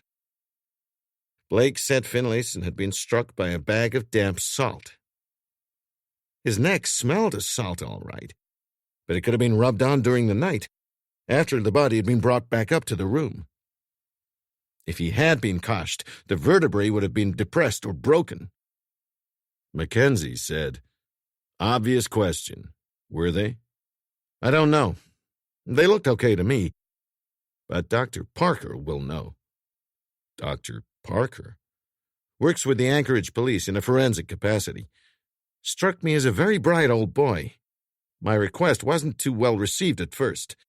Like yourselves, he regarded the concept of a second autopsy as unprecedented or unconstitutional or whatever. He read Blake's death certificate and seemed to think it perfectly in order. But you persuaded him to the contrary. Not exactly. He promised nothing, but he seemed interested enough to do something. Brady said, "You are a persuasive cuss, George." Dermot paused reflectively. It may be nothing, or it may be another straw in the wind, but Dr. Parker has never heard of Dr. Blake. Brady resumed his favorite steeple-fingered pontificating attitude. "You're aware that Alaska is more than half the size of Western Europe. I'm also aware that in Western Europe there must be the odd 100 million people. In Alaska, a few 100,000. I'd be surprised if, outside the few hospitals, there are more than 60 or 70 doctors, and a veteran like Parker would be bound to know or know of them all." Brady unsteepled his fingertips and said, "There is hope for you. An immediate investigation into Dr. Blake's antecedents would appear to be in order." "Immediate," Mackenzie agreed. "Morrison's the man for that. Wouldn't it be interesting, too, to have a rundown on the man who appointed or recommended Blake to this post?" "It would," Dermot said, "and it would certainly narrow the field a bit. I wonder, you remember just after we arrived here, asking whether there were any ideas about the type of weapon used on Branowski, and Morrison said, I think I quote him accurately, 'Dr. Blake says he's no specialist in criminal acts of violence.'" Brady nodded. "So, this morning, when I was with him in Finlayson's room discussing the reasons for the man's death, he mentioned in an offhand way that he used to be an expert in the forensic field. Obviously, he said it to lend credence to his diagnosis, but it was a slip all the same. One time or the other, he was lying." Dermot looked at Brady and asked, "Your agents in New York, who are investigating Branowski's security firm there, they aren't, shall we say, exactly burning up the track. Give them a nudge?" "Negative. You said yourself that an open line—" "Who's talking about an open line? We do it through Houston in your code." "That damn code. You encode any message you like and authorize it in my name." Mackenzie winked unobtrusively, but Dermot ignored him and began to spell out a message to the telephone operator. It said much for his mastery of a code, which its inventor found insupportably burdensome, that he encoded the words straight out of his head, without having to make a prior transcript. He had barely finished when a knock on the door announced the arrival of Hamish Black. The pencil mustache on the Alaskan general manager was as immaculately trimmed as ever, the central parting of the hair still apparently drawn by ruler, the eyeglass so securely anchored that it looked as if it could have ridden out a hurricane. He still dressed in pure city accountant first class. At that moment, however, there was a difference in his general demeanor. He looked like a first-class accountant who had just stumbled across proof of unmistakable and gross embezzlement in the books of his favorite client. Yet he maintained his cool, or cold. "Good evening, gentlemen." He was a specialist in wintry smiles. "I hope I do not intrude, Mr. Brady?" Come in. Brady was affability itself, a sure sign that he didn't care too much for his visitor. "Make yourself at home." He glanced around the cramped confines of his room and at the only 3 already occupied chairs. "Well, thank you, I'll stand. I shall not detain you for long." "A drink? One of my incomparable rum drinks? How about a cigar?" "Thank you. I neither smoke nor drink." The minuscule twitch of the left-hand corner of his upper lip clearly indicated his opinion of those who did. "I have come here because, in my capacity of General Manager of Ohio BP, I felt it my duty to ask how much progress you have made in your investigations to date." Dermot said, "What have we found out so far?" "Well—" "Will you please be quiet, sir? I was addressing George." Brady made a downward placatory movement of the hand towards a Dermot who was already halfway out of his seat. He looked coldly at Black.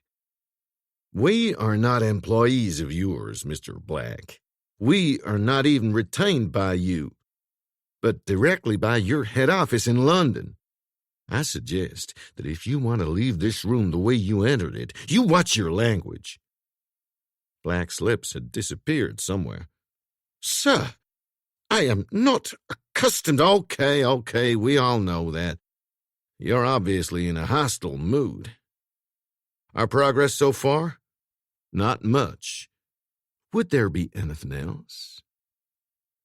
Black was clearly taken aback. It is difficult for an old-time man of war to attack when the wind has been taken out of its sails. "So, you admit—" "No admission. We're just making a statement. Can we be of further help?" "Indeed you can. You can explain to me the justification for your staying on here. The firm can scarcely afford the fees you seem likely to charge if it gets no advantage. You have achieved nothing, and seem unlikely to achieve anything. You investigate industrial sabotage, specifically oil flow interruption. There is, I suggest, a considerable difference between the spilling of oil and the spilling of blood.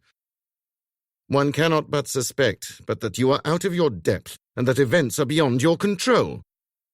One further suspects that the investigation should be left to those qualified to investigate criminal matters, the FBI and the Alaskan State Police."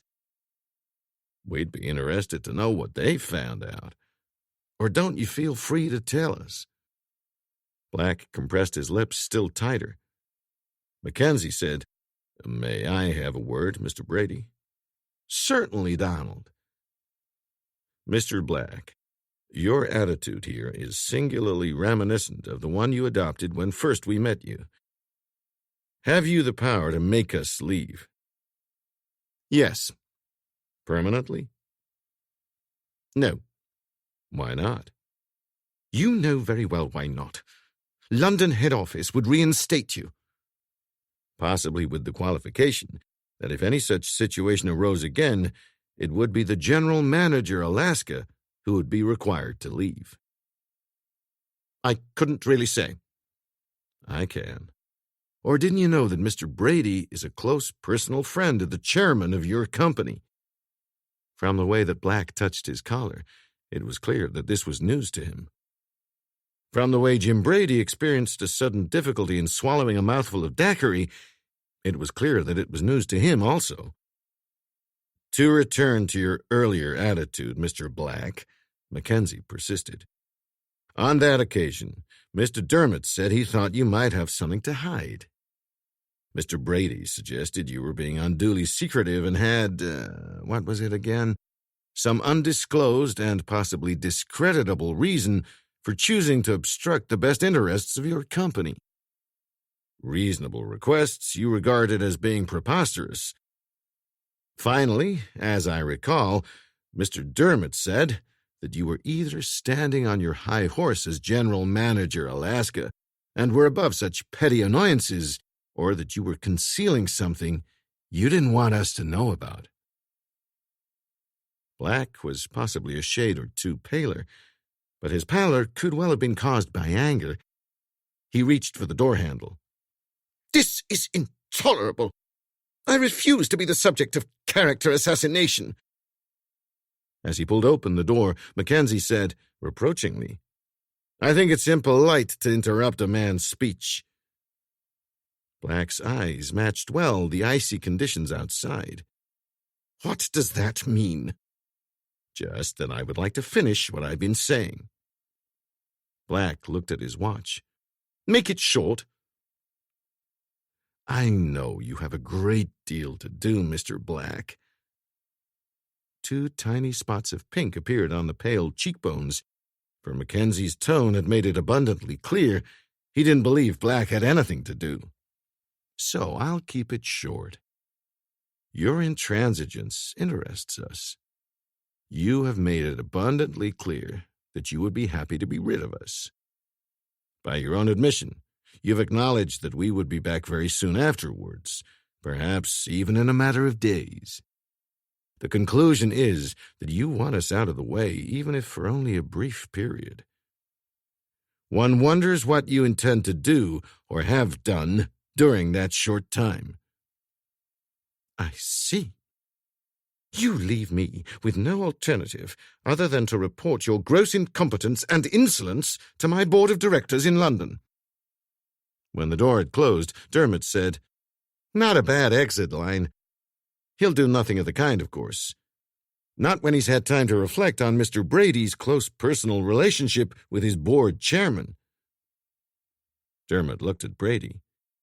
"I didn't know." "Neither did I." Brady was positively jovial. He smacked one fat fist into the other podgy palm. "Tell me, Donald, how much of what you said did you mean?" "Who's to know? Not me. I just don't like the bastard." "Hardly the basis for a dispassionate judgment," Dermot said. "But a splendid demolition job, Donald. There are times when a man rises above himself." He paused for a moment, then looked at Brady. "Remember the last time we had a run-in with our friend? You said that it was a pity that he acted so suspiciously. Otherwise, he would have made a splendid suspect. Maybe we're outsmarting ourselves. It's barely possible that he should be a suspect.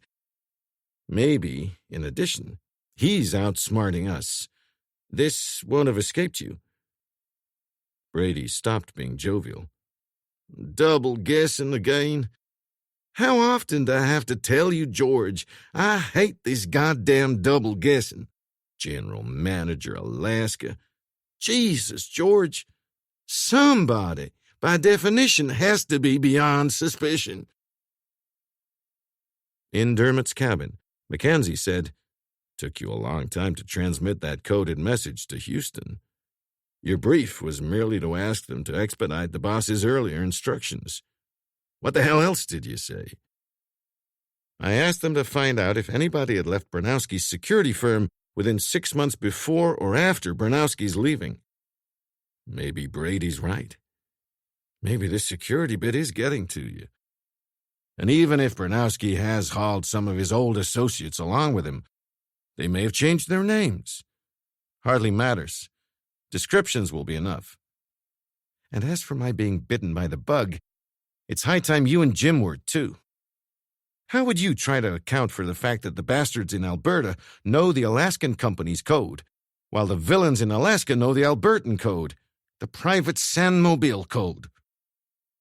Ever since the first identical messages were received at Prudhoe Bay and San Mobile, we've known our Alaskan and Athabascan friends were in cahoots, nicely coordinating their efforts to keep us wrong-footed and ensuring that we were in A while we should have been in B and vice versa.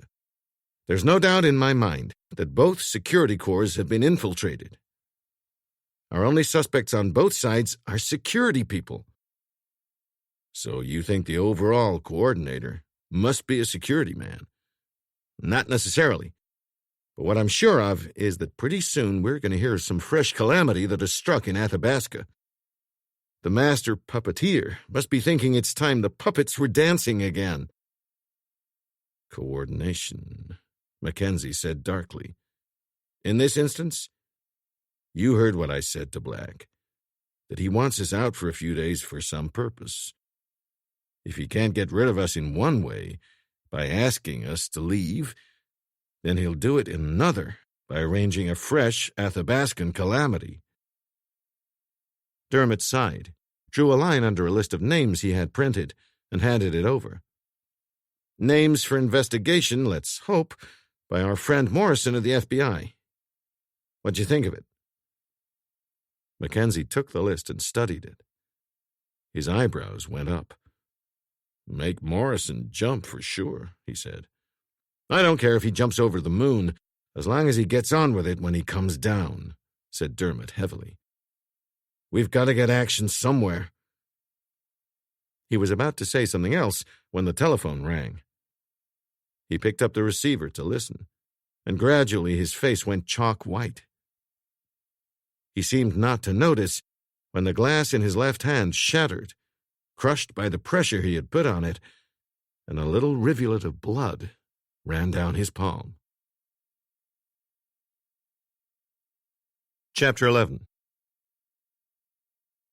What a place! Exclaimed Stella as she came back into Corinne's office. Heavens, I had no idea it was so big. We seem to have driven about 50 miles. Well, it's quite a size, that's for sure. Corinne grinned, pleased that her guests had enjoyed themselves. I hope you found it interesting too, Mrs. Brady. Incredible. Jean eased off the hood of her parka and shook her hair loose. Those drag lines, I never saw anything like them. They're sort of prehistoric monsters burrowing into the bowels of the earth. That's right. Stella's imagination had been fired no less. Brontosauruses, absolutely. Sure was kind of Mr. Reynolds to fix our tour and to ask us to supper. Don't mention it. Corinne tried out the deprecating smile she'd been cultivating. We all like having visitors. Makes a change. You'll enjoy meeting Mary Reynolds, too. Now, let's see if the boss is ready to leave.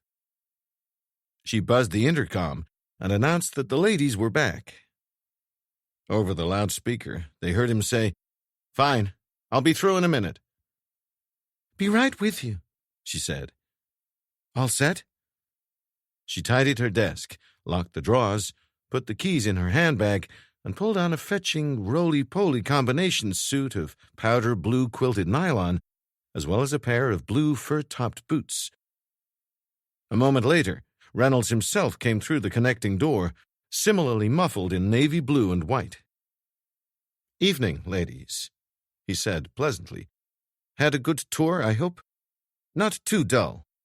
Not at all. Jean had no trouble sounding enthusiastic. It was wonderful. Fascinating.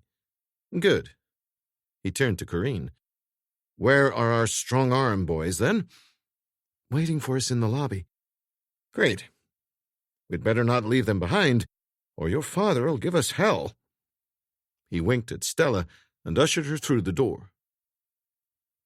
Terry Brinkman, Sandmobile's security chief, and his deputy Jorgensen were hovering in the entrance hall. As the party approached, the two men opened the outside door and let in a blast of the Arctic evening. Out on the tarmac, one of the firm's yellow and black checkered minibuses stood ready with its engine running. Reynolds opened the passenger door, helped Jean and Stella into the front seat, nipped round the driver's side and slammed the door, cursing the knife-like wind. Corinne hopped into the back seat between the two security men. As they cruised down towards the main gates, Reynolds called up the guard on his two-way radio and identified the vehicle, to save the man coming out into the cold. At the bus's approach, the high weld mesh gates began to roll open, driven by electric motors. A few snowflakes drifted fast through the blaze of the arc lamps that illuminated the perimeter fence. Reynolds gave a couple of toots on the horn to signal his thanks, and a moment later, they were out in the open, with the headlight beams boring into the frozen darkness ahead. The bus was warm and comfortable. The journey would take only 20 minutes, yet Corinne somehow felt uneasy. Her boss had been on edge all day, and although she had maintained a sunny enough exterior, she wasn't looking forward to the evening. It could be sticky. Maybe they could get a bit of a concert or sing-song going. That would help. She leaned forward and asked Stella if she could play the guitar. Why, sure, if no one else is listening. Oh, come on. I thought we could maybe have a sing-song. Course she can play, Jean said firmly. Pick up any tune you care to sing. That's great. Corinne settled back between her two solid escorts. The bus had left the inhabited outskirts of the site and was winding through the low hills that separated the tar sands from Fort McMurray. Reynolds drove smoothly, without violent acceleration or braking, for the surface of the road was dusted with the ever-traveling snow, which flashed and glittered in the headlamp beams. They had just passed a sharp corner, which Brinkman said was known as Hangman's Turn, when Reynolds did jam on his brakes.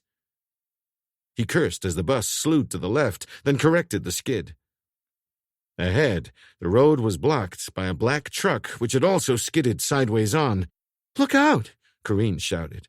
"There's someone on the road." The bus jutted to a halt a few yards short of the huddled figure lying face down. The flying snow cleared for a few seconds to reveal another body, also on its front, but moving. "Oh, my God!" Jean cried from up front. "There's been an accident." "You ladies, sit tight," Reynolds ordered sharply. "Terry, go see what's happened." Brinkman opened his door and got out. Corinne felt the blast of air hit her from the right. Then she saw another figure running, or rather staggering, towards them from the stranded vehicle. The man had his hands up, as if to shield his eyes from the minibus's lights. He was limping and lurching. She thought, he's been badly hurt. Corinne felt Brinkman yank the first aid box out from under the back seat. Next thing she knew, he was flat on his side, his feet having gone from under him on the ice. He got up at once and advanced more cautiously, with his feet apart, apparently to the aid of the injured man. What happened next was so fast that Corinne afterwards wondered 100 times whether or not she had remembered it right. Everything seemed to go into a blur. One moment, Brinkman was advancing to meet the crippled figure. Next second, the cripple seemed suddenly to shake off his injuries. He stood upright and let fly an expertly timed blow that felled Brinkman like a tree. The instant the man lowered his shielding hand, Corinne saw he was wearing a stocking mask. Stella screamed, "Back up! Quick!" Corinne also shouted something, but before any of them could move, the attacker was at Reynolds' window. In a second, he had wrenched it open and thrown in something that hissed. Instinctively, Corinne threw herself down flat on the floor in the back. From the front, she heard stifled screams and ghastly tearing noises as people struggled for breath. Then the gas got her, too, and she found herself fighting and choking as if for her life. In spite of her distress, she became aware that the people in front were being dragged out into the snow. She crouched flat on the floor, struggling to control her stinging throat and eyes. Then she heard a man shout, "Where's the other chick? We've only got 2."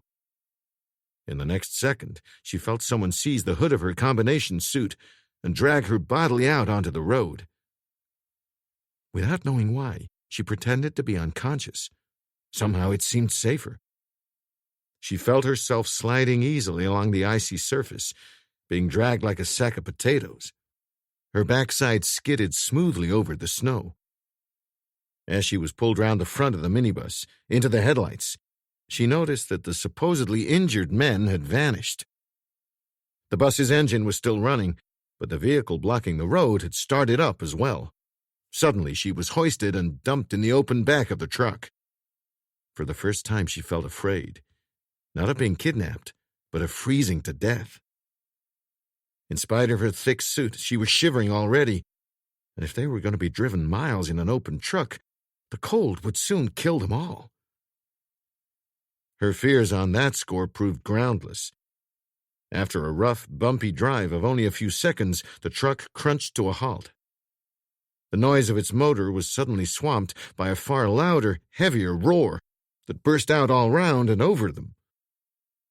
Corinne opened her eyes in terror and saw that they had pulled up beside a gray-white helicopter.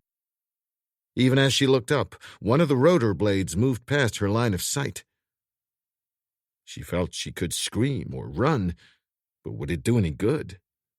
Even a second's hesitation was too long. She felt herself grabbed by shoulders and ankles and swung aboard, again like an inert sack. The noise was terrific. The engine roar increased to a furious pitch, but through it she could hear a woman screaming and men yelling. She saw a bundle she recognized as Stella struggling frantically with one of the men in stocking masks, rolling across the bare steel. Another of the men slid the door in the side of the fuselage nearly shut, but he kept his head stuck out through the gap, bellowing at someone still on the ground. The engine note rose and fell, as though the pilot was having mechanical difficulty. Then it went up and stayed up, but only for a few seconds. Again it dropped. Corinne had never been in a helicopter before, and did not know what to expect. She didn't know whether the pilot was going through his normal takeoff routine, or whether he had some problem. What she did notice, however, was that the man who'd been shouting to his colleague on the ground had failed to close the door properly. It still stood a few inches ajar. A desperate idea flashed into her head. At the moment of takeoff, whenever it came, she would dart to the door, drag it open, and fling herself out. Before she'd had time to evaluate the risks, she felt the floor tilt. They were off already. Then came a heavy bump. Down again, she thought. Next time they did lift. It was then or never. She rolled over, flung herself at the door, and hauled it back. She was hit by a stunningly cold wash of wind. Too late, she realized that they were already off the ground. She was caught by the slipstream, whirled round, and sucked out. She clutched wildly at the doorframe, but her gloves slipped uselessly over the bare metal. At the edge of her consciousness, she heard a man screaming, "You're crazy! You'll be killed!" Then she was falling through the snow-laden wind.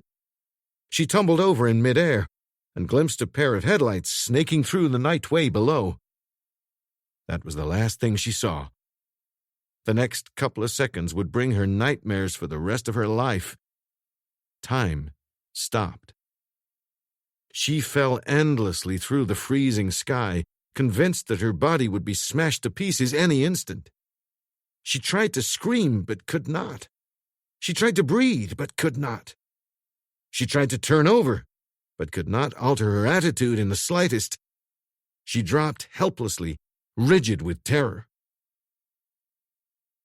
The impact was unbelievably gentle. Instead of smashing into iron-hard tundra, she landed in something soft and yielding. She hit it back first and went right on down through several feet of blessed cushioning. She was winded by the impact, but that was all. She lay on her back, gasping and groaning for breath, but once she'd got it back, she began to shake with relief. To her own amazement, she found she was laughing as well as crying. She had landed on her backside in a great big drift of snow. Jay Shore was just about to leave his office at the San Mobile plant when the telephone rang. He picked up the receiver and said, "Yes?" "Switchboard operator here," said a voice high with stress. "Got an emergency. Driver Pete Johnson is on the radio. Wants to talk to you immediately." "I'll take it. Patch him through." Shore waited. "Hello! Hello!" Johnson's voice crackled through, even more excited than the operator's. "Mr. Shore, sir." "Speaking. Take it easy. What's the problem?" "I'm on my way down to Fort McMurray, sir.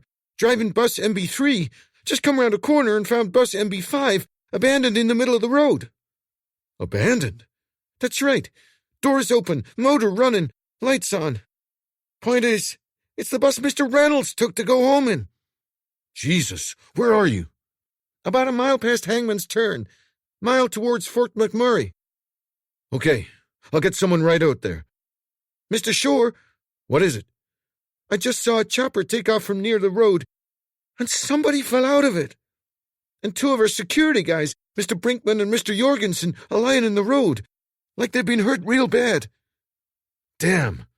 "Yeah, and there's a truck stuck in the snow by where the plane took off. It's trying to get back on the road, facing towards Fort McMurray." "Keep away from it," Shore ordered. "Stay in your own vehicle. Back off a bit. But don't go near the truck. I'll get someone right down." "Okay, Mr. Shore, sir." Shore banged down the receiver and snatched up another, an outside line. He dialed and waited. He knew that Carmody and Jones, the two RCMP men assigned to protect the Brady family, were also due at the Reynolds for supper, so he called directly there. Someone answered, Mrs. Reynolds. "Mary? J. Shore speaking. Look, I'm afraid there's been some sort of a mix-up. Bill and the ladies have got delayed." "What's that? No, I hope not. Nothing to worry about. Have you the two constables there already? Great. Yes, please. Either will do."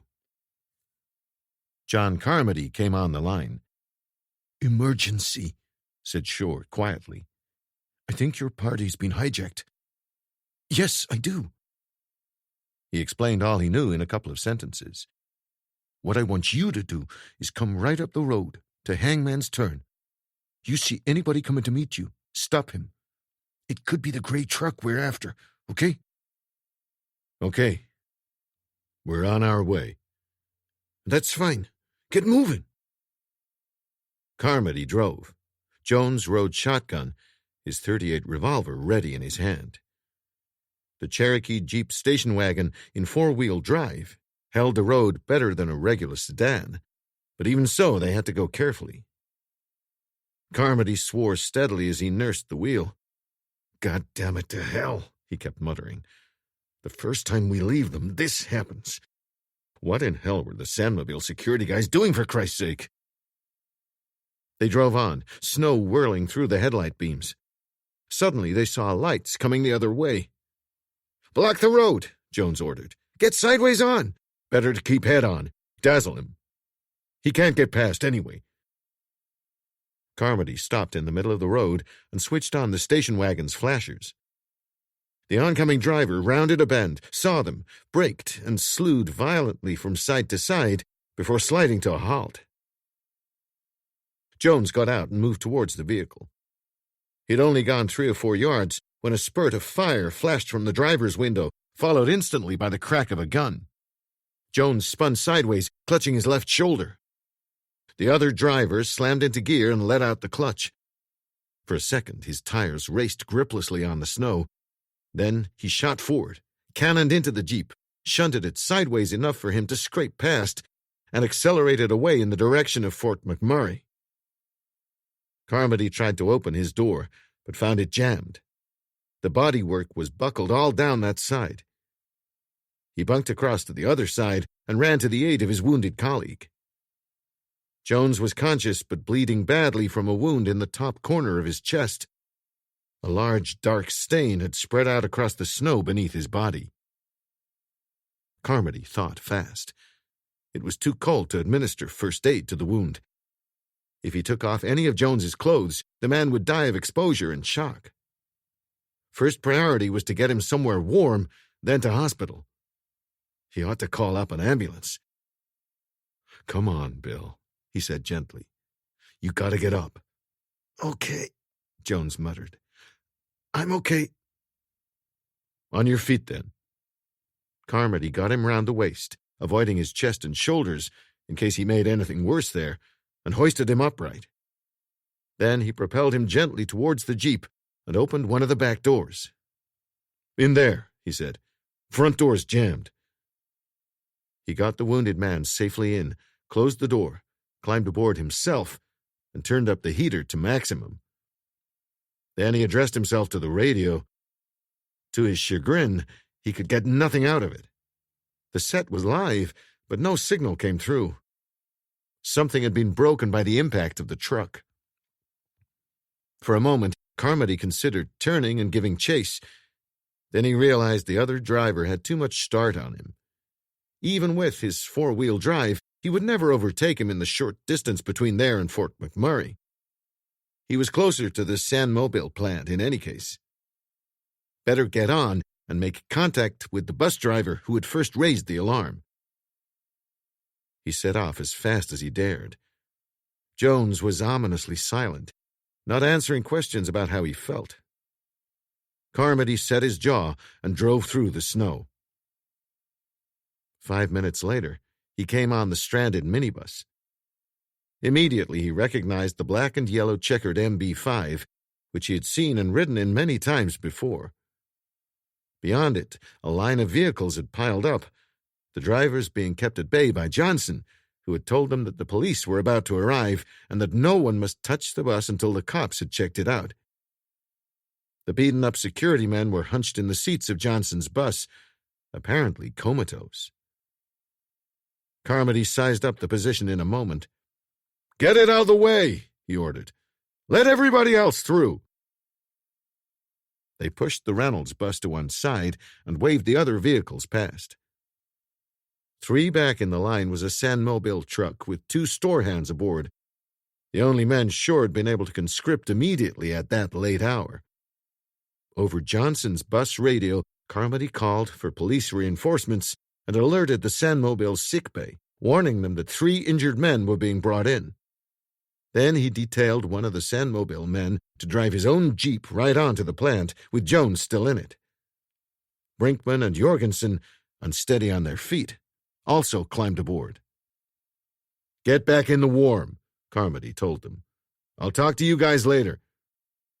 As they drove off, he turned to Johnson. "Okay, so what happened?" "I just came on the bus in the middle of the road, like you saw it. The 2 security guys were lying in front of it, trying to get up. I got out to see what the matter was and heard the racket of a helicopter engine right close." "Where was it?" "Just over there. I'll show you." He switched on a big flashlight and led the way over the frozen tundra. "Sounded like he had a problem with the motor, kept running it up and letting it die again. Then he did go.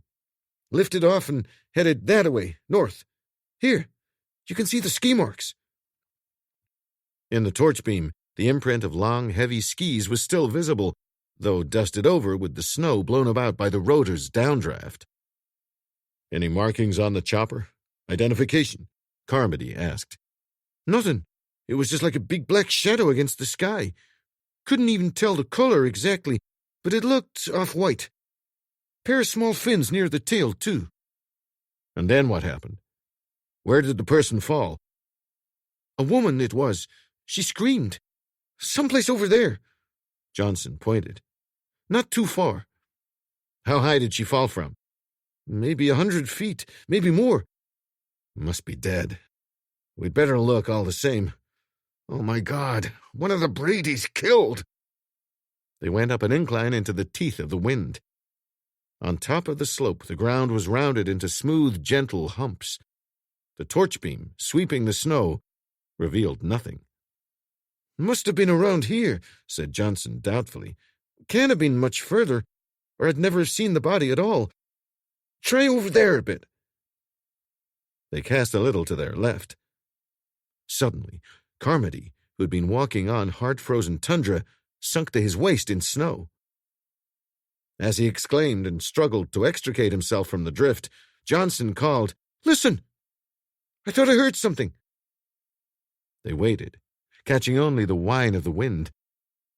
Then Johnson heard the sound again, a cry that sounded faint yet close at hand.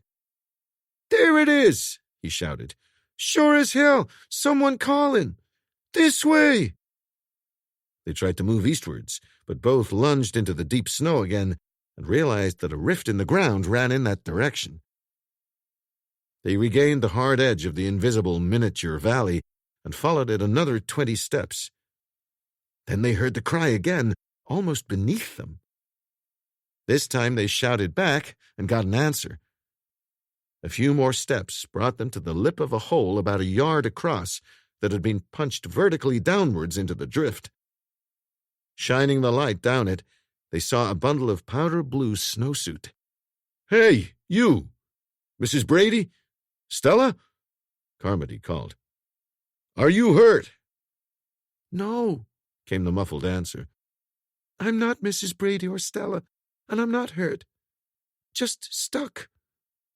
"Who are you, then?" "Corinne Delorme. Corrine! Heaven's sakes! John Carmody here. Hold on, and we'll get you right out of there. He sent Johnson running to the truck for a shovel and a rope, and in 5 minutes they had dug and hoisted the girl out. Considering she had been outdoors for more than half an hour, she was in remarkably good shape, mainly because the snow had insulated her and given her complete protection from the wind. But as soon as they got her into the warmth of the truck cab, reaction set in, and she began to shudder uncontrollably. Carmody's first impulse was to drive her to hospital, but then he changed his mind. Something, he could not quite tell what, made him favor a more devious approach. The guys in the helicopter must reckon she was dead. They must think they had another murder on their hands. It was 1,000,000 to 1 that she'd fallen into the drifted-up ravine rather than onto the ground. 5 yards to either side, and every bone in her body would have been broken. Something might be gained, Carmody thought, if the kidnappers did not realize anyone had survived. Therefore, he decided to move her away into safekeeping, at any rate, until Brady and his team returned. "Know what I want you to do?" Carmody said to Johnson. "Drive Miss DeLorme to the isolation unit on the plant. The isolation unit. When you reach the main gates, have her keep down out of sight on the floor. I don't want anyone to know where she is. Any bother? Say you're on a special run from Mr. Shore, okay?" Johnson nodded. "You hear that, Corrine?" Carmody lifted up her chin. "He'll take you to a good place at Athabasca. Nice and warm and comfortable. Out of the way, too. I'll see you back there as soon as I can make it." Shock and reaction had knocked the girl to pieces for the moment, and she could not answer. "Go on, then," Carmody told Johnson. "Drive." Chapter 12. It was past midnight and still snowing heavily when Brady arrived back in Fort McMurray. But the lobby of the Peter Pond Hotel was as crowded and bustling with activity as if it had been just after noon. Brady sank wearily into a chair. The flight from Prudhoe Bay had been a grim one. Between them, Brady, Dermot, and Mackenzie had uttered hardly a word. A tall, lean man, dark-mustached and heavily tanned, approached. "Mr. Brady, my name's Willoughby. Glad to make your acquaintance, sir, though not in these damnable circumstances." "Ah, the police chief." Brady smiled without humor. "And rough for you, Mr. Willoughby, to have this happen in your territory. I was sorry to hear that one of your men had been killed. I'm glad to say that report was premature. There was a great deal of confusion around here when we made that phone call to you. The man was shot through the left lung and certainly looked bad, but now the doctor says he has a more than even chance." "That's something." Brady smiled wanly again. Willoughby turned to 2 other men. "Do you know those 2 gentlemen I've met?" said Brady. "Mr. Brinkman, San Mobile security chief, and his deputy, Mr. Jorgensen. Odd. For a couple of reportedly injured men, you look remarkably fit to me." Brinkman said, "We don't exactly feel it. Like Mr. Willoughby said, things got exaggerated in the heat of the moment. No broken bones, no knife or gun injuries, but they did knock us about a bit." "Pete Johnson, the guy who raised the alarm, will vouch for that," said Willoughby. "When he got there, Jorgensen was lying on the road, out cold, and Brinkman was wandering round in a daze. He didn't know if it was last night or last month." Brady turned to another man who'd appeared at his side. "Evening, Mr. Shore? Morning, rather. The Brady family seem to have disturbed a lot of people's sleep, I'm afraid." "To hell with that." Shore was visibly upset. "I helped show Mrs. Brady and your daughter around the plant yesterday. That this should happen to her, just as bad that this should happen to you when you and your family were virtually our guests and you were trying to help us. A black day and a black eye for Sandmobile. Maybe not all that black, said Dermot. God knows, it must be a traumatic experience to be kidnapped. But I don't believe any of the four is in immediate danger. We're not dealing with political fanatics such as you get in Europe or the Mideast. We're up against hard-headed businessmen with no personal animosity against their victims. They almost certainly regard them as bargaining counters. He clasped and unclasped his big hands. They're going to make demands, probably outrageous, for the return of the women. And if those demands are met, they'll honor the bargain. Professional kidnappers usually do. In their own twisted terms, it's sound business practice and plain common sense. Brady turned to Willoughby. We haven't really heard what happened. I assume you haven't had time to make wide-ranging inquiries. Afraid not. They've just vanished into thin air? Thin air is right. Helicopter, as you heard. They could be a few 100 miles away in any direction by this time. Any chance of airfield radars haven't picked up their flight path? No, sir. It's 1,000,000 to 1 that they were flying below radar level. Besides, there are more palm trees in northern Alberta than there are radar stations. Down south, it's different. We've alerted the stations there to keep a watch, but nothing's been reported so far. Well, Brady steepled his fingers, sinking back in his chair. It might help if we could have a brief chronological account of what happened. Well, that won't take long. Jay? Shore said, Yes, I was the last person to see them, apart from these two. He pointed at Brinkman and Jorgensen. They left in one of Sandmobile's minibuses, with Bill Reynolds driving. Mackenzie cut in. Were there any phone calls before they left? I wouldn't know. Why? Let me ask another question. Mackenzie looked at Brinkman.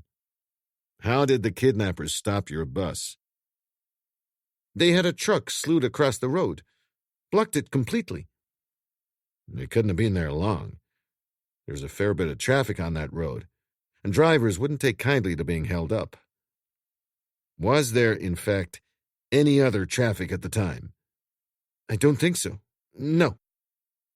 Willoughby said, Your point, Mr. Mackenzie?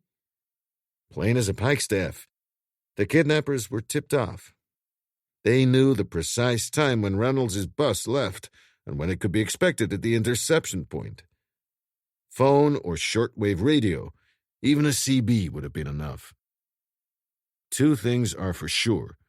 There was a tip-off, and it came from Sandmobile. Impossible! Shore sounded shocked. Nothing else makes sense, said Brady. Mackenzie's right. Good God! Shore sounded outraged. You make Sandmobile sound like a den of thieves. It's not a Sunday school, said Brady heavily. Dermot turned back to Brinkman. So Reynolds pulled up when he saw this truck across the road. Then? It was all so quick. There were two men lying in the road. One was face down and very still, as if he were hurt real bad. The other was moving. He had both hands clutching at the small of his back and was rolling from side to side. He seemed to be in agony.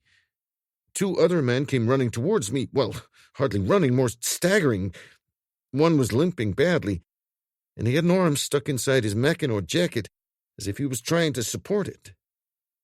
Both of them had a hand up in front of their faces, covering their eyes.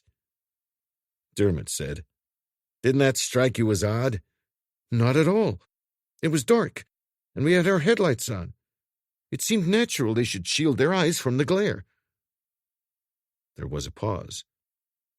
Then Brinkman went on, Well, this guy with the damaged arm, as I thought, came weaving up to my side of the bus. I grabbed the first aid box and jumped out. I slipped on the ice, and by the time I had my balance, I saw the man had dropped his hand and was wearing a stocking mask. Then I saw his left arm coming up. It was almost a blur, but I could see he had some kind of a sap in his hand. I had no time to react. He fingered his forehead gingerly. That's all, I guess.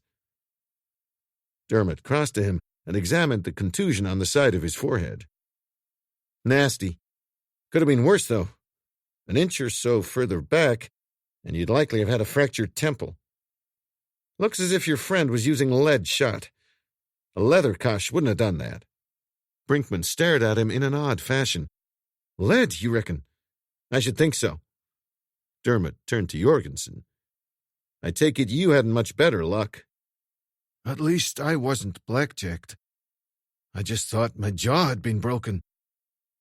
The other guy was either a heavyweight champion, or he was clutching something heavy in his fist.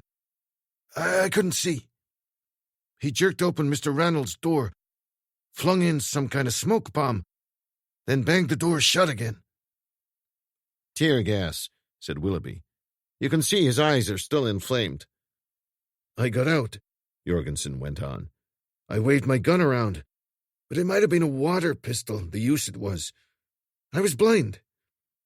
Next thing I remember, Pete Johnson was trying to shake some sense into us. So, of course, you don't know how Reynolds and his passengers made out. Brady looked round. He was taking over. Where's Carmody? Down at the station, said Shore. Still making his report. Pete Johnson's with him. They'll be here presently. Good. Brady turned back to Brinkman.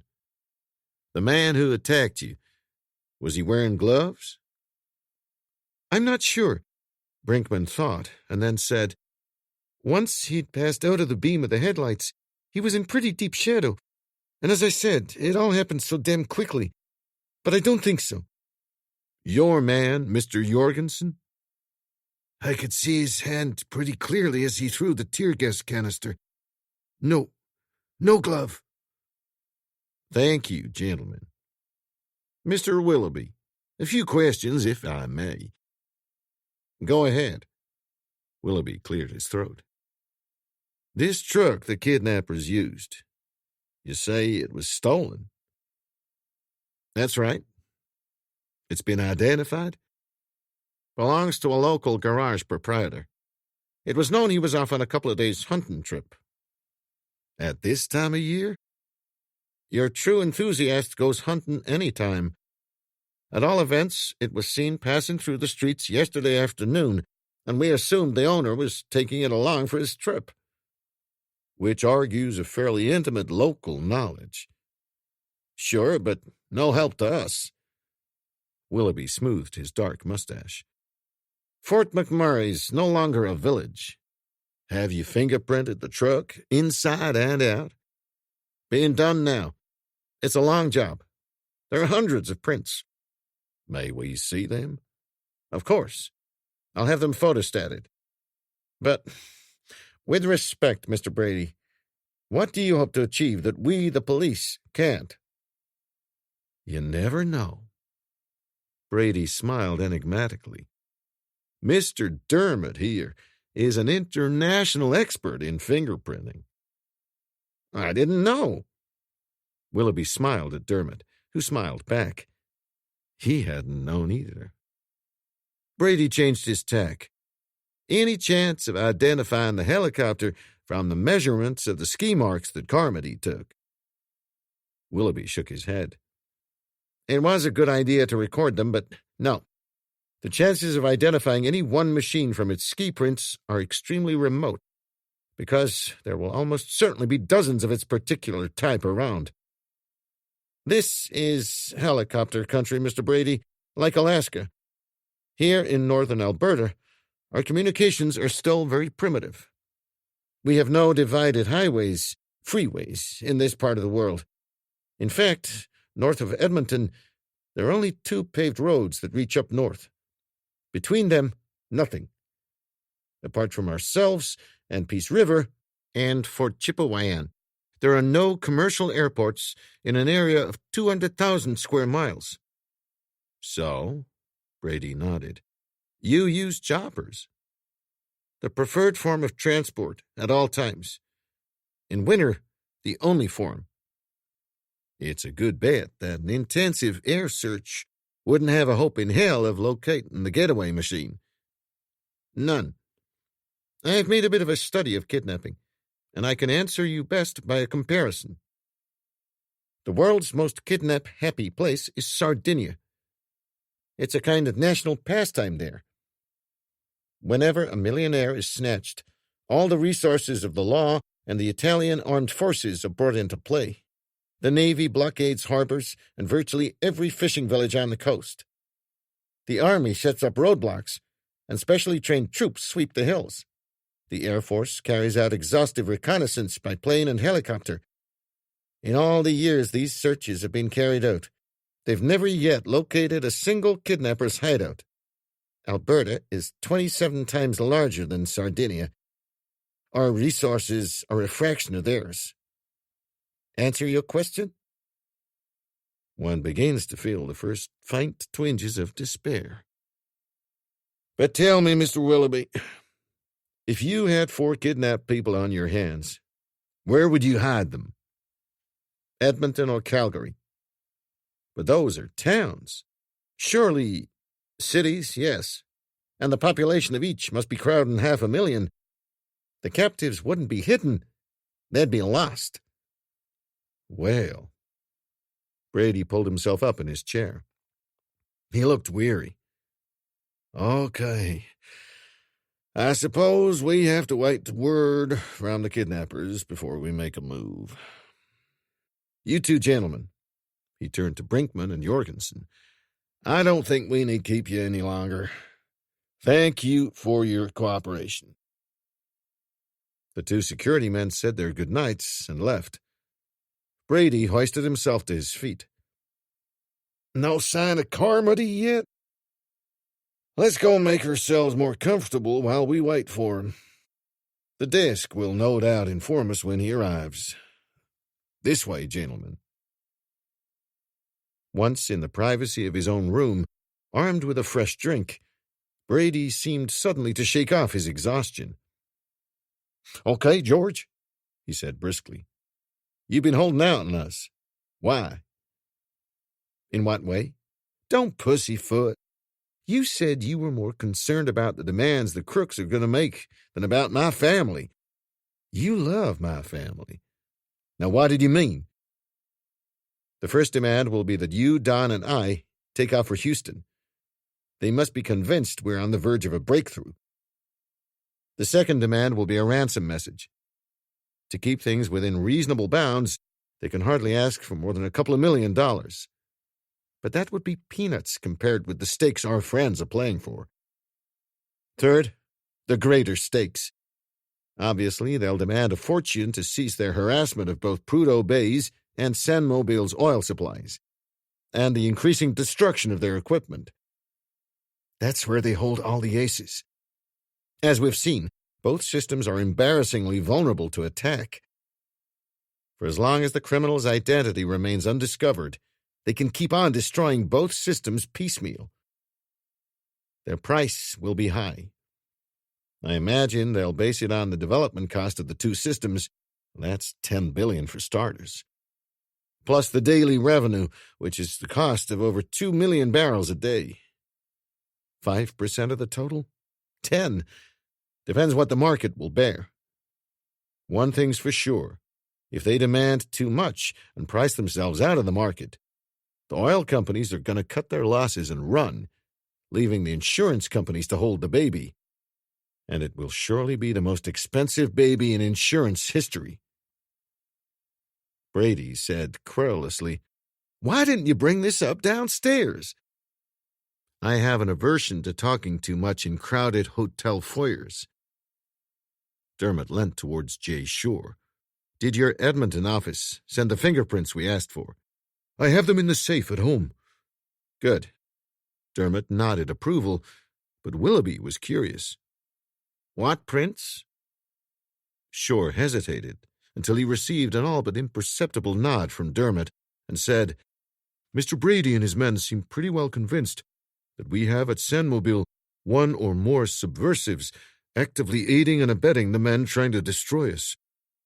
Mr. Dermot particularly suspects our security staff and all those who have access to our safe. Willoughby shot Dermot a cool, quizzical look. It was clear that he considered the matter one for the Canadian police and not for foreign amateurs. "Would you mind explaining why?" he asked coldly. "They're the only suspects we have, especially the men in charge of the security shifts. Not only do they have access to the key of the armory from which the explosives were stolen, they actually carry the damn thing around with them on duty.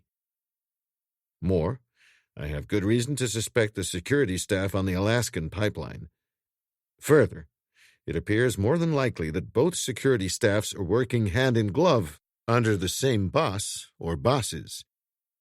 How else can you explain how some villains here know the Sohio BP code, while the villains there know sandmobiles?"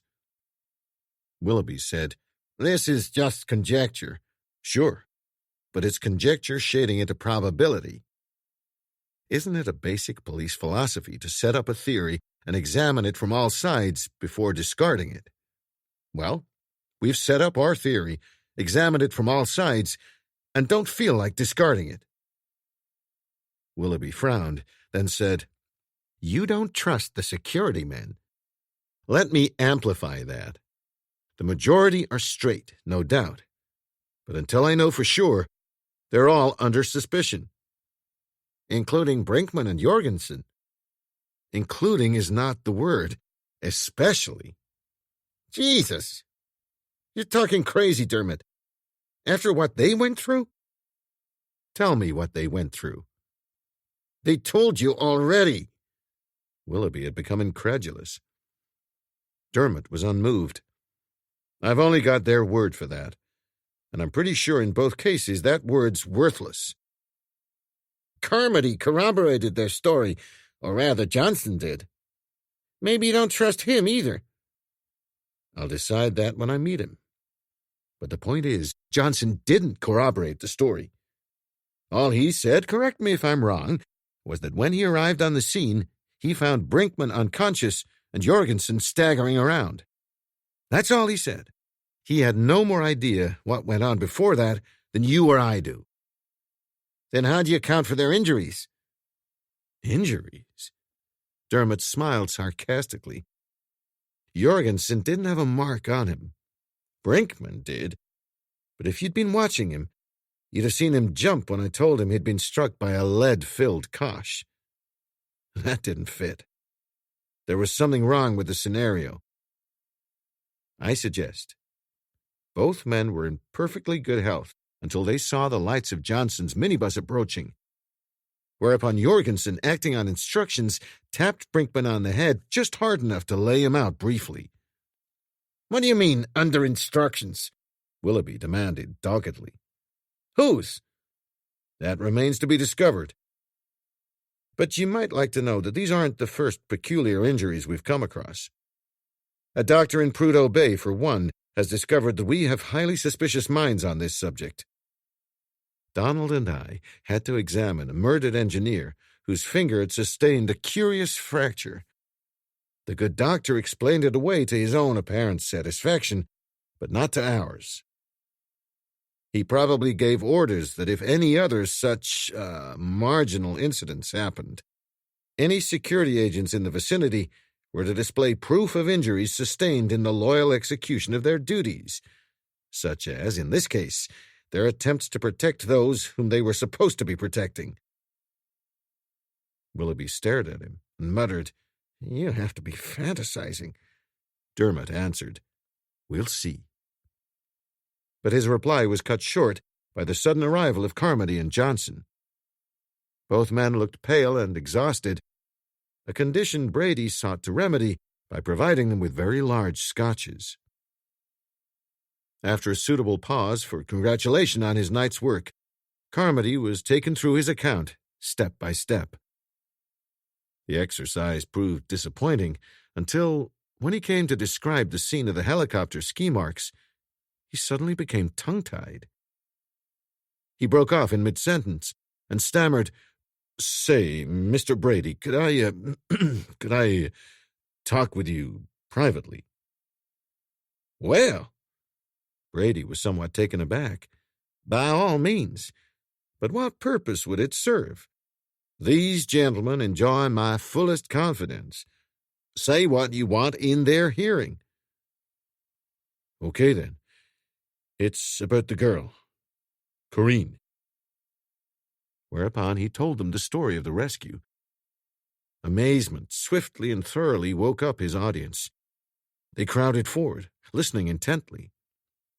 "Maybe I was wrong," Carmody ended up. "But I just figured that if news of her survival didn't get out, it might be a card up our sleeve." "You figured correctly," Brady said. "Where is she, then?" asked Dermot sharply. "Right now she's in the isolation unit at the plant. She went a bit hysterical with the reaction, but she's all right." Dermot let out a whoosh of air and said, "My, oh my." "A very original observation, George," Brady remarked wryly. "Do I detect a certain pleasure on your part that the young lady is alive and well and in safe hands?" "You do," said Dermot. Then he added quickly, as if feeling he had been over-enthusiastic, "And why not?" "Point is, I took a statement from her," Carmody went on. "Want to hear it?" "Certainly," Brady said. "Fire away." The statement still existed only in Carmody's notebook, and so took some time to read. The beginning of it merely confirmed what had been established already, but then came a revelation. After the holdup, the girl reported, one man came staggering towards us along the road. "One man," snapped Dermot, half rising out of his chair. "Did she say one man?" "That's what she said." Carmody resumed his recitation, backtracking a sentence to emphasize her account. "I saw two men lying in the road like they were hurt. One was dead still. The other could move a bit. Then one other man came limping back towards us. He had a hand up in front of his eyes. Mr. Brinkman was sitting on my right. He jumped out and grabbed the first aid box from under the seat. I think he slipped and fell over. Then he got up again. Then I saw the other man straighten up and hit him. He went down, Mr. Brinkman, that is. The other man had a stocking mask on. I could see that by now. He opened the door where Mr. Reynolds was sitting and threw something into the bus." "That's it!" cried Dermot, smiting his fist on the coffee table. "We got them!" Brady glowered at him. "Would you favor us slower, brethren, with an explanation?" "The whole thing was a frame-up. They told us a load of garbage. They said two men came at them, to make it seem more realistic that they hadn't put up any resistance. Now it's obvious they didn't try to resist. They were part of the act. Jorgensen just sat there watching his partner get slugged." "How come he wasn't much affected by the tear gas?" Brady asked. "He was prepared for it, of course," Dermot replied instantly. "If you screw your eyes shut and hold your breath, tear gas has very little effect on you. Jorgensen only had to hold out for a couple of seconds before opening his own door and getting into the fresh air. Listen to what the girl said. There were no bodies left on the road when she was dragged away. Every damn one of them had got up, right as rain, to help get the captives aboard the chopper. It was only when they saw Johnson's headlights coming that Brinkman and Jorgensen resumed their artistic poses on the road." Willoughby muttered a curse. "I believe you're right," he said slowly. "I really do. And we haven't a shred of hard evidence against them." "No way you could dream up a charge and haul them in for preventive detention?" asked Dermot hopefully. "None." "I wish you could," said Dermot. "I'd sleep happier for the rest of the night. As it is, I don't intend to sleep at all. I've got a slight aversion to being murdered in bed." Brady nearly choked on his drink. "And what the hell does that mean, mister?" "Just that I think an attempt will soon be made to murder me, and Donald, and you." Brady looked as though he might explode, but remained speechless. Dermot addressed him with some acerbity. "Whenever you spoke down there in the foyer just now, you were tightening another screw in your own coffin lid." He turned to Willoughby. "Could you spare a guard from Mr. Shore's house tonight?" "Of course, but why?" "Simple. Mr. Brady unfortunately made it clear that he wanted copies of fingerprints found on the stolen truck. Brinkman and Jorgensen know that we've asked your people for what could be damning prints from your Edmonton HQ. They'll discover, if they haven't already, that the copies of their own prints, which we took earlier, are in the safe in Mr. Shore's house." "What good would it do them to get the copies?" Brady asked edgily. "The originals are at Police HQ in Edmonton."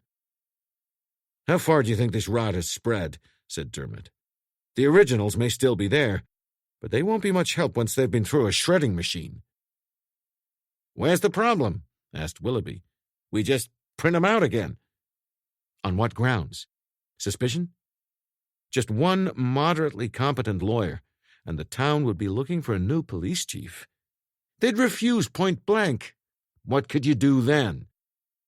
"Point out to them, which is the case, that it's a condition of employment at Sandmobile." "So you'd have mass resignations on your hands. Then what?" Willoughby didn't answer. Mackenzie broke in. "You said I was the other gravedigger?" "Yes. You said the kidnappers must have been tipped off from Sandmobile as to when to expect Reynolds' bus. You were right, of course. But Brinkman and Jorgensen must have thought you meant it was they who gave the tip. They may even think we can trace the call to them, even though outgoing calls from the plant aren't normally tapped." "Well, I'm sorry." Mackenzie shifted uneasily. "Too bad. The damage has been done, and it wouldn't have helped to reproach you and Mr. Brady in public." The phone rang. Dermot, the nearest, picked it up, listened briefly, and said, "One moment. I think the person you should talk to is Mr. Shore. He's right here with us." He handed the phone over and listened impassively to Shore's half of the conversation, which consisted almost entirely of muttered expletives. The phone rest settled as he replaced the receiver, so badly was his hand shaking. His face had gone white. "They've shot Grigson," he gasped. "Who's Grigson?" snapped Brady. "Sandmobile's president. That's all." Chapter 13. The police doctor, a young man named Saunders, straightened and looked down at the unconscious man on the pile of blankets. "He'll be all right eventually, but that's all I can do for him now. He needs the services of an orthopedic surgeon." "How long will it be before I can question him?" Brady asked. "With the sedative I've given him, it'll be several hours before he comes around." "Couldn't that damned sedative have waited a little?" Dr. Saunders looked at Brady with a marked lack of enthusiasm. "I hope, for your sake, you never have your shoulder and upper arm shattered, the bone structure completely fragmented. Mr. Grigson was in agony. And even had he been conscious, I wouldn't have let you question him." Brady muttered something about medical dictators, then looked at Shore and said testily, "What the hell was Grigson doing here anyway?" "Damn it, Brady, he's more right to be here than you and I and the rest of us put together." Shore sounded shocked and angry. "Sandmobile is the dream come true of one man and one only, and he's lying there before you. Took him 9 years to turn his dream into reality, and he had to fight all the way. He's the president. Do you understand that? The president!" Mackenzie said pacifically, "When did he arrive?" "Yesterday afternoon. Flew in from Europe." Mackenzie nodded and looked round Reynolds' office. It wasn't a small room, but it was fairly crowded. Apart from himself, Brady, Shore, Dr. Saunders, and the unconscious Grigson, there were Willoughby and 2 young men who had clearly been in the wars during the recent past. One had a bandaged forehead, the other an arm strapped from wrist to elbow. It was to this last person, Steve Dawson, that Mackenzie addressed himself. "You were in charge of the night shift." "Nominally. Tonight there was no night shift. The plant's closed down." "I know. So how many of you were here tonight, yourself apart?" "Just 6 people." He glanced down at the wounded man. "Mr. Gregson was asleep in his private room along the corridor there. Then there was Hazlitt, charge hand of the night security shift, and 4 security guards deployed around the plant." "Tell us what happened." "Well, I was patrolling, reinforcing the security team, as I had nothing else to do. I saw a light come on here in Mr. Reynolds' room. First, I thought it must be Mr. Gregson. He's a very active, restless person, and an erratic sleeper. Then I got to wondering what he could be doing, because he'd already spent a couple of hours with Mr. Reynolds yesterday. So, quiet as I could, I came along the passage to Gregson's room. The door was closed, but not locked. I went in, and there he was asleep. I woke him, told him there were intruders in the plant, and asked to borrow a gun. I knew he had one, because he used to practice on a little private target range he'd set up here. He'd have none of it. He produced his automatic, but kept it himself. He said he'd had it for years and knew how to use it. I couldn't argue with him. After all, I'm only 28, and he's crowding 70. Anyway, in here we found a man with the door of that safe open. He'd smashed Kareen's desk open with a fire axe to get at the keys. He was wearing a stocking mask and examining a bunch of keys he had in his hand. Mr. Gregson told him to turn around, real slow, and not to try anything, or he'd kill him.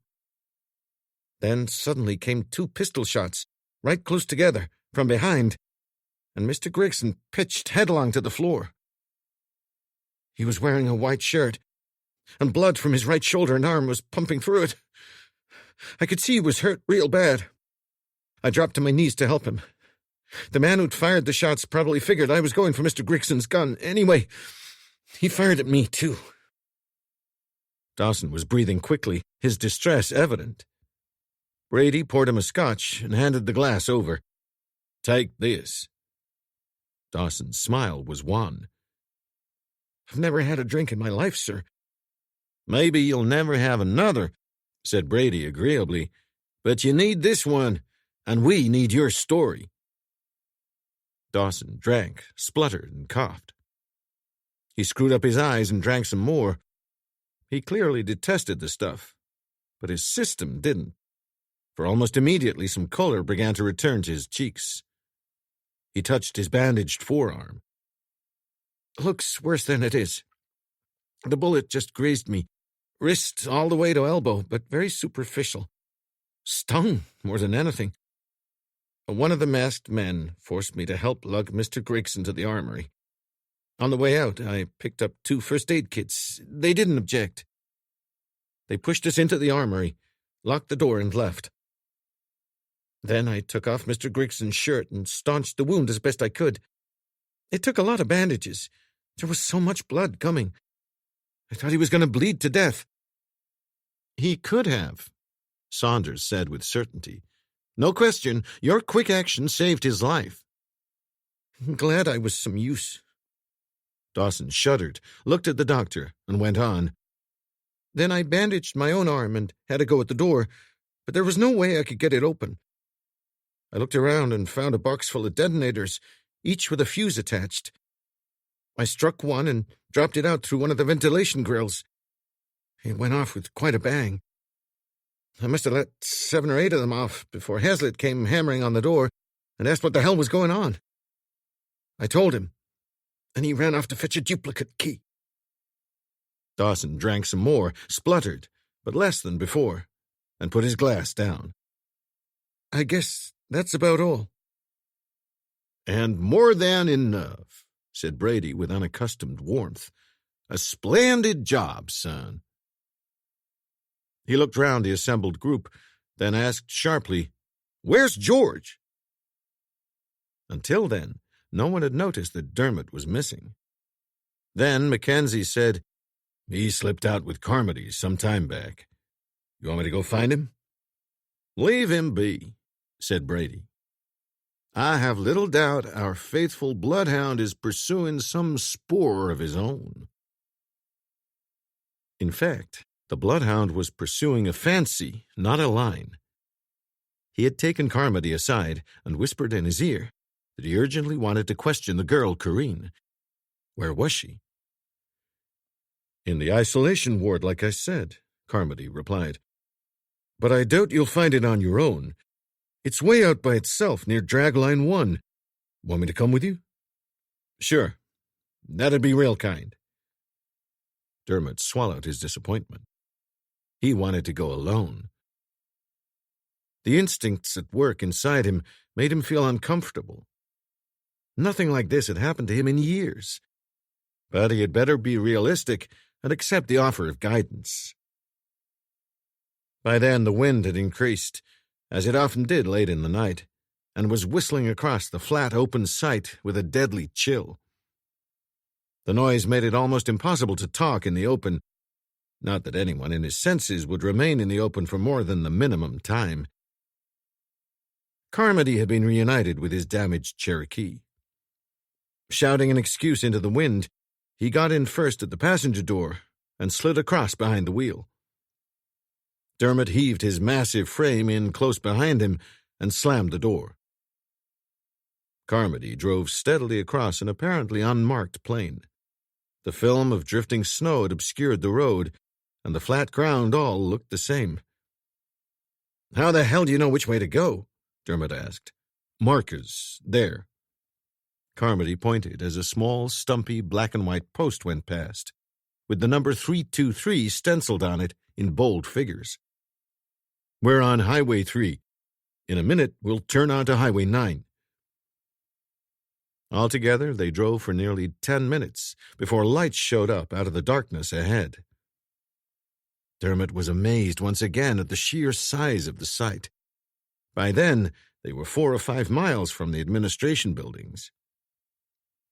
The lights grew to a blaze of several windows, and they pulled up outside a single long hut. As they went through the door, the heat hit them like a hammer, as did a smell of disinfectant. Dermot at once began to wrestle his way out of his outdoor clothes. He felt he would stifle if he kept them on for one more second. They found Corinne propped up on a pile of pillows, looking pale but, to Dermot's eye, very sweet in a pair of pea-green pajamas. Contrary to Carmody's predictions, she was wide awake. She'd been asleep, she said, and had woken up thinking it was already morning. "What time is it, anyway?" she asked. 4 o'clock, near enough, Dermot answered. "How'd you feel?" "Fantastic. Not even a bruise, as far as I can tell." "That's wonderful. But my, were you lucky." Dermot began asking routine questions, to which he didn't really want the answers. He wished to hell Carmody would go away someplace and leave him alone with the girl. What he would say to her if that happened, he didn't quite know. All the same, it was what he wanted. "You've given us a real good lead, you know," he said enthusiastically. "Can't say just what it was, but it may be the breakthrough we needed. Mr. Brady's delighted." His voice tailed off as a heavy rumble suddenly shook the building. "Jesus!" He looked up sharply. "What was that?" Carmody was gone already, out of the room and down the short passage. Dermot caught up with him at the outside door. "Helicopter!" Carmody snapped. "Made a low pass right over the building. There he is, burning now." Way out in the blackness, a red and a green light converged and then separated again as the aircraft swung round. As the two men stood watching, a pair of car headlamps snapped on from a point about 100 yards in front of them. The vehicle moved forward, turned and stopped, with its headlights steady on a patch of snow.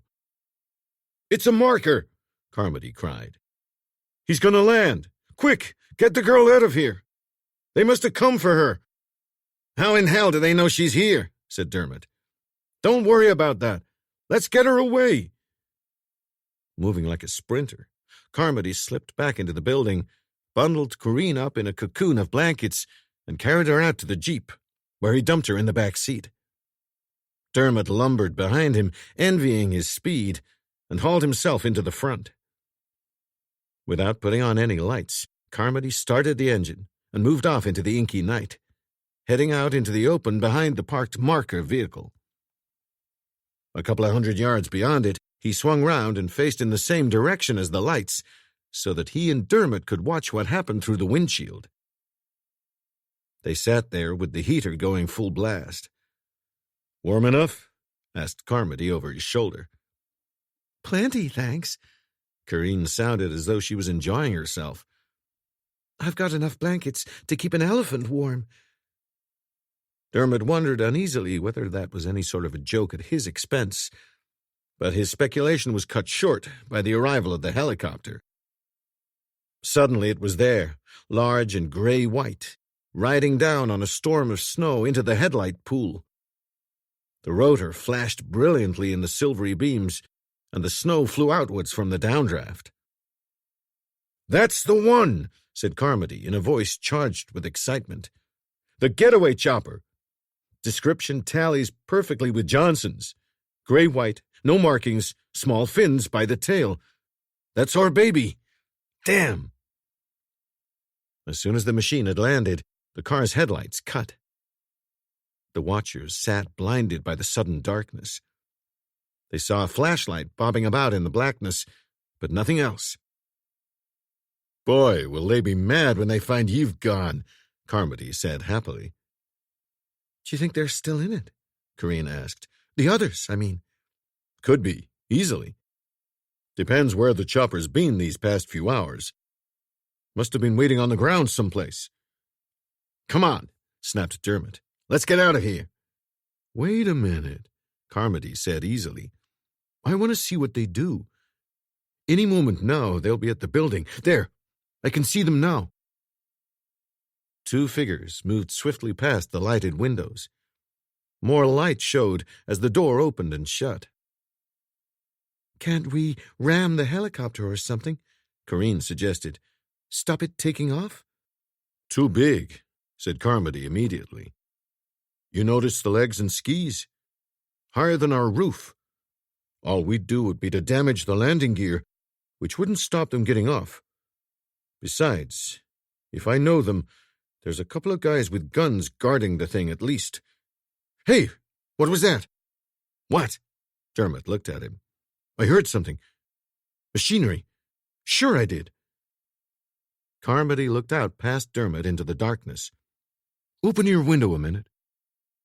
Dermot obeyed, and instantly the noise was far louder. A huge squealing and clanking, as of some giant engine. "Jesus Christ!" Carmody shouted. "The drag line! It's right here beside us!" Dermot opened his door and got out. His eyes, accustomed to the dark, could just make out the gigantic outline towering above them. Suddenly, the noise seemed terrific. "Good God!" Dermot yelled into the wind. "It's alive! It's moving!" Instinctively, he began to run towards the machine, or rather round it, for already he was alongside.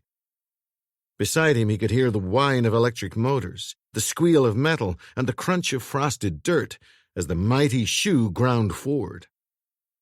The coldness of the wind seared his lungs and made his eyes stream briefly before they froze.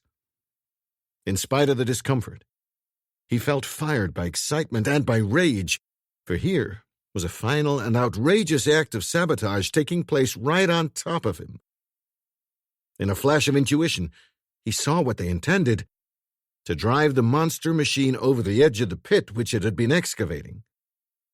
The facts and figures that had been flung at him came crowding into his head. 6,500 tons. It could move at some 250 yards an hour. The pit was 150 feet deep. Although he was no engineer, he knew instinctively that if the monster went over the edge, it would never come out again. He came round the front of it, and got another shock. The edge of the pit, showing as a limitless black hole, was less than 30 yards away, perhaps only 25. That meant he had 1/10 of an hour, 6 minutes, to get the damn thing stopped. He looked up desperately. The boom disappeared into the night, like an Eiffel Tower tilted over. Somehow, he had to get into the cab and throw the right switches. He ran back right under the thing, between the shoes. Somewhere there must be a ladder. At last he found it. But as he looked up towards the cab, far above him, he saw someone moving there in a faint glow of light. He hesitated, 1 foot on the steel ladder, wishing he had a gun, and wondering whether he should go back for Carmody. That was the last thought that entered his head for a couple of minutes, for the blow caught him squarely on the back of the neck, and brilliant points of light seemed to shoot outwards through his head as he slumped to the ground. He came round, shaking from the cold, and stuck in an awkward position. His hands were jammed somehow, jammed behind him. He needed to straighten his arms and get them back into action. He strained to sort himself out, and realized with a shock that his wrists were manacled together and manacled to something. He gave a grunt and heaved, whereupon a man spoke out of the dark behind him. "Ah, Mr. Dermot," said a voice he half recognized but could not place. "Struggling will not help. You are anchored to a steel ring let into concrete. The ring is directly in the path of Dragline 1, which, as you can see and hear, is now only a few feet from you. The controls have been preset and locked in position so that the middle of the right shoe will pass over you. Goodbye, Mr. Dermot. You have less than 2 minutes to live." Fear cleared Dermot's head. "Bastards!" he cried. "Sadistic bastards!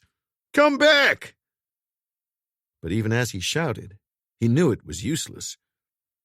In the whistle of the wind and the monstrous grinding of the dragline, his voice was nothing and carried nowhere. He twisted round and discovered that he was tethered almost on the lip of the pit.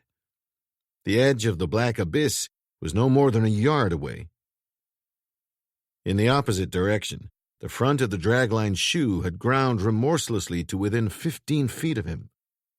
The front of it was coming on like a tank. Above him, the steel tracery of the boom seemed to fill the sky with an angry black pattern.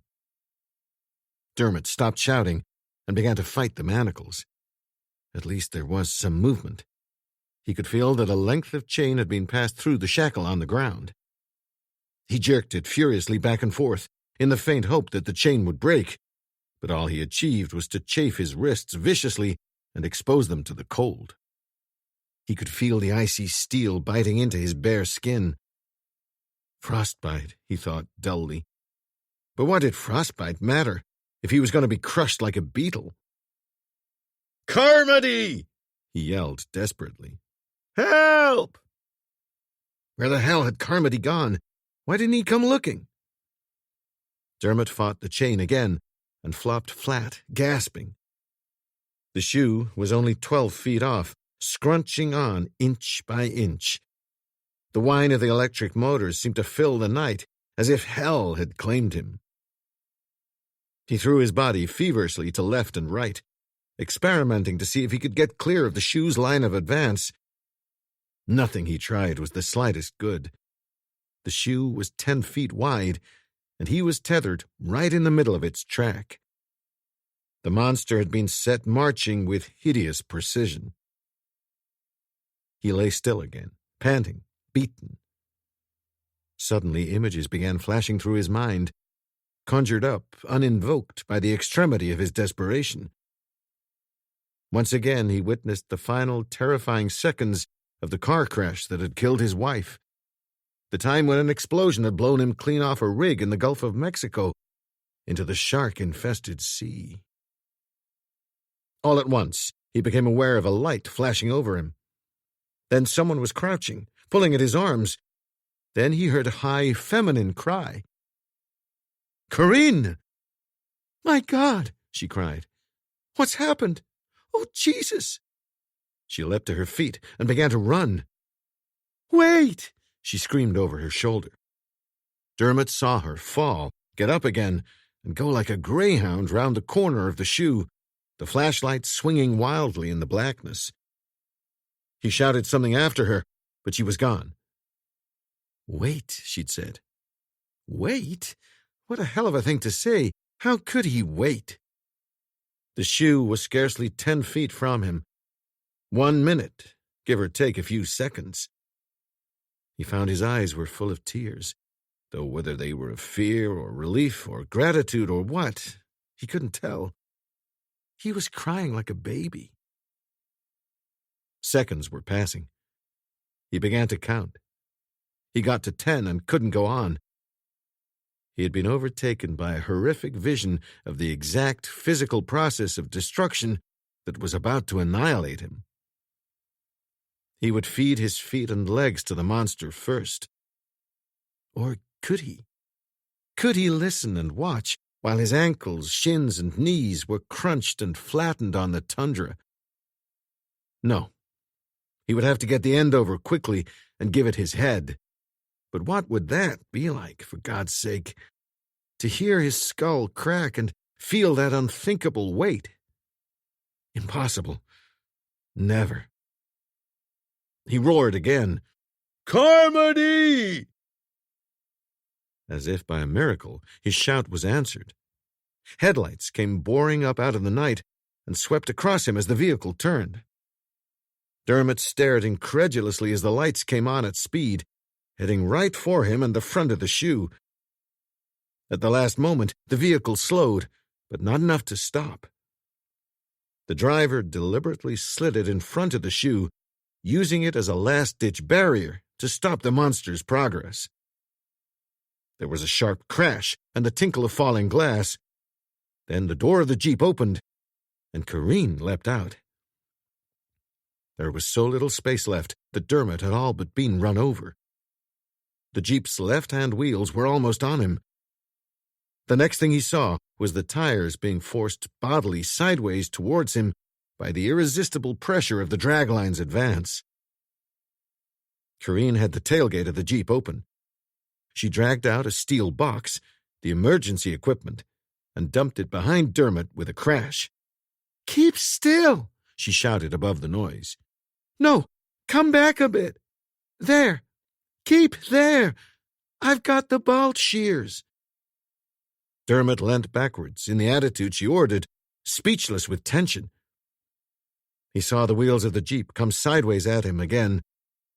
The back wheel was touching his feet already. The Jeep was being pushed like a toy. At that rate, it was going to do more harm than good. It was merely acting as an extension of the shoe and would crush him before the dragline itself reached him. He felt Corinne struggling behind him. Suddenly, she gave a desperate cry. "Oh, my God! I can't do it! I'm not strong enough!" Dermot's voice returned. "What's happening?" he shouted. "The cutters!" she sobbed. "The bolt shears are biting into the chain, but I can't get enough pressure on them. It's too bloody hard." "Put one end on the ground," he ordered calmly. "One handle on the ground. Then get your weight on the other." He felt her try, but she slipped and went down with a crash. "Try again!" he yelled. By then, the noise of the dragline was overwhelming. Its roaring and grinding filled the night. But suddenly, a new sound. A sharp crack told him that the great steel treads of the shoe had hooked into some part of the Jeep's bodywork. Instead of being pushed back, the vehicle had been gripped and held down. Dermot stared incredulously as the Cherokee began collapsing like an eggshell. The remaining headlight was snuffed out. Cracking, snapping noises accompanied the collapse of the hood and front wheels. Behind him, Corinne gave a despairing scream. "I just can't do it! I've got halfway through, but that's all!" "Look for a hacksaw!" Dermot shouted. "In the emergency pack!" "Got one!" She began working again frantically. For Dermot, time seemed to have stopped. He saw that the Cherokee's engine block had at last offered the dragline a spot of serious resistance. Only a spot, it was true, but a definite token.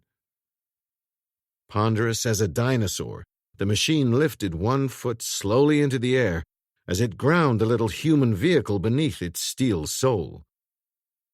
As if in a trance, Dermot saw the windshield shatter, the front of the roof crumpled down, the passenger compartment flatten.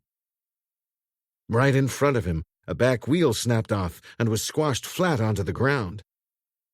If his arms had been free, he could have reached out and touched the front of the shoe. It was that close. But his arms were not free. "I can't!" Corinne screamed in desperation. Dermot's head cleared, and he shouted, "Is there an axe?" "A what?"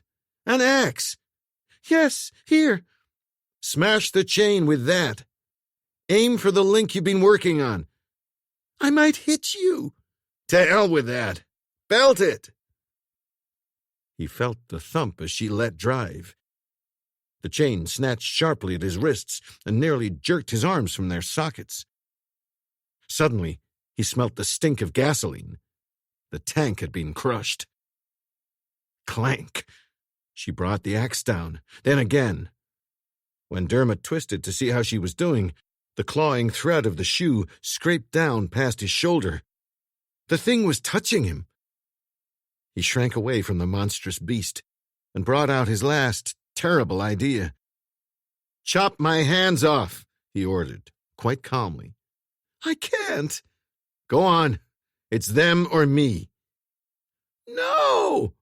She gave a piercing shriek and swung the axe down with every ounce of her behind it.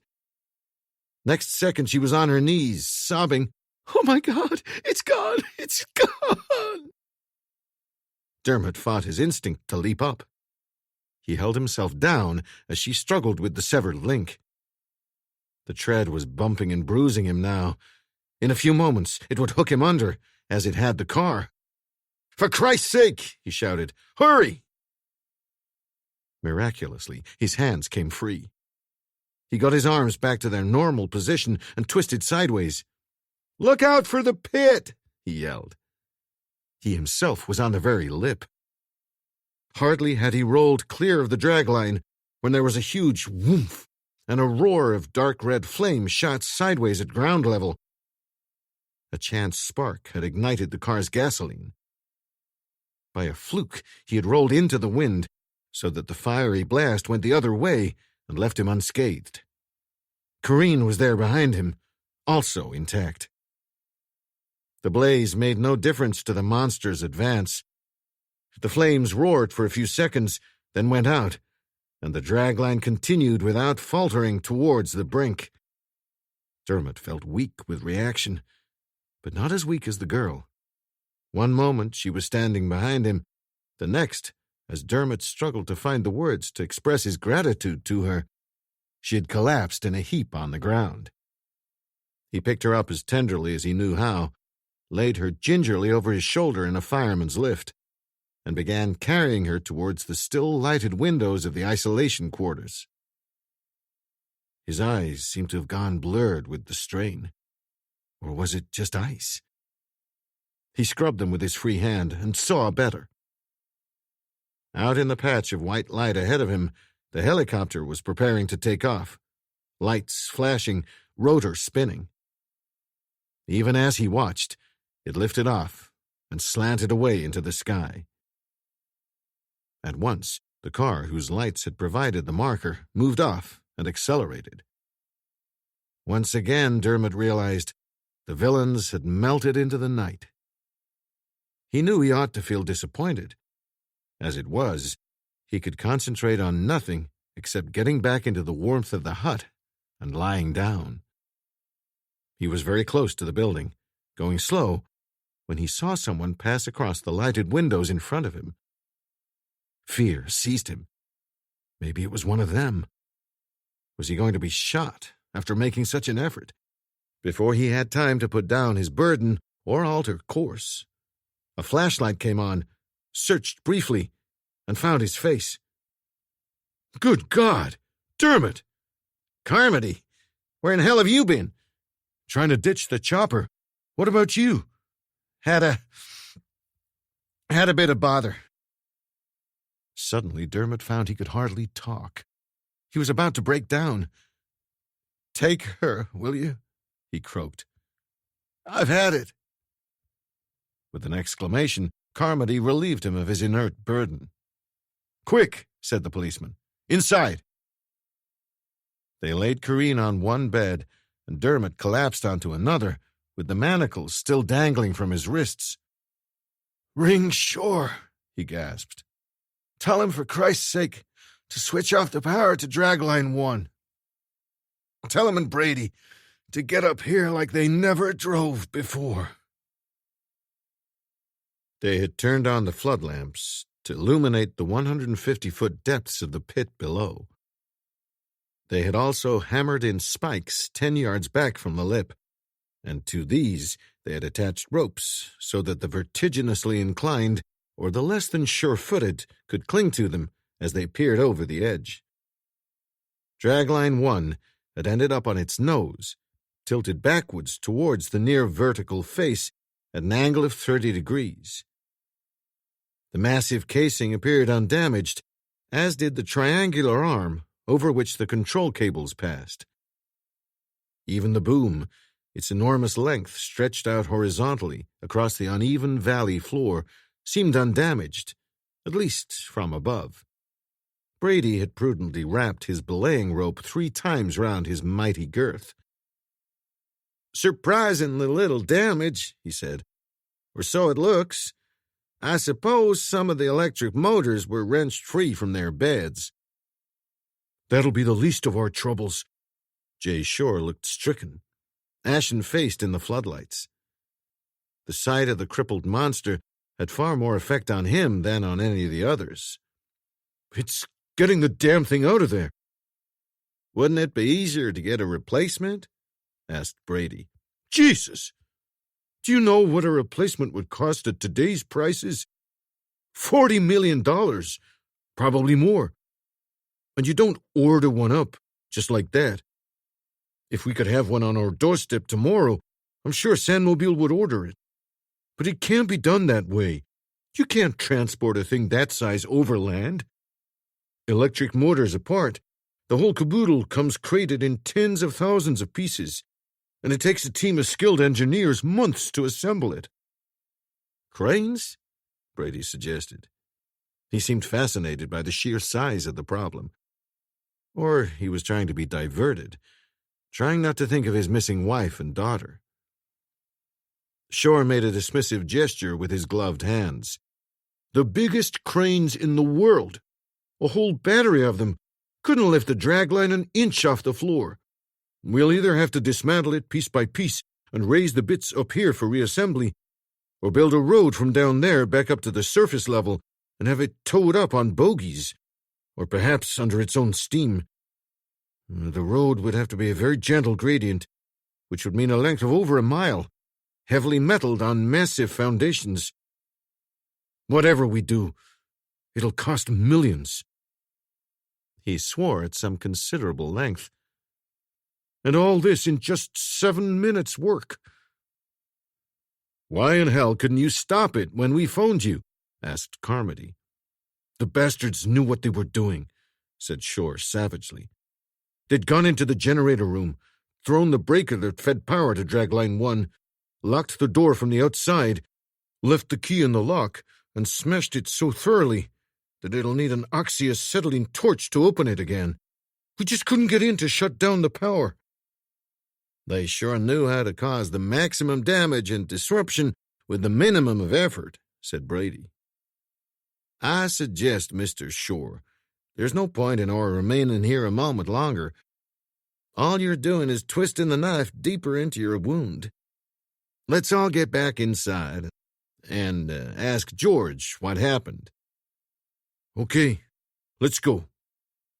Shore, who had supervised the construction of the dragline, working along with the contractors, Bucyrus Erie, seemed strangely reluctant to leave the fallen giant. It was as if he were abandoning an old friend. Brady could appreciate how he felt, but he could also appreciate how he felt himself. He had become acutely conscious of the cold. Shore took one last look at the dragline and turned back towards the heated haven of the minibus. "Okay," he repeated automatically. "Let's go hear Dermot's story." They drove the short distance back to the isolation block, where they found Dermot lying on a bed, already being questioned by Willoughby. Corinne was sitting on a chair in the corner of the small room, looking in better shape than the man she'd rescued. "How is he?" Brady whispered to the nurse out in the corridor. "His wrists look pretty bad. They got chewed up by the manacles and frostbitten as well. They're going to be real painful for the next few days. They'll mend, though." "What about his general condition? Exposure?" "What are you talking about? He's got the constitution of an ox." By the time Brady, Mackenzie, and Carmody had filed into the room, the place was crammed full. Brady seemed much moved by the sight of his senior operative brought low, with hands and forearms heavily bandaged. "Well, George," he began, clearing his throat heavily, "I am informed that you plan to survive." "Sure do." Dermot grinned up at them. "But boy, I wouldn't want to go through that again." "I got the story," Willoughby cut in, brisk and businesslike. He gave a quick précis of what had happened, including the arrival and departure of the helicopter. "I'm sorry to say it, Mr. Shore, but it seems the plant is riddled with corruption. Number one, somebody sabotaged the generator room so that you couldn't turn the power off. Number two, somebody else set the controls of the dragline to take it over the edge. Number three, somebody else hit Dermot and manacled him to the steel ring. Number four, somebody else again informed the kidnappers that the girl had survived her fall out of the helicopter and was back in the isolation unit. That makes quite a lot of villains for one plant." "Too right it does," Shore said bitterly. "You don't think the chopper came back to do the dragline job?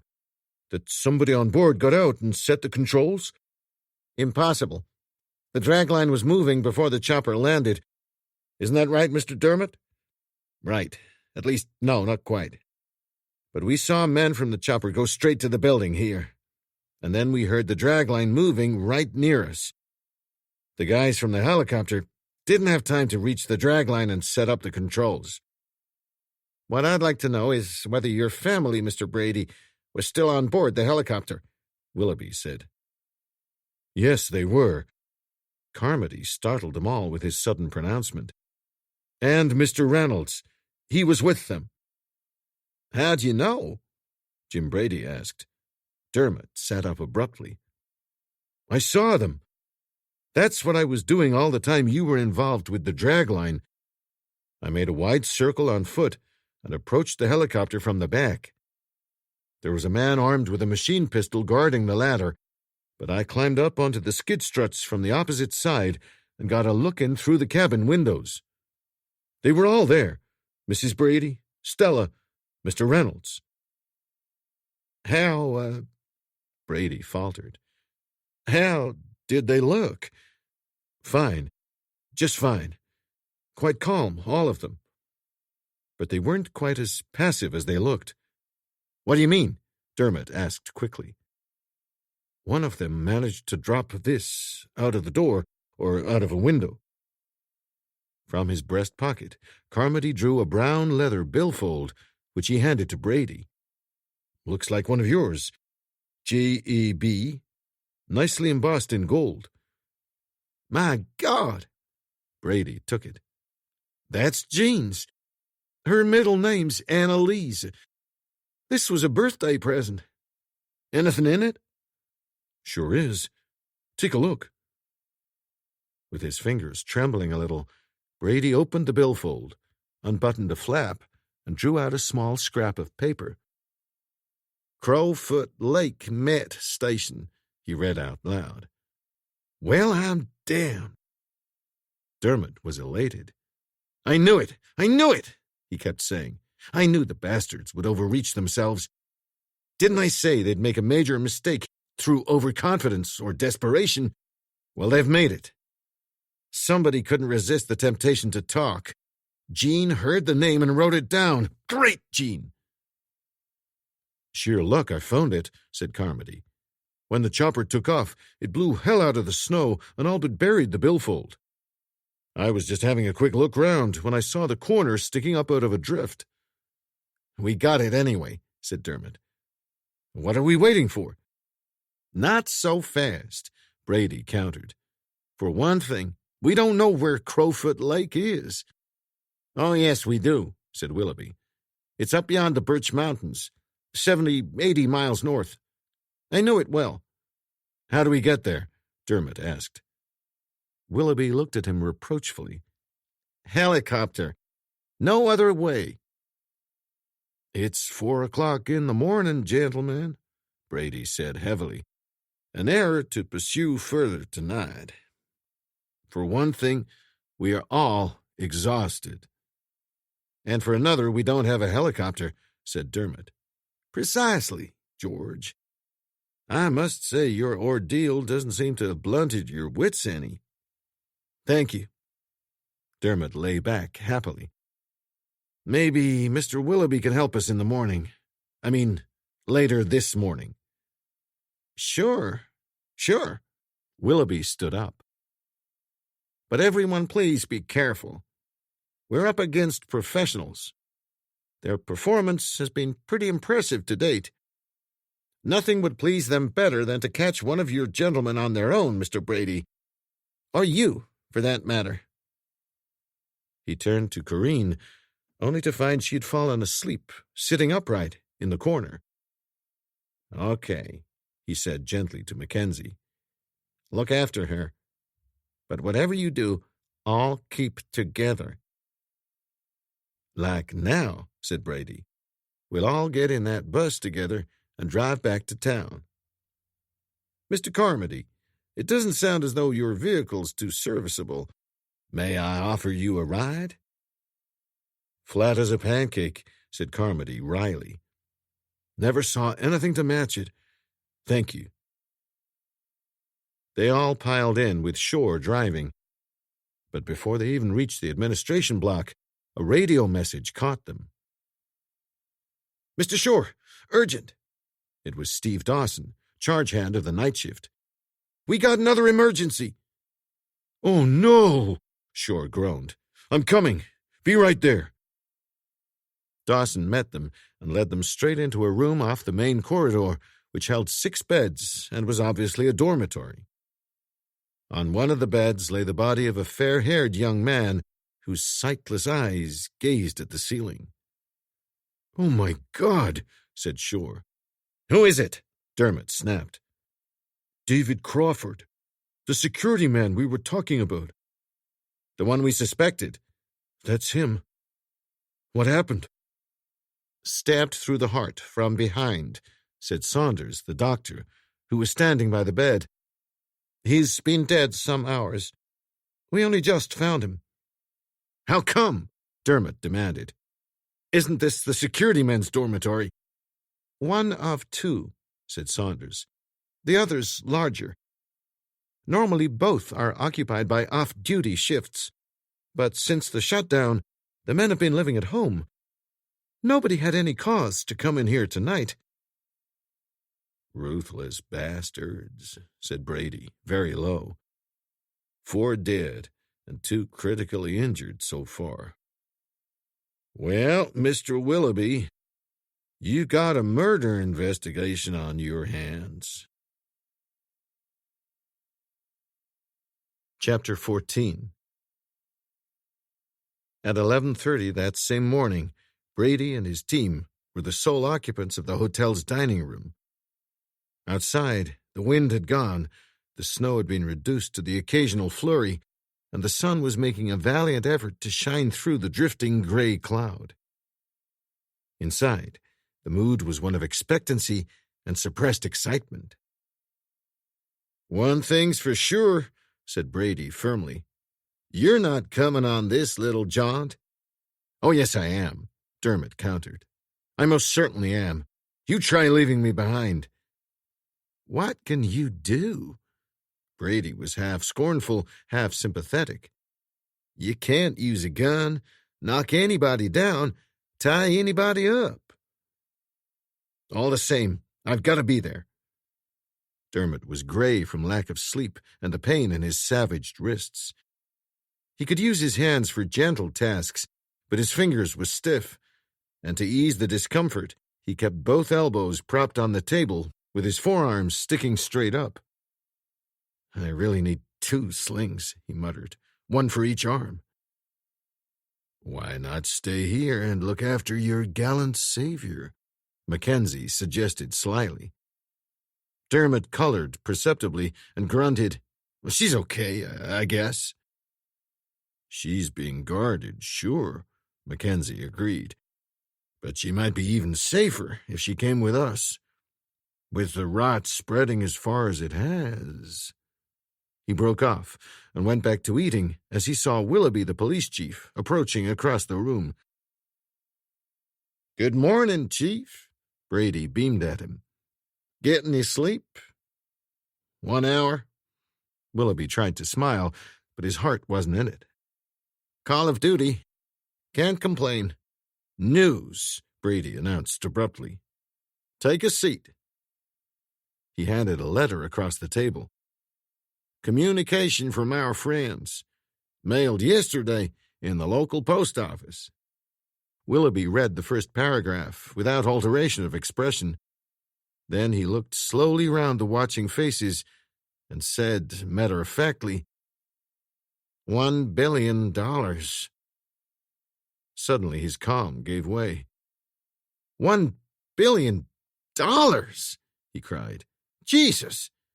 He qualified the word dollars several times. "The sons of bitches are crazy. Who's going to pay attention to this kind of drivel?" "You think it's drivel?" Dermot asked. "I don't. Probably a rather optimistic estimate of what the market will stand, but not very, I would think." "I can't believe it." Willoughby threw the letter down on the table. $1 billion! Even if they mean it, how could the money be transferred without being traced to the recipient? "Nothing simpler," said Mackenzie, forking a pancake. "You could lose Fort Knox in the labyrinth of eurodollars and offshore funds." Willoughby glared at him over the breakfast table. "You'd actually pay this blackmailing monster?" "Not me," Mackenzie answered. "I couldn't. But somebody sure enough will." "Who'd be so crazy?" "There's no craziness involved," said Dermot patiently. "Just calculating, common business sense. The people who stand to lose most are 2 governments and the major oil companies who've invested in Alaska and Alberta.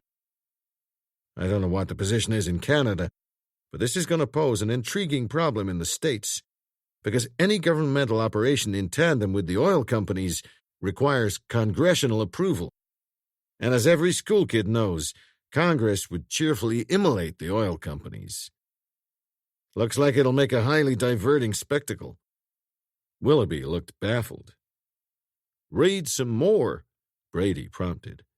"The next paragraph is only a minor shock to the nervous system." The policeman picked up the letter and started again. "So they want you out of Alaska and Alberta, specifically south of the 49th parallel." "As predicted," said Brady. "But no mention of any ransom." "Again, as we predicted." Brady sounded smug. "You're not getting out, I take it." "Oh, no? I'm going to contact my pilot in a moment and have him file a flight plan for Los Angeles." Willoughby stared at him. "I thought you wanted to go to Crowfoot Lake." "We do, but we don't want to advertise our destination to any ill-natured persons who may be listening in. Therefore, we file a flight plan for L.A. "Okay, I get it," Willoughby grinned. "What do you want me to do?" "Well," Brady became evasive. "First, we need a guarantee from you." You can't make deals with the police. Willoughby's tone suddenly hardened. Rubbish, said Brady comfortably. It's done all the time. Felons even make deals with judges in court. Okay, so what do you want? What we don't want is a company of paratroopers. Sure, they could mop this lot up with their hands tied behind their backs, but they might mop up a few wrong people, too. Softly, softly on this one.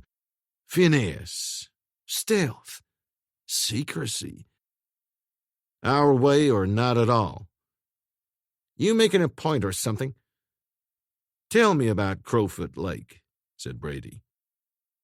It's an ideal place for this sort of thing. Tucked right away in the hills. Big, covered helicopter shelter right by the station. A chopper would never be spotted from the air.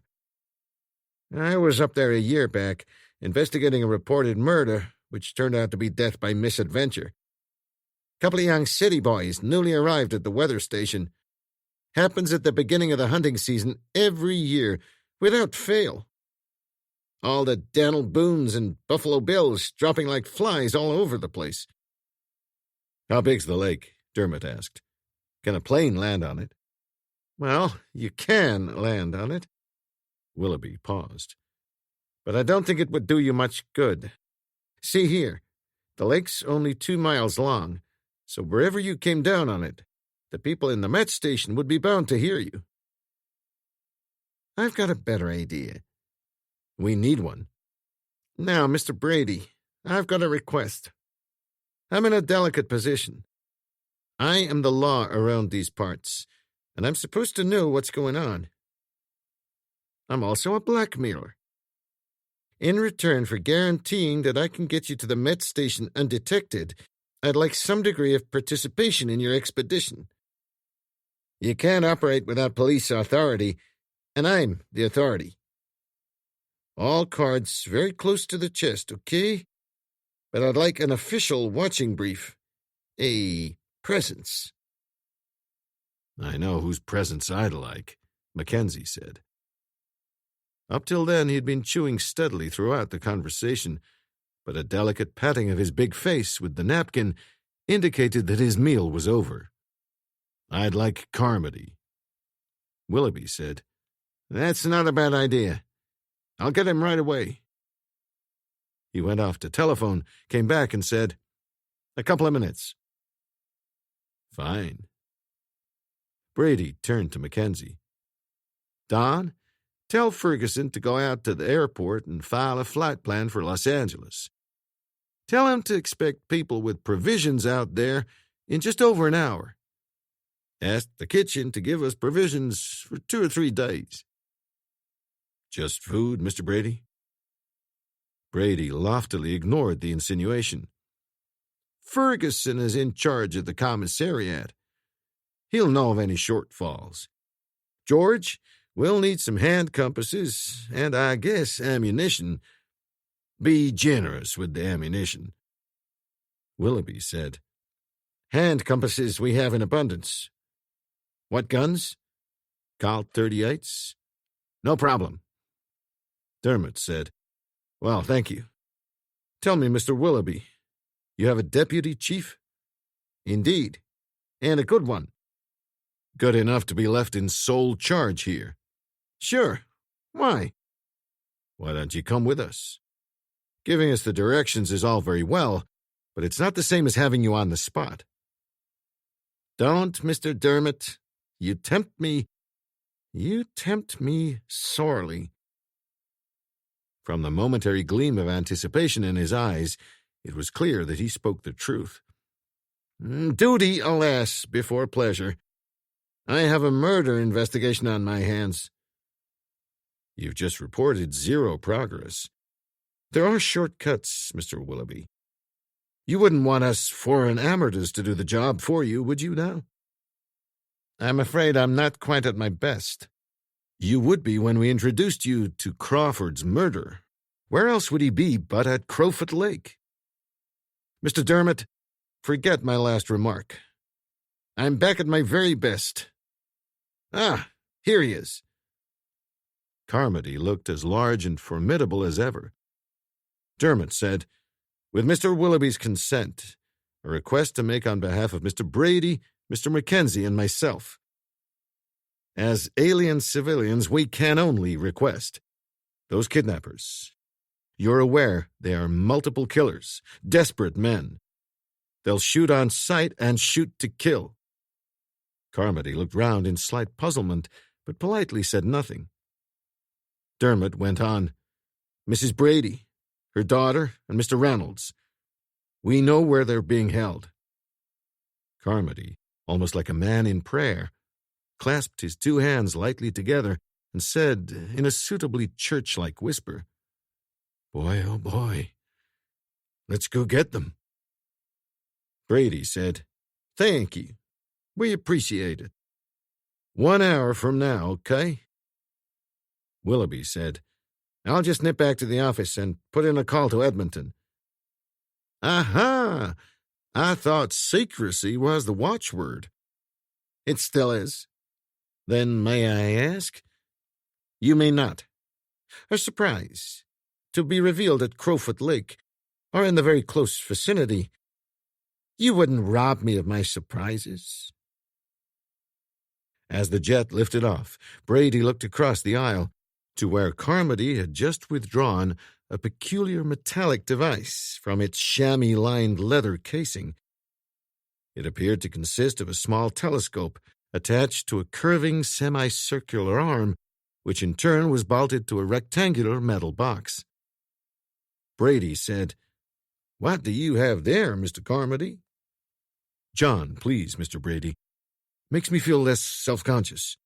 We cops are used to being called many things, but not Mr. This is an infrared telescopic night sight. These are the securing clamps. Fits on a rifle. You can see in the dark with that. A little light helps, but total darkness is rare. You can see the enemy, but he can't see you. That's the idea behind it. Unsporting and unfair. Never give the bastards a break, especially, Mr. Brady, if they're pointing guns at wives and daughters." Brady turned to Willoughby, who was in the window seat. "And what lethal armaments are you carrying?" "Apart from the regulation revolver, just this little number here." He reached down and picked up a zipped leather bag some 18 inches by 10. "Funny shape for a gun," Brady said, intrigued. "2 pieces that screw together." "It wouldn't be a submachine gun." "It would." There was a short silence, and then Brady said, "No chance you'll be carrying a few hand grenades on you?" Carmody gave a deprecating shrug. "Only a few." "Infrared sights, submachine guns, grenades, aren't those illegal?" "Could be." Carmody sounded vague. "I'm not sure they are at Crowfoot Lake. You'd have to ask Mr. Willoughby about that." The angle of climb had leveled off, and Brady nodded his thanks as Mackenzie brought him a daiquiri. "Cruising altitude, Donald? No way could we possibly have reached that yet." "Maybe this is high enough. You'd have to ask our police chief there." He nodded forward. Willoughby had gone up to the co-pilot's seat and was bent over a map with Ferguson. "Doing his navigator's bit, I see." Some 5 minutes more passed before Willoughby rose and headed back to sit by Brady. "How long, Mr. Willoughby?" 70 minutes. 70 minutes? But I thought Crowfoot was only 70 miles away. We filed a flight plan for Los Angeles, remember. Our first leg takes us through the radar controlled at Calgary. So, we're flying south. We're also flying low to lose the radar controlled at Fort McMurray. When we do, we'll circle to the west and then north. After 10 minutes, northeast. We'll keep low. No danger of bumping into anything. It's pretty flat all the way." He spread out a chart. "Even the Birch Mountains here are really nothing of the sort. The highest peak is less than 2,700 feet. Really, it's just a low divide, a watershed. The streams on the west side flow west and northwest into the Peace and Birch rivers. The streams to the east flow east and southeast into the Athabasca River. Where's Crowfoot Lake? Here, just on the west side of the divide. It doesn't have a name printed. Too small. Neither does Deerhorn here on the east side of the divide. That's where we're going. It's a lake, too, but it's always called just Deerhorn. How far from Deerhorn to Crowfoot? 6 miles, maybe 7. Far enough, I hope. We go into Deerhorn low, and we go into Deerhorn slow, as near stalling speed as possible. The chances of our being heard at that distance are remote. The only time we'll make any real noise is when we land. The only way a fast-landing jet like this can stop on a relatively short stretch of ice is to use reverse thrust on the engines. That makes quite a racket. But I'm pretty sure that the divide between the two lakes will act as a suitable baffle. I'm a little more concerned about the helicopter. Helicopter? Brady said carefully. Yes. Left Edmonton about half an hour ago. Due in about an hour after us. You promised me, and I keep my promise. No troops, no police, not even a pea shooter. Just some Arctic gear I want. It's due to arrive just after dark. And without radar transmission or airfield landing lights, how's he going to find his way here? A signal from us by radio beacon. He's only to follow his nose. What worries me slightly is the noise the helicopter will make in landing. It's the biggest you've ever seen, and the racket is corresponding. Of course. Brady showed his disquiet. Our friends at Crowfoot Lake have their own helicopter. Won't they hop in and come over to investigate? I hope not. I want them, Willoughby said grimly, to stand trial, and they won't be able to if they're dead. If they come across, I'll have no option but to shoot them down. Fair enough. Brady seemed unperturbed at the thought. Then he added, You can do that? We came here equipped with weapons for the express purpose of doing just that. Ah, I was asking Carmody about some of his equipment, and he mentioned this infrared night sight. But I thought that was for shooting people. It can do that, too. Did he mention the fact that he's also got a rifle that can switch from single shot to automatic at the touch of a switch? The combination of that, the night spot, and a squirrel hunter's eye makes for a fairly lethal outcome. You know, I have a submachine gun. He did? Did I also mention that it has a special large-capacity magazine, the old circular drum type, and that every 6th shell is a tracer, so that I can see how I'm doing? No. Willoughby smiled. And, of course, we didn't mention my own modest contribution, the jumping jacks, for use when we're not seeing too well what's going on up above. Just like fireworks, really, except that you get no fancy explosion of color, just a blinding magnesium flare that drifts down slowly on a parachute. Lasts only 90 seconds, but if you can't accomplish what you want to in 90 seconds, you should have stayed at home in the first place. If I were a devout Christian, I could almost weep for my adversaries. Don't. Who said I was a devout Christian? Brady nodded to Carmody. He really goes about killing people. He leans on people.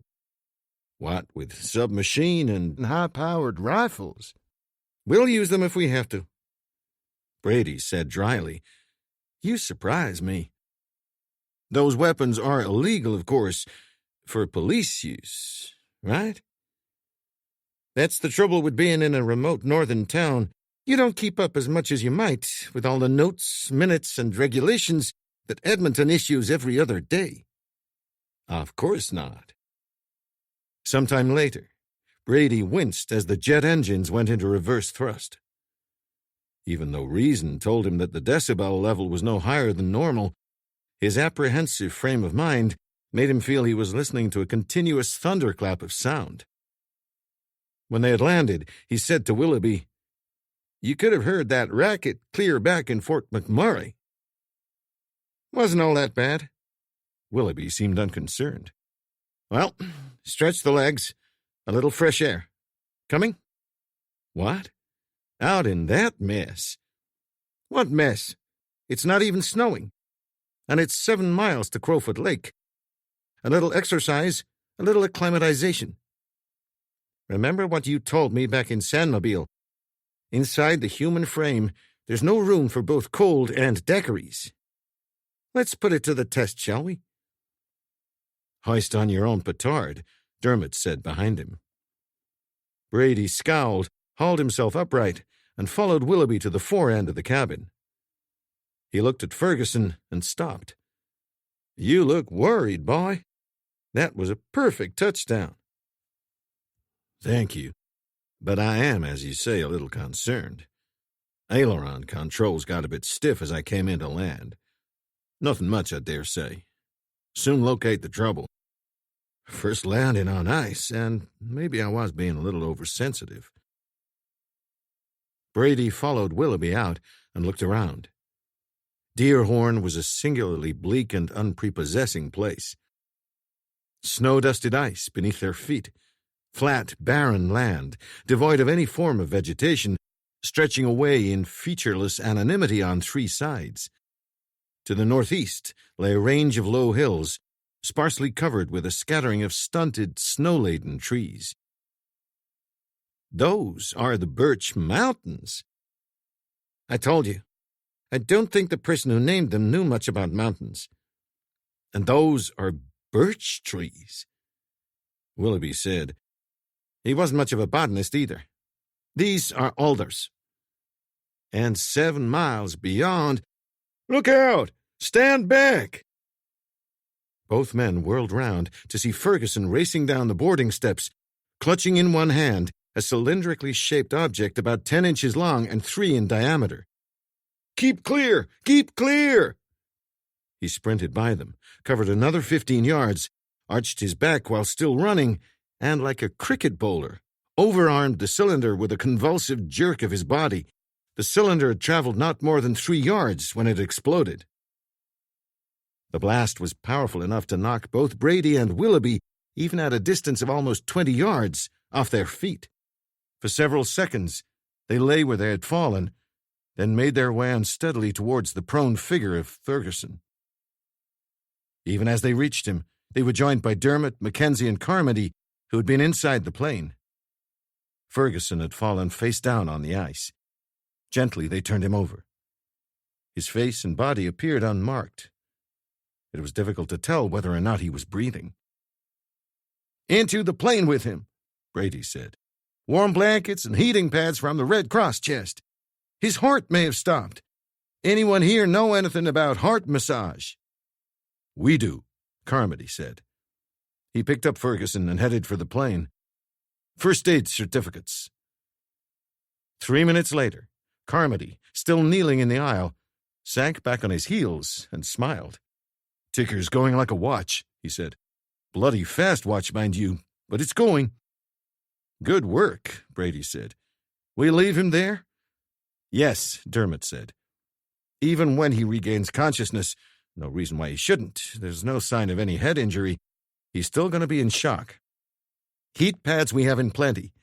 That's all we can give him, and probably all he requires." "Can someone tell us what the hell happened?" "He came running up the aisle shouting, 'Stay where you are,' and clutching this damned thing in his hand. He was out through the door like a greyhound clearing his trap." "I know what happened," Brady said. "He complained that the controls were a bit stiff when he came into land. That was because whoever placed this charge made a sloppy job of it.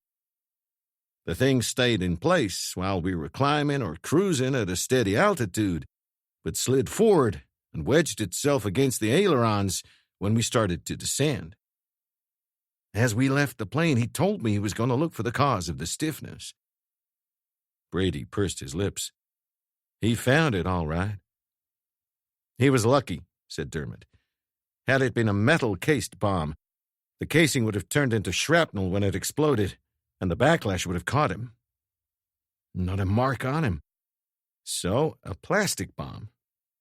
For plastic bombs, plastic fuses, chemicals, really. You have two acids separated by some synthetic plastic barrier. One of them eats through the barrier, and when the two different acids meet, they detonate. When an acid eats its way through the plastic barrier, it generates considerable heat. I'm sure Ferguson not only felt this heat, but knew right away what it meant." Brady looked somber. "If we weren't such a devious bunch, we'd have been flying at 30,000 feet on the way up. Our last trip, gentlemen." "Right," said Dermot. "Even flying low, like we did, we had the luck of the devil. The drawback of a chemical detonator is that it's almost impossible to get timing accuracy within 10 or 15%. The timing could have gone off 10 minutes earlier, and that would have been curtains for us. Our friends didn't want us out of this country. They wanted us out of this world.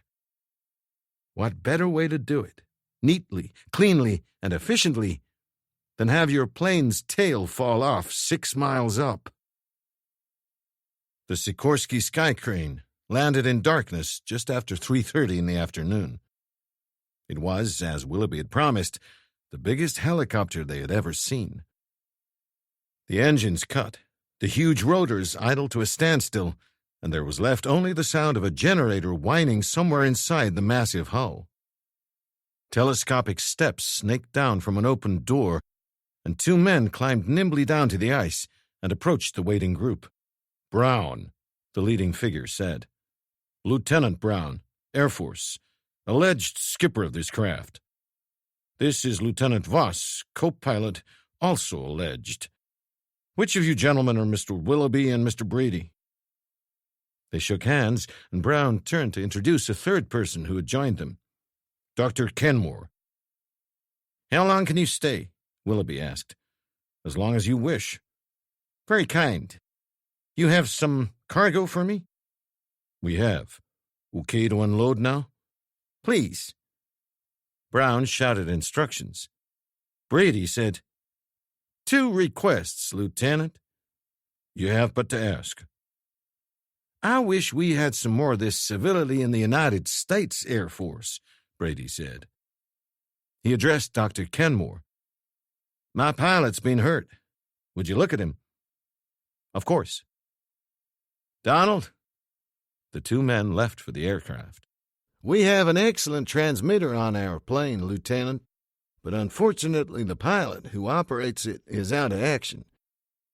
"We've got an excellent transmitter and a first-class radio operator who's ready for action. James?" A young man appeared at the head of the steps. "Take this gentleman to Bernie, will you?" Bernie was a bespectacled young man seated by a huge RCA transceiver. Dermot introduced himself and said, "Could you get me some numbers, do you think?" "Local, sir? Albertan, I mean." "Afraid not. Anchorage and New York." "No problem. We can patch in through a radio link via our Edmonton HQ." Bernie's professional confidence was reassuring in the extreme. "Numbers and names, sir." "I have them here." Dermot handed over a notebook. "I can actually speak to those people." "If they're home, sure." "I may be gone for a few hours. If I am, and you get through, will you ask them to hold themselves available or let me know where I can reach them?" "Of course." Dermot rejoined the group outside. Two low-profiled vehicles were already on the ice. A third was being lowered. "What are those?" Dermot asked. Willoughby said, "My surprise for Mr. Brady. Snowmobiles." "They're not snowmobiles," a black-haired, slender youth said. "Sorry." Willoughby turned to Dermot. "John Lowry, an expert on those machines. The Edmonton people sent him up to show us how to operate them." "They're everything-mobiles," Lowry said. "Snow, roads, rough terrain, marshes, sand, you name it. Comparatively, the American and Canadian snowmobiles belong to the age of steam radio, made by the firm of VPLO, initials only. Their full name is unpronounceable, in Oulu, Finland. Called, naturally, the Finn Cat. Made of fiberglass. Unlike the ordinary snowmobile, it has no skis up front. That motor-driven traction belt you see extends under the full length of the body." "Where did they come from?" "We got 3 to put through extended tests. You know, the old test to destruction bit? Those are the 3. Dermot said to Willoughby, "Nice to have friends." "Not quite standard models," Lowry went on. "The front compartments are usually for stowage of gear. We've converted them into jump seats." Brady said, "You mean I can ride in one of those right now?" Dermot said, sotto voce to Willoughby, "Test to destruction is right." Lowry said, "I should think so, sir." "That's great. Just great." Brady's tone was hushed and reverent.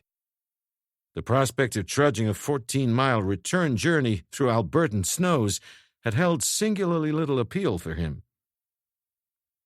"Driving is simple," Lowry said. "Changing the inclination of the traction belt changes the direction of travel. Done by the handlebars.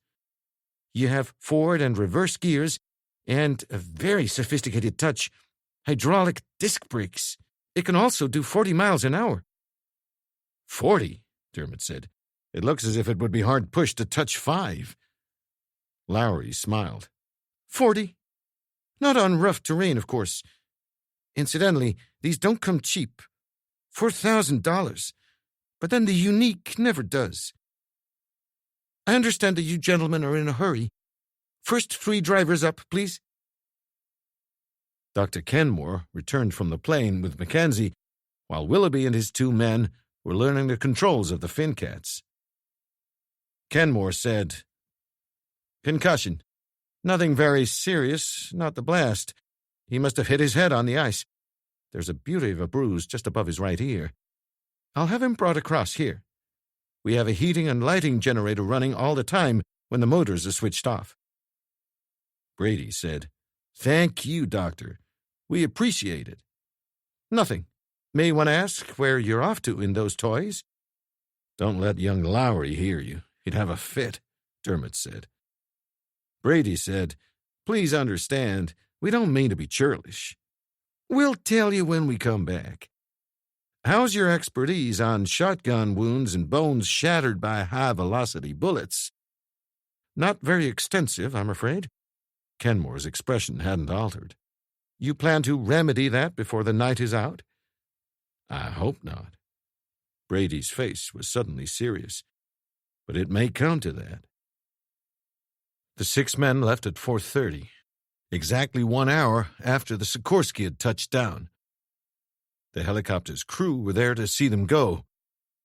Lieutenant Brown said, "Air Force personnel are not as stupid as they look. We know where you're going, naturally. Good fortune." He looked at the arsenal of weapons they carried, ready for action, shoulders slung or in holsters. "Dr. Kenmore may be in for a sleepless night." The Finn Cats were everything that Lowry had promised, nimble, maneuverable, and possessed of remarkable traction. 2 carried small but efficient headlamps, which picked out a path through the straggling alders. It said much for the dogged willingness of the little 2-cylinder engines that a heroically suffering Brady had only to get out twice. The Finn Cat on those occasions had refused to budge another inch and walk a total of 200 yards on the way to the gently rounded convexity which marked the watershed of the Birch Mountains. Shortly before the little army reached this point, they had switched off their headlights. The descent was simple, but just as slow as the ascent, because, in the absence of lights, the half-seen alders had to be negotiated with care. The engines, no more than idling, were gratifyingly quiet. Willoughby called softly, and the 3 Finn Cats came to a halt. Far enough, he said. We can't be more than 300 yards from the shore. Okay, Dermot agreed. How many crew at the Met station, Willoughby? Just 2. I shouldn't imagine that any harm has come to them. They have to keep sending their regular radio reports. Any breakdown in those would have brought an official helicopter out here very quickly. So the reports must have continued to go out, under duress. They made their way down to the lake's edge, keeping their voices low. Sound travels as well over ice as it does over water. Tall reeds grew by the frozen shore. Carmody parted these, unshipped his infrared night sight, pressed his face against the rubber eyepiece, and switched on. The Crowfoot Lake Meteorological Station consisted of only 2 huts, one about 3 times the size of the other. The smaller one had a variety of poles, boxes, and what appeared from that distance to be uncovered recording instruments on its roof. This smaller hut was dark. The larger, presumably the living quarters, showed 2 brightly lit windows. Beyond this hut was parked a large, white-painted helicopter. Jones passed the night sight to Brady, who studied the station briefly, then handed the instrument on. The last man to use it, Dermot, took the sight from his eye and said, "As a target for tonight, I've seen worse. We go now?" "We go now," Brady said, "and we don't treat them like human beings. No warnings, no fair play, no sportsmanship. Shoot first, questions afterwards. People who plant time bombs in aircraft or steal my Jean and Stella know nothing of finer feelings or the rules of civilized warfare." Willoughby said, "Fair enough, but shoot to cripple, not to kill. I want those men to stand trial." Brady said, "Of course, the conduct and termination of the trial would be greatly speeded if we had their confessions in advance." "And how'd you figure on getting those?" Dermot asked. "Simple, George. It all depends upon how intrepid you're feeling this afternoon." Chapter 15. The wicked wind hissed through the clump of alders, some 20 yards behind the meteorological station. The trees offered little in the way of cover, but it was the best and closest that the men could find. Luckily, the night was moonless. The buildings showed as black lumps in the snowy landscape. Bulky as bears in their Arctic gear, the raiders silently watched another figure, flattened to the snow, inch his way up towards them, propelled only by elbows and toes. Arrived in the shelter of the trees, John Carmody rose to a kneeling position. "They're there," he whispered. "Reynolds and the ladies. The ladies are handcuffed together, but they seem all right. Don't look as though they've been maltreated. There are 5 other men in there, smoking and drinking, but not drinking too much. A little room leads off the big one. Could be there's someone asleep in there, but I don't think so. The door's ajar and the light's on. Any person who wanted to sleep would have switched the light off." "Well done, boy," said Brady. "3 other things, sir. At least 3 of the men are armed, although none actually had a gun in his hand. The whole group is sitting round the table listening to a radio. They're listening pretty hard, too, trying to catch something. That made me think there wouldn't be another of them in the small room. He'd have been out there listening, too." "Could be the 2 station operators are in there," said Dermot. "Tied up, I mean." "I thought that, too," said Carmody. "I know what they're listening for," Brady whispered. "News of a certain jet having crashed in Alberta this afternoon. What was the 3rd thing you saw?" "All 5 men are wearing stocking masks." Dermot said, "Which they wouldn't bother with if they intended to dispose of the hostages." His husky murmur dropped to a whisper. "Keep low. Keep quiet." A rectangle of light had appeared at the side of the cabin. A figure walked through the open doorway and headed towards the smaller building. Moments later, lights came on there. "One of them," Brady said. "Hardly likely to let one of the operators stroll across there and send off an SOS. Perfect. Come, George, this is where you earn your Congressional Medal of Honor, or whatever." Brady moved out, traveling quickly and silently. No trace of the comfort-loving fat man left. Arriving at the main cabin door, he looked over his shoulder to check the smaller cabin. The light was still on, the door still closed.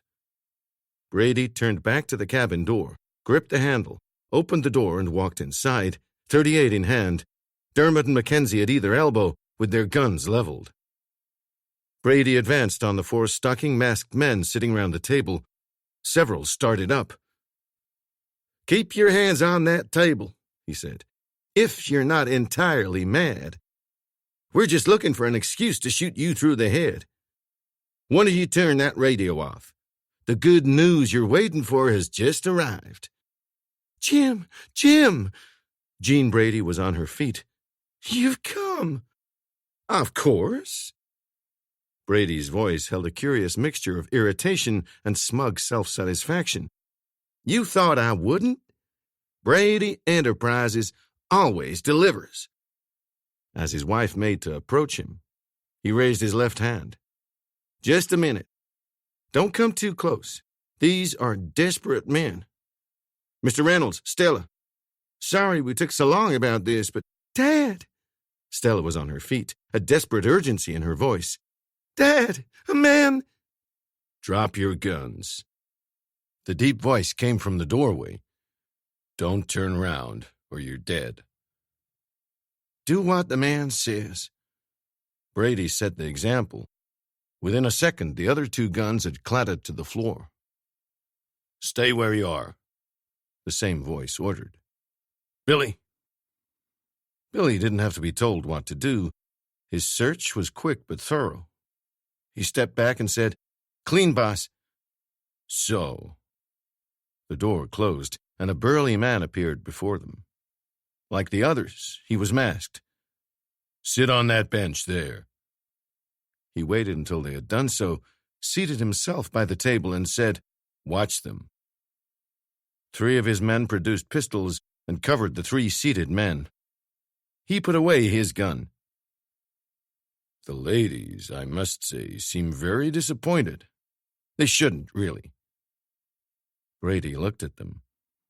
"What he means is that things could be worse. If his plan had worked, we 3 would be dead. As it is, Ferguson is critically ill and 2 others seriously injured." He looked at the leader. "You placed that bomb in the plane?" "I can't take all the credit. One of my men did." He lit a cigarette and stuck it through a hole in the stocking mask, which had been cut out for that purpose. "So now I have Mr. Jim Brady and his 2 invaluable associates. A full hand, one might say." Brady said, "Designed to blow our tail off at 30,000 feet. What else? It would be interesting to know how you're alive." "We're alive, but 1 man's probably dying, and 2 are seriously injured. God, man, what are you? A psychopathic killer?" "Not psychopathic. Just a businessman. How come you didn't die?" "Because we landed before the bomb went off." Brady sounded very tired.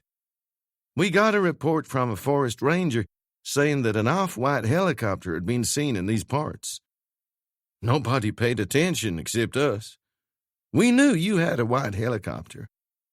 "How did you know that?" "A lot of people saw it around the plant at Athabasca." "No harm done." He waved a hand. "All the aces in the pack." "Whoever placed that explosive charge in my plane made a lousy job of securing it," said Brady sarcastically. "I can vouch for that." He was interrupted. "The package moved forward and jammed the controls, the tail ailerons. The pilot had to land. It was on the way down that we caught a glimpse of your helicopter. We crash-landed on another lake. Pilot told us to get out. He tried to remove the charge, and the two others stayed with him. I guess they felt they had to. They were cops. We know that, too. So they were expendable. You had no compunction about murdering them, too? Compunction is not a word in my vocabulary. Why did you come here? For your helicopter, of course. We have to get those injured men to hospital. Why hold us up? Don't be so stupid. We can't fly the damn thing. The leader turned to one of the masked men. Sorry about that, Lucky. A pleasure spared. And, of course, you people killed Crawford. Crawford? He turned to another of his men. Fred, that lad you attended to. Yeah, that was him. And you critically wounded San Mobile's president and a policeman. Seems to have been an awful lot you didn't know. And it was you who blew up the plant and destroyed the drag line.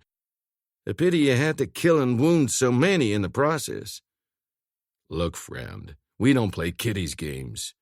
Too bad if someone gets in our way. This is a man's world, and we play for keeps. Brady bowed his head in apparent acceptance, raised his hands to cross them behind his neck. His fingers touched. What should have been the tinkling of shattered glass was lost in the crash of 3 shots that sounded almost as one. The masked men with the guns yelled out in agony and stared in shocked disbelief at their shattered shoulders. The door was kicked violently open, and Carmody jumped in, machine pistol steady in his big hands. He moved a couple of steps forward. Willoughby ran into the cabin carrying a revolver. Dermot said, Your words. This is a man's world, and we play for keeps. Carmody advanced on the masked leader and thrust the barrel of his machine pistol hard against the man's teeth. Your gun. By the barrel. Do you know what is my one ambition in life right now? The man apparently did. Carmody pocketed the pistol and turned to the remaining and unwounded member of the quintet, who had his gun on the table before Carmody could even speak to him. Brady said, Satisfactory, Mr. Willoughby? The floor is yours. An Oscar, Mr. Brady. They sang beautifully. He advanced to the table. I think you all know who I am. Nobody spoke. You. He indicated the person who had so hastily placed his gun on the table. Towels, cotton wool, bandages. Nobody's going to mind very much if your 3 friends bleed to death. But personally, I would sooner see them die legally. After they've been tried, of course. Let's see your faces. He walked round, ripping off masks. The first 3 faces apparently meant nothing to him. The 4th, belonging to the man he'd just appointed to first aid duty, clearly did. Lucky Lorrigan, Willoughby said. Erstwhile helicopter pilot, more recently a murderer on the run from Calgary. Severely wounded a couple of officers in your breakout, Lucky, didn't you? My, aren't they going to be pleased to see you again? He tore the mask from the leader's face. Well, would you believe it? No less than Frederick Napier himself, 2nd senior charge hand in San Mobile Security. You've strayed a bit from home, haven't you, Freddie? All 5 of you are hereby taken into arrest and charged with murder, attempted murder, kidnapping, and industrial sabotage. I don't have to remind you about your legal rights, silence, access to lawyers. You've heard it all before. Not that it will do any of you the slightest good.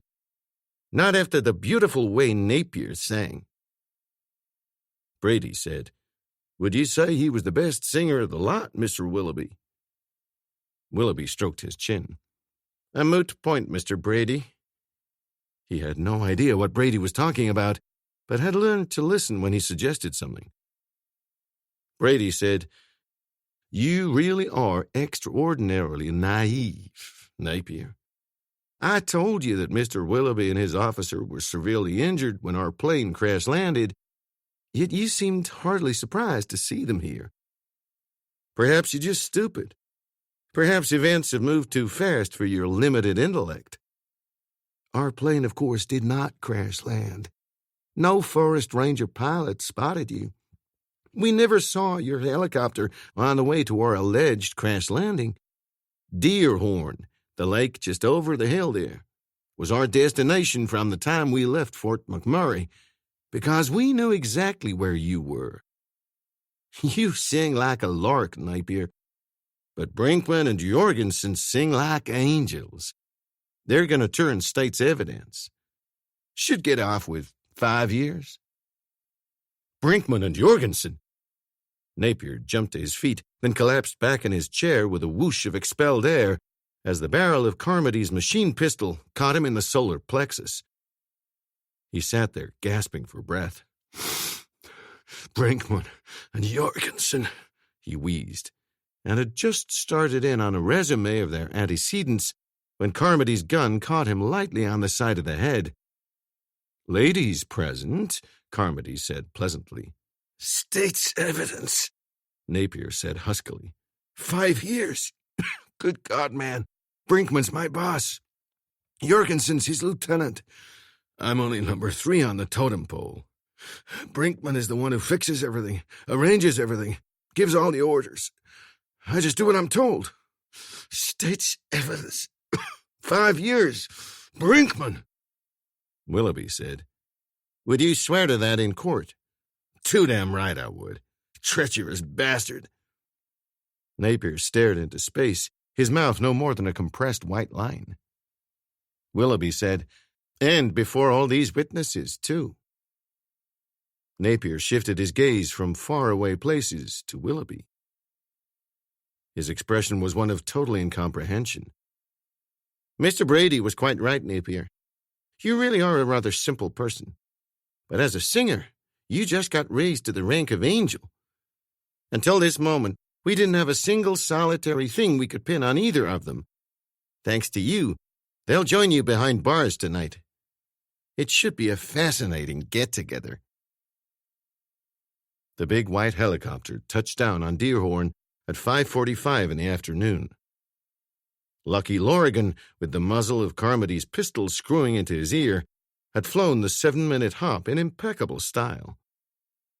The 2 meteorological station operators had been freed and, when told why, had willingly sworn themselves to secrecy for the next 24 hours. Brady was first off the plane, followed by Dermot and the wounded men. A curious reception committee from the Sikorsky, headed by Lieutenant Brown, was there to greet them. Brown said, "That was fast work. Congratulations. No problems?" "Routine exercise." Brady was a master of the throwaway phrase. "Some for Dr. Kenmore, though. 3 silly people got in the way of flying bullets." Kenmore said, "I'll fix them up, Mr. Brady." "Thanks, but you look mighty young to me to be an orthopedic surgeon." "So it's like that?" "Patch them up as best you can. Nobody's going to take your license away from you if they peg out during the night." "I understand." The young doctor's eyes widened as the women descended the steps. "Well, well." "Brady Enterprises," Brady said with a smirk in his voice. "Associate only with the best and the most beautiful. Well, Mr. Lowry, we'll have to see about getting back those splendid machines of yours. And now, Lieutenant, if you will excuse me, a matter of some urgency." He had taken some few steps towards his aircraft when the lieutenant overtook him. "It got pretty cold in your plane, Mr. Brady, so I took the liberty of transferring some essential supplies to our nice warm Sikorsky." Brady turned 90 degrees without breaking stride and headed purposefully towards the sky crane. He patted Lieutenant Brown on the arm. "A very promising future lies ahead of you." Dermot said to Bernie, the Sikorsky radio operator, "Any luck?" "Got through to all 3, sir. Your New York number and one of your Anchorage numbers, Mr. Morrison, said they had no information for you yet and probably wouldn't have for the next 24 hours. Your other Anchorage number, a Dr. Parker, asked if you would be kind enough to call him back now." "Would you get him, please?" "No bother." Bernie smiled. "And then you'd like some privacy?" Brady had been reduced to the discomfort of sitting on a packing box, admittedly a large one, in the forepart of the Sikorsky's cavernous hold. He appeared not to be suffering too much. He was speaking to a fully conscious Ferguson. "You've made it, son. You're damned lucky, but not nearly as lucky as we are, thanks entirely to you. We'll discuss this later, in private. Sore your eyes are still troubling you. Just a damned nuisance, Mr. Brady. Otherwise, I could fly the plane with no trouble." "We're not flying anything anywhere," Kenmore said. "It may be 2 or 3 days before we can be sure that your eyesight is stabilized. I know a specialist in Edmonton." "Thank you. How are our wounded heroes, by the way?" "They'll live." "Ah, well, we can't have everything." 2.5 hours later, Brady was again presiding over a cheerful company, but this time rather more comfortably ensconced in the best armchair in the Peter Pond Hotel. Doubtless inspired by the thought of the enormous fees he would extort, he was positively Maecenas-like in his hospitality. Reynolds had been joined by his wife. The atmosphere was festive, but Dermot and Mackenzie didn't seem very jovial. Dermot approached the beaming Brady.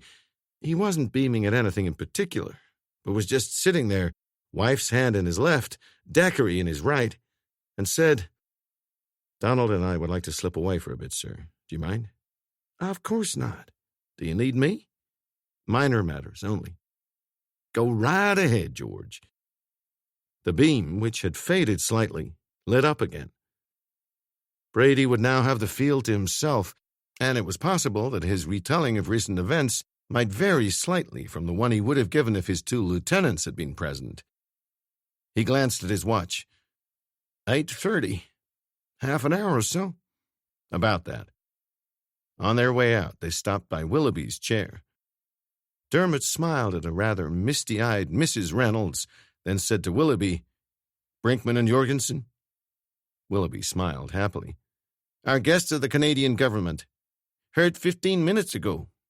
Look, gentlemen, I don't know how to—" "Wait." Mackenzie smiled. "We aren't through with you yet." "Some more matters to be attended to?" "Not in Alberta, but we have to cast a net again. Can we see you in the morning?" "When?" "Late. May we call you?" Dermot and Mackenzie spent not half an hour, but an hour and a half in Dermot's room, talking, planning, and mostly telephoning. When they returned to the lounge, Brady greeted them effusively. He was totally unaware of how much time had elapsed. The number of the company had increased. Dermot and Mackenzie were introduced to a couple who turned out to be the mayor and his wife. Jay Shore had returned from the plant, and they were introduced to his wife, too. They were introduced to a charming lady who turned out to be Mrs. Willoughby. After that, they were introduced to 2 other couples whose names they failed to catch. Jim Brady was spreading his wings that night. Willoughby came up and spoke to them quietly. "Another item, although it's just another unnecessary nail in the coffin. We retrieved the prints from Shore's house and compared them to the ones in the kidnap truck. 2 matching sets were found, Napier's and Lucky Lorgan's." At 11 o'clock, Dermot and Mackenzie approached Brady again. He was still in sparkling form. His tolerance for rum passed mortal understanding. Dermot said, "Mr. Brady, we're bushed. We're off." "Off? Bad? I'll be damned." He glanced at his watch. "The night's young." He made a grandiloquent gesture with his arm. "Look at them. Are they thinking of bed?" Jean gave Dermot a rueful smile, which indicated that she was thinking of just that herself. "They're happy. They're enjoying themselves. Just look." Wearily they looked.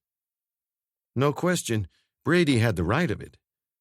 They were enjoying themselves, not least young Carmody, who had discreetly withdrawn from the main body of the group to sit in a corner with Stella. "We wish you luck. You want us to collapse dramatically in front of all your guests?" That's the trouble with you young people of today. No get up and go. When the occasion arose, Brady could conveniently forget that his associates and himself were of the same generation. No stamina. Not fit. He seemed totally unaware of how preposterous he sounded, but they knew he wasn't. We'd like to talk to you in the morning. You would? He eyed them both suspiciously. When?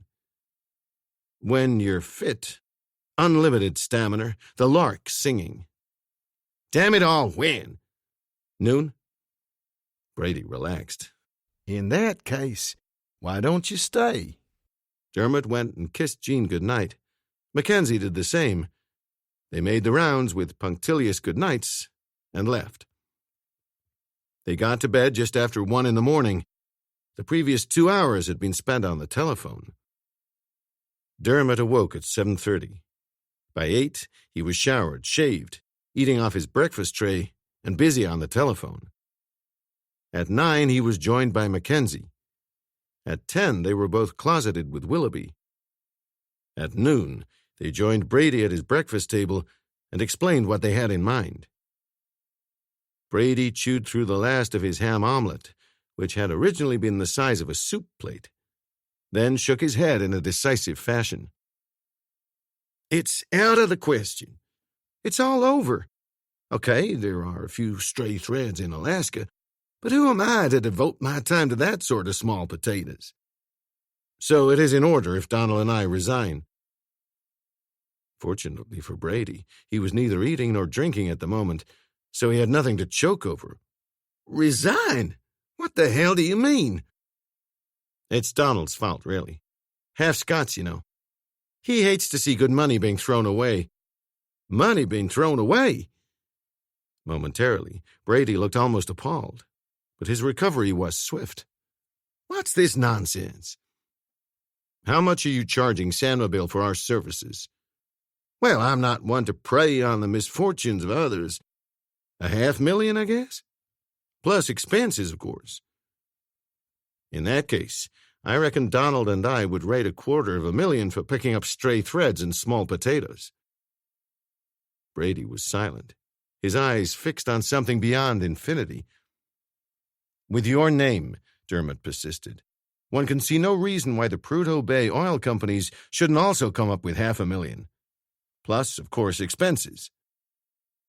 Brady brought his gaze back from outer space to the dining room table.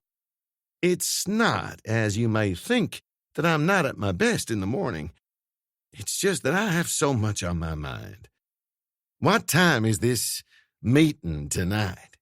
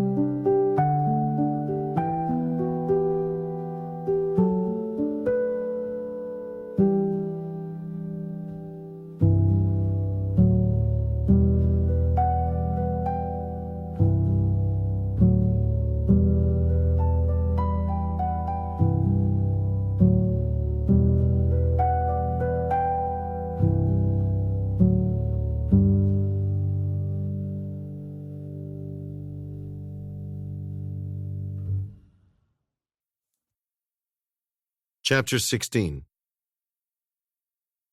The meeting was held that evening in the Sandmobile canteen, which was drably lit and decorated in dingy cream and pea green. Nevertheless, the room had much to recommend it for such a gathering, not least the fact that it was large and warm, and a place from which the public could easily be excluded. The tables and chairs had been rearranged so that the men conducting the proceedings sat in a line, on stage as it were, facing down the long room. The rest of the seats had been set out in 2 blocks, divided by a gangway. In the middle of the top table sat Willoughby, acting as host in his own parish. On his right was Hamish Black, general manager of BP's Ohio, Alaska, who had flown down from Prudhoe Bay to be present. On Willoughby's left sat Brady, overflowing a rickety wooden chair, and beside him were his 2 trusty henchmen. Down on the floor, the home team was represented by Bill Reynolds, Jay Shore, and a handful of others. On the Alaskan side, there were 8 men, among them Dr. Blake, gaunt and cadaverous as ever, Fuchs, the Anchorage police chief, and Parker, the police forensic surgeon. Morrison of the FBI had come on the same plane, and behind him sat 4 of his agents. At the back of the room were nearly 30 other men from Sandmobile, brought in so that they could hear the full report of what had been happening. Finally, in an unobtrusive position at one side, John Carmody and a couple of fellow policemen occupied a flat bench, with their backs against the wall. And sandwiched between them was Corinne Delorme, looking small and wan and rather scared. Willoughby stood up to open the proceedings. "Good evening, ladies and gentlemen. As the senior representative of the law here in Alberta, and as your nominal host, I would like to thank all you people who've been good enough to come from places as far afield as Prudhoe Bay, Anchorage, and even New York." A murmur went round the room. "That's right," Willoughby confirmed. "2 gentlemen at least have come all the way from New York. Now, the purpose of this meeting is to explain to the senior employees of Sandmobile and BP's Ohio just what's been going on these past few days, and if possible, to clear up the few final questions to which we don't yet have the answers. I call on Mr. Hamish Black, general manager of BP's Ohio, Alaska, to put you in the picture." Black rose to his feet, all disapproval and severity. Yet, when he began to speak, he seemed to acquire a stature and authority that thoroughly surprised Brady and his associates. "I hardly need to tell you," he began, "that both the Alaskan pipeline and the Sandmobile tar sands complex here at Athabasca have recently been subjected to deadly and intensive industrial sabotage. The action effectively closed down the flow of oil from both centers, and in the process of the sabotage, at least 4 innocent people have been murdered, while several others have been gravely injured. We devoutly hope that the savage and brutal attacks are at an end. They certainly seem to be so in Alberta, and for this, the sole credit goes to the investigation team of Brady Enterprises, headed by Mr. Jim Brady himself and his 2 senior assistants, Mr. Dermott and Mr. Mackenzie." With the ghost of a smile softening the line of his pencil mustache, Black indicated the Brady team. To his acute discomfort, Brady found himself blushing for the first time in years. He ground his teeth and contrived to look sideways at Dermott without moving his head. The guy they'd treated like dirt was praising them. "Unfortunately," Black went on, "no such happy conclusion has been reached in Alaska. Up there, we have no positive guarantee that the sabotage is at an end, for the simple reason that the individuals responsible for the criminal activity have not yet been brought to justice. Brady Enterprises have been as deeply involved in making inquiries in Alaska as they have here, and since they are the only people with an overall view of the present position, I should like to call upon Mr. Brady himself to give us a report." Brady heaved himself upright and cleared his throat. "Thank you, Mr. Black. Ladies and gentlemen, I promise to be as brief as possible, and to waste none of your time. First, I will ask for a word from Mr. John Young, who is Director of City Services, a federally backed investigative agency in New York. One of its functions is to oversee and regulate the conduct of private detective and investigative agencies in the state of New York. Mr. Young? In the front row of the Sandmobile team seats, a lean, bald-headed man with thick-rimmed glasses rose to his feet. He looked at the papers in his hand and smiled at Brady, and, turning to face the body of the hall, he began.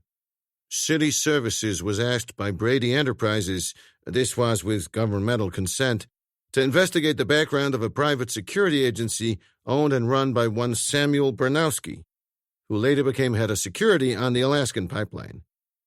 Apart from the fact that an unusually large percentage of valuables entrusted to the firm's safekeeping had been missing, for readily explainable reasons, we found no evidence of any outright misconduct. But I was further asked to find out the names and identities of any of Bernowski's associates who left the firm at about the same time as he did, that is to say, within 6 months either side of his departure date. We came up with 10 names, not a particularly high wastage rate in such an agency, but Brady Enterprises were particularly interested in 4 of them. Here Young consulted the notes in his right hand. Their names are Houston, Brinkman, Jorgensen, and Napier. Young sat down, and Brady rose again to thank him. Well, he continued, for those of you who do not already know, 3 of the 4 just mentioned are already in jail, charged with various crimes from murder downwards. The other man, and Bernowski, you can now see for yourselves. He made a small sign to Willoughby, who nodded to one of his uniformed men at the door. Next moment, the door opened to admit Bernowski and Houston manacled together. They were hustled to seats in the front row of the Alaska side stalls. Bernowski still sported his impressive head bandage, and beneath it, his broad, strong face was sullen. So, Brady purred, I promised we would not waste time. We have established that at least 2 security agents from the pipeline and 3 from Sandmobile were old acquaintances, that they were acting in concert, organized widespread sabotage, exchanged codes, and were responsible for murder. We have also established that Bernowski was the undisputed leader. These facts have been put on record by many witnesses, who will testify in court. But let us move on. I would like to call on Dr. Parker. Yes, Parker paused reflectively. I act in a forensic capacity for the police at Anchorage. Mr. Dermott brought down 3 corpses from Prudhoe Bay. I examined one of them, an engineer who'd been murdered in pump station number 4. He had sustained a most unusual injury to his right index finger. I understand that Dr. Blake here attributed this to the force of the explosion which destroyed the pump station. I have to disagree. The finger was deliberately broken. There is no other way it could have happened. Mr. Dermott? Dermott stood up. Mr. Mackenzie and I have a theory. It's our belief that this dead engineer was carrying a pistol when he was held up by the people who had planted the explosives. We further believe that he recognized his assailants, and they, knowing this, killed him before he could use his gun in self-defense. We also believe that his dead finger locked over the trigger grip. That would be possible, Doctor. Indeed, quite possible. We surmise the criminals had to break the man's forefinger to get the gun away. A dead man found with a gun in his hand would have raised serious doubts as to whether the explosion had been a genuine accident. Further, papers seen in his coat pocket were later missing. Neither my colleagues nor I know what those papers were. We can only assume that he had accumulated incriminating evidence against someone, which would account for the fact that he was carrying a gun. Dermott paused. Then he said, I would like to ask Mr. Brady to discuss the vital question of who is ultimately responsible for this spate of crime. Brady hoisted himself upright again. Mr. Carmody, would you be so kind as to stand by Bronowski? I am aware that he is handcuffed, but I'm also convinced he's a man of violence. Dr. Parker? Dr. Parker rose leisurely and walked across to Bronowski. Carmody was already there. The doctor said to him, Get behind him and hold his arms. Carmody did so. Bronowski yelped with pain as Parker reached forward and ripped away the bandage that covered his forehead and temple. The doctor peered closely at the temple, touched it, then straightened. This is a delicate area of the head, he said. A blow such as he is alleged to have received would have left a bruise for at least a fortnight. Probably longer. As you can see, there is no such bruise, no sign of any contusion. In other words, he said, pausing for effect, he was never struck. Brady said, Things look rather black for you, Dr. Blake. They're going to look a damn sight blacker, Parker said. He had resumed his place. Mr. Dermot, in Anchorage, made what I then regarded as an extremely strange request. I no longer regard it as such. Despite the fact that you, Dr. Blake, had carried out an autopsy on John Finlayson, Mr. Dermot asked me to carry out another. Unheard of. But as it turns out, justified. Your certificate said that Finlayson had been struck on the occiput with some form of loaded salt bag. As in the case of Bronowski, there was no sign of any contusion. The skin had been somewhat abraded, which could have occurred before or after death. What is important is that one of my younger associates discovered traces of ethyl oxide in the blood. It is difficult to conceal such trace elements. On closer examination, we discovered a tiny blue puncture just under the rib cage. Further investigation proved beyond any doubt that a needle or probe had been inserted through this puncture and pierced the heart. Death would have been pretty well instantaneous. In other words, Finlayson had been anesthetized, then murdered.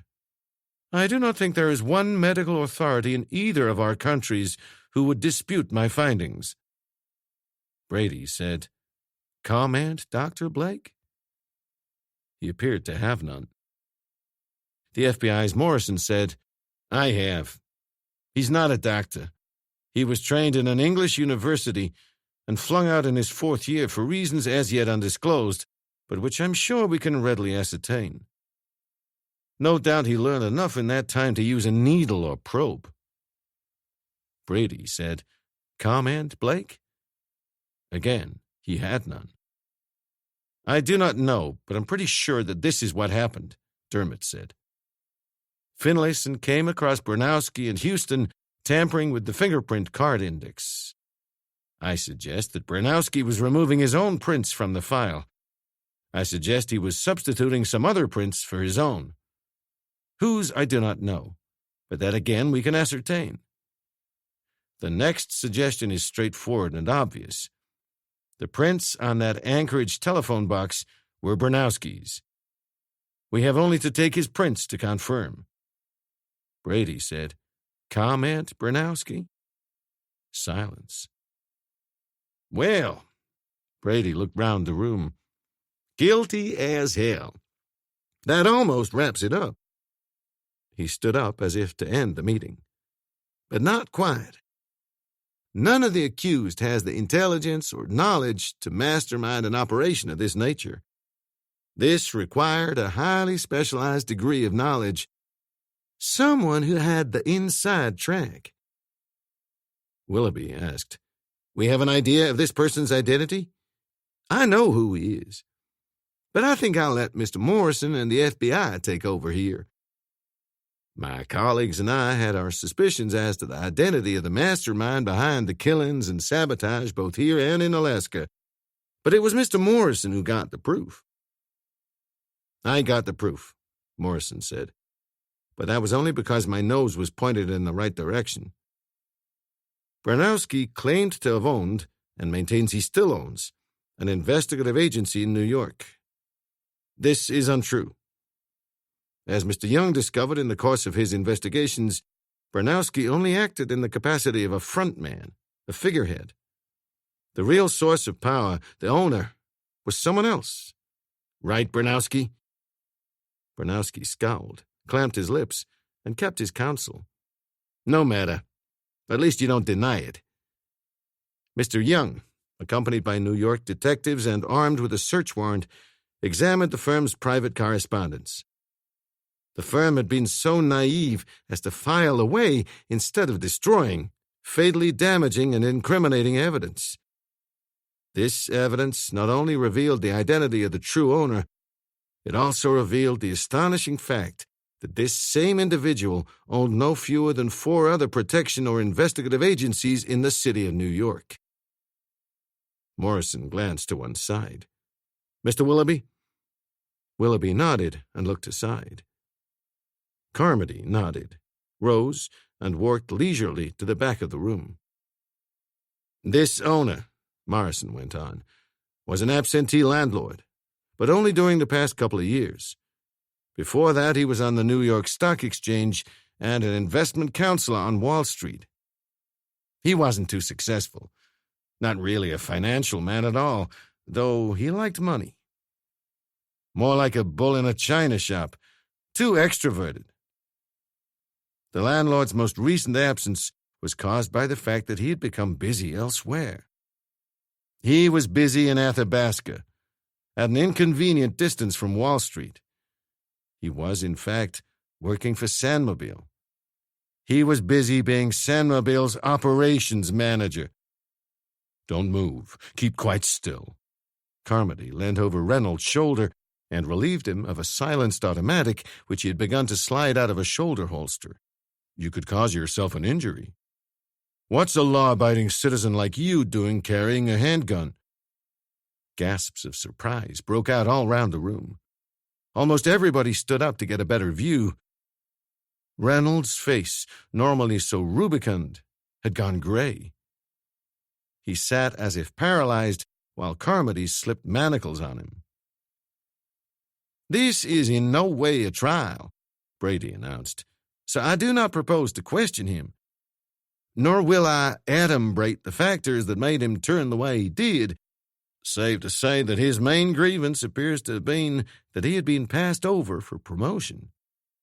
He found his way ahead blocked. He conceived the idea that outsiders were always brought into the firm to occupy senior positions. You may think his reaction a little excessive. Brady stopped.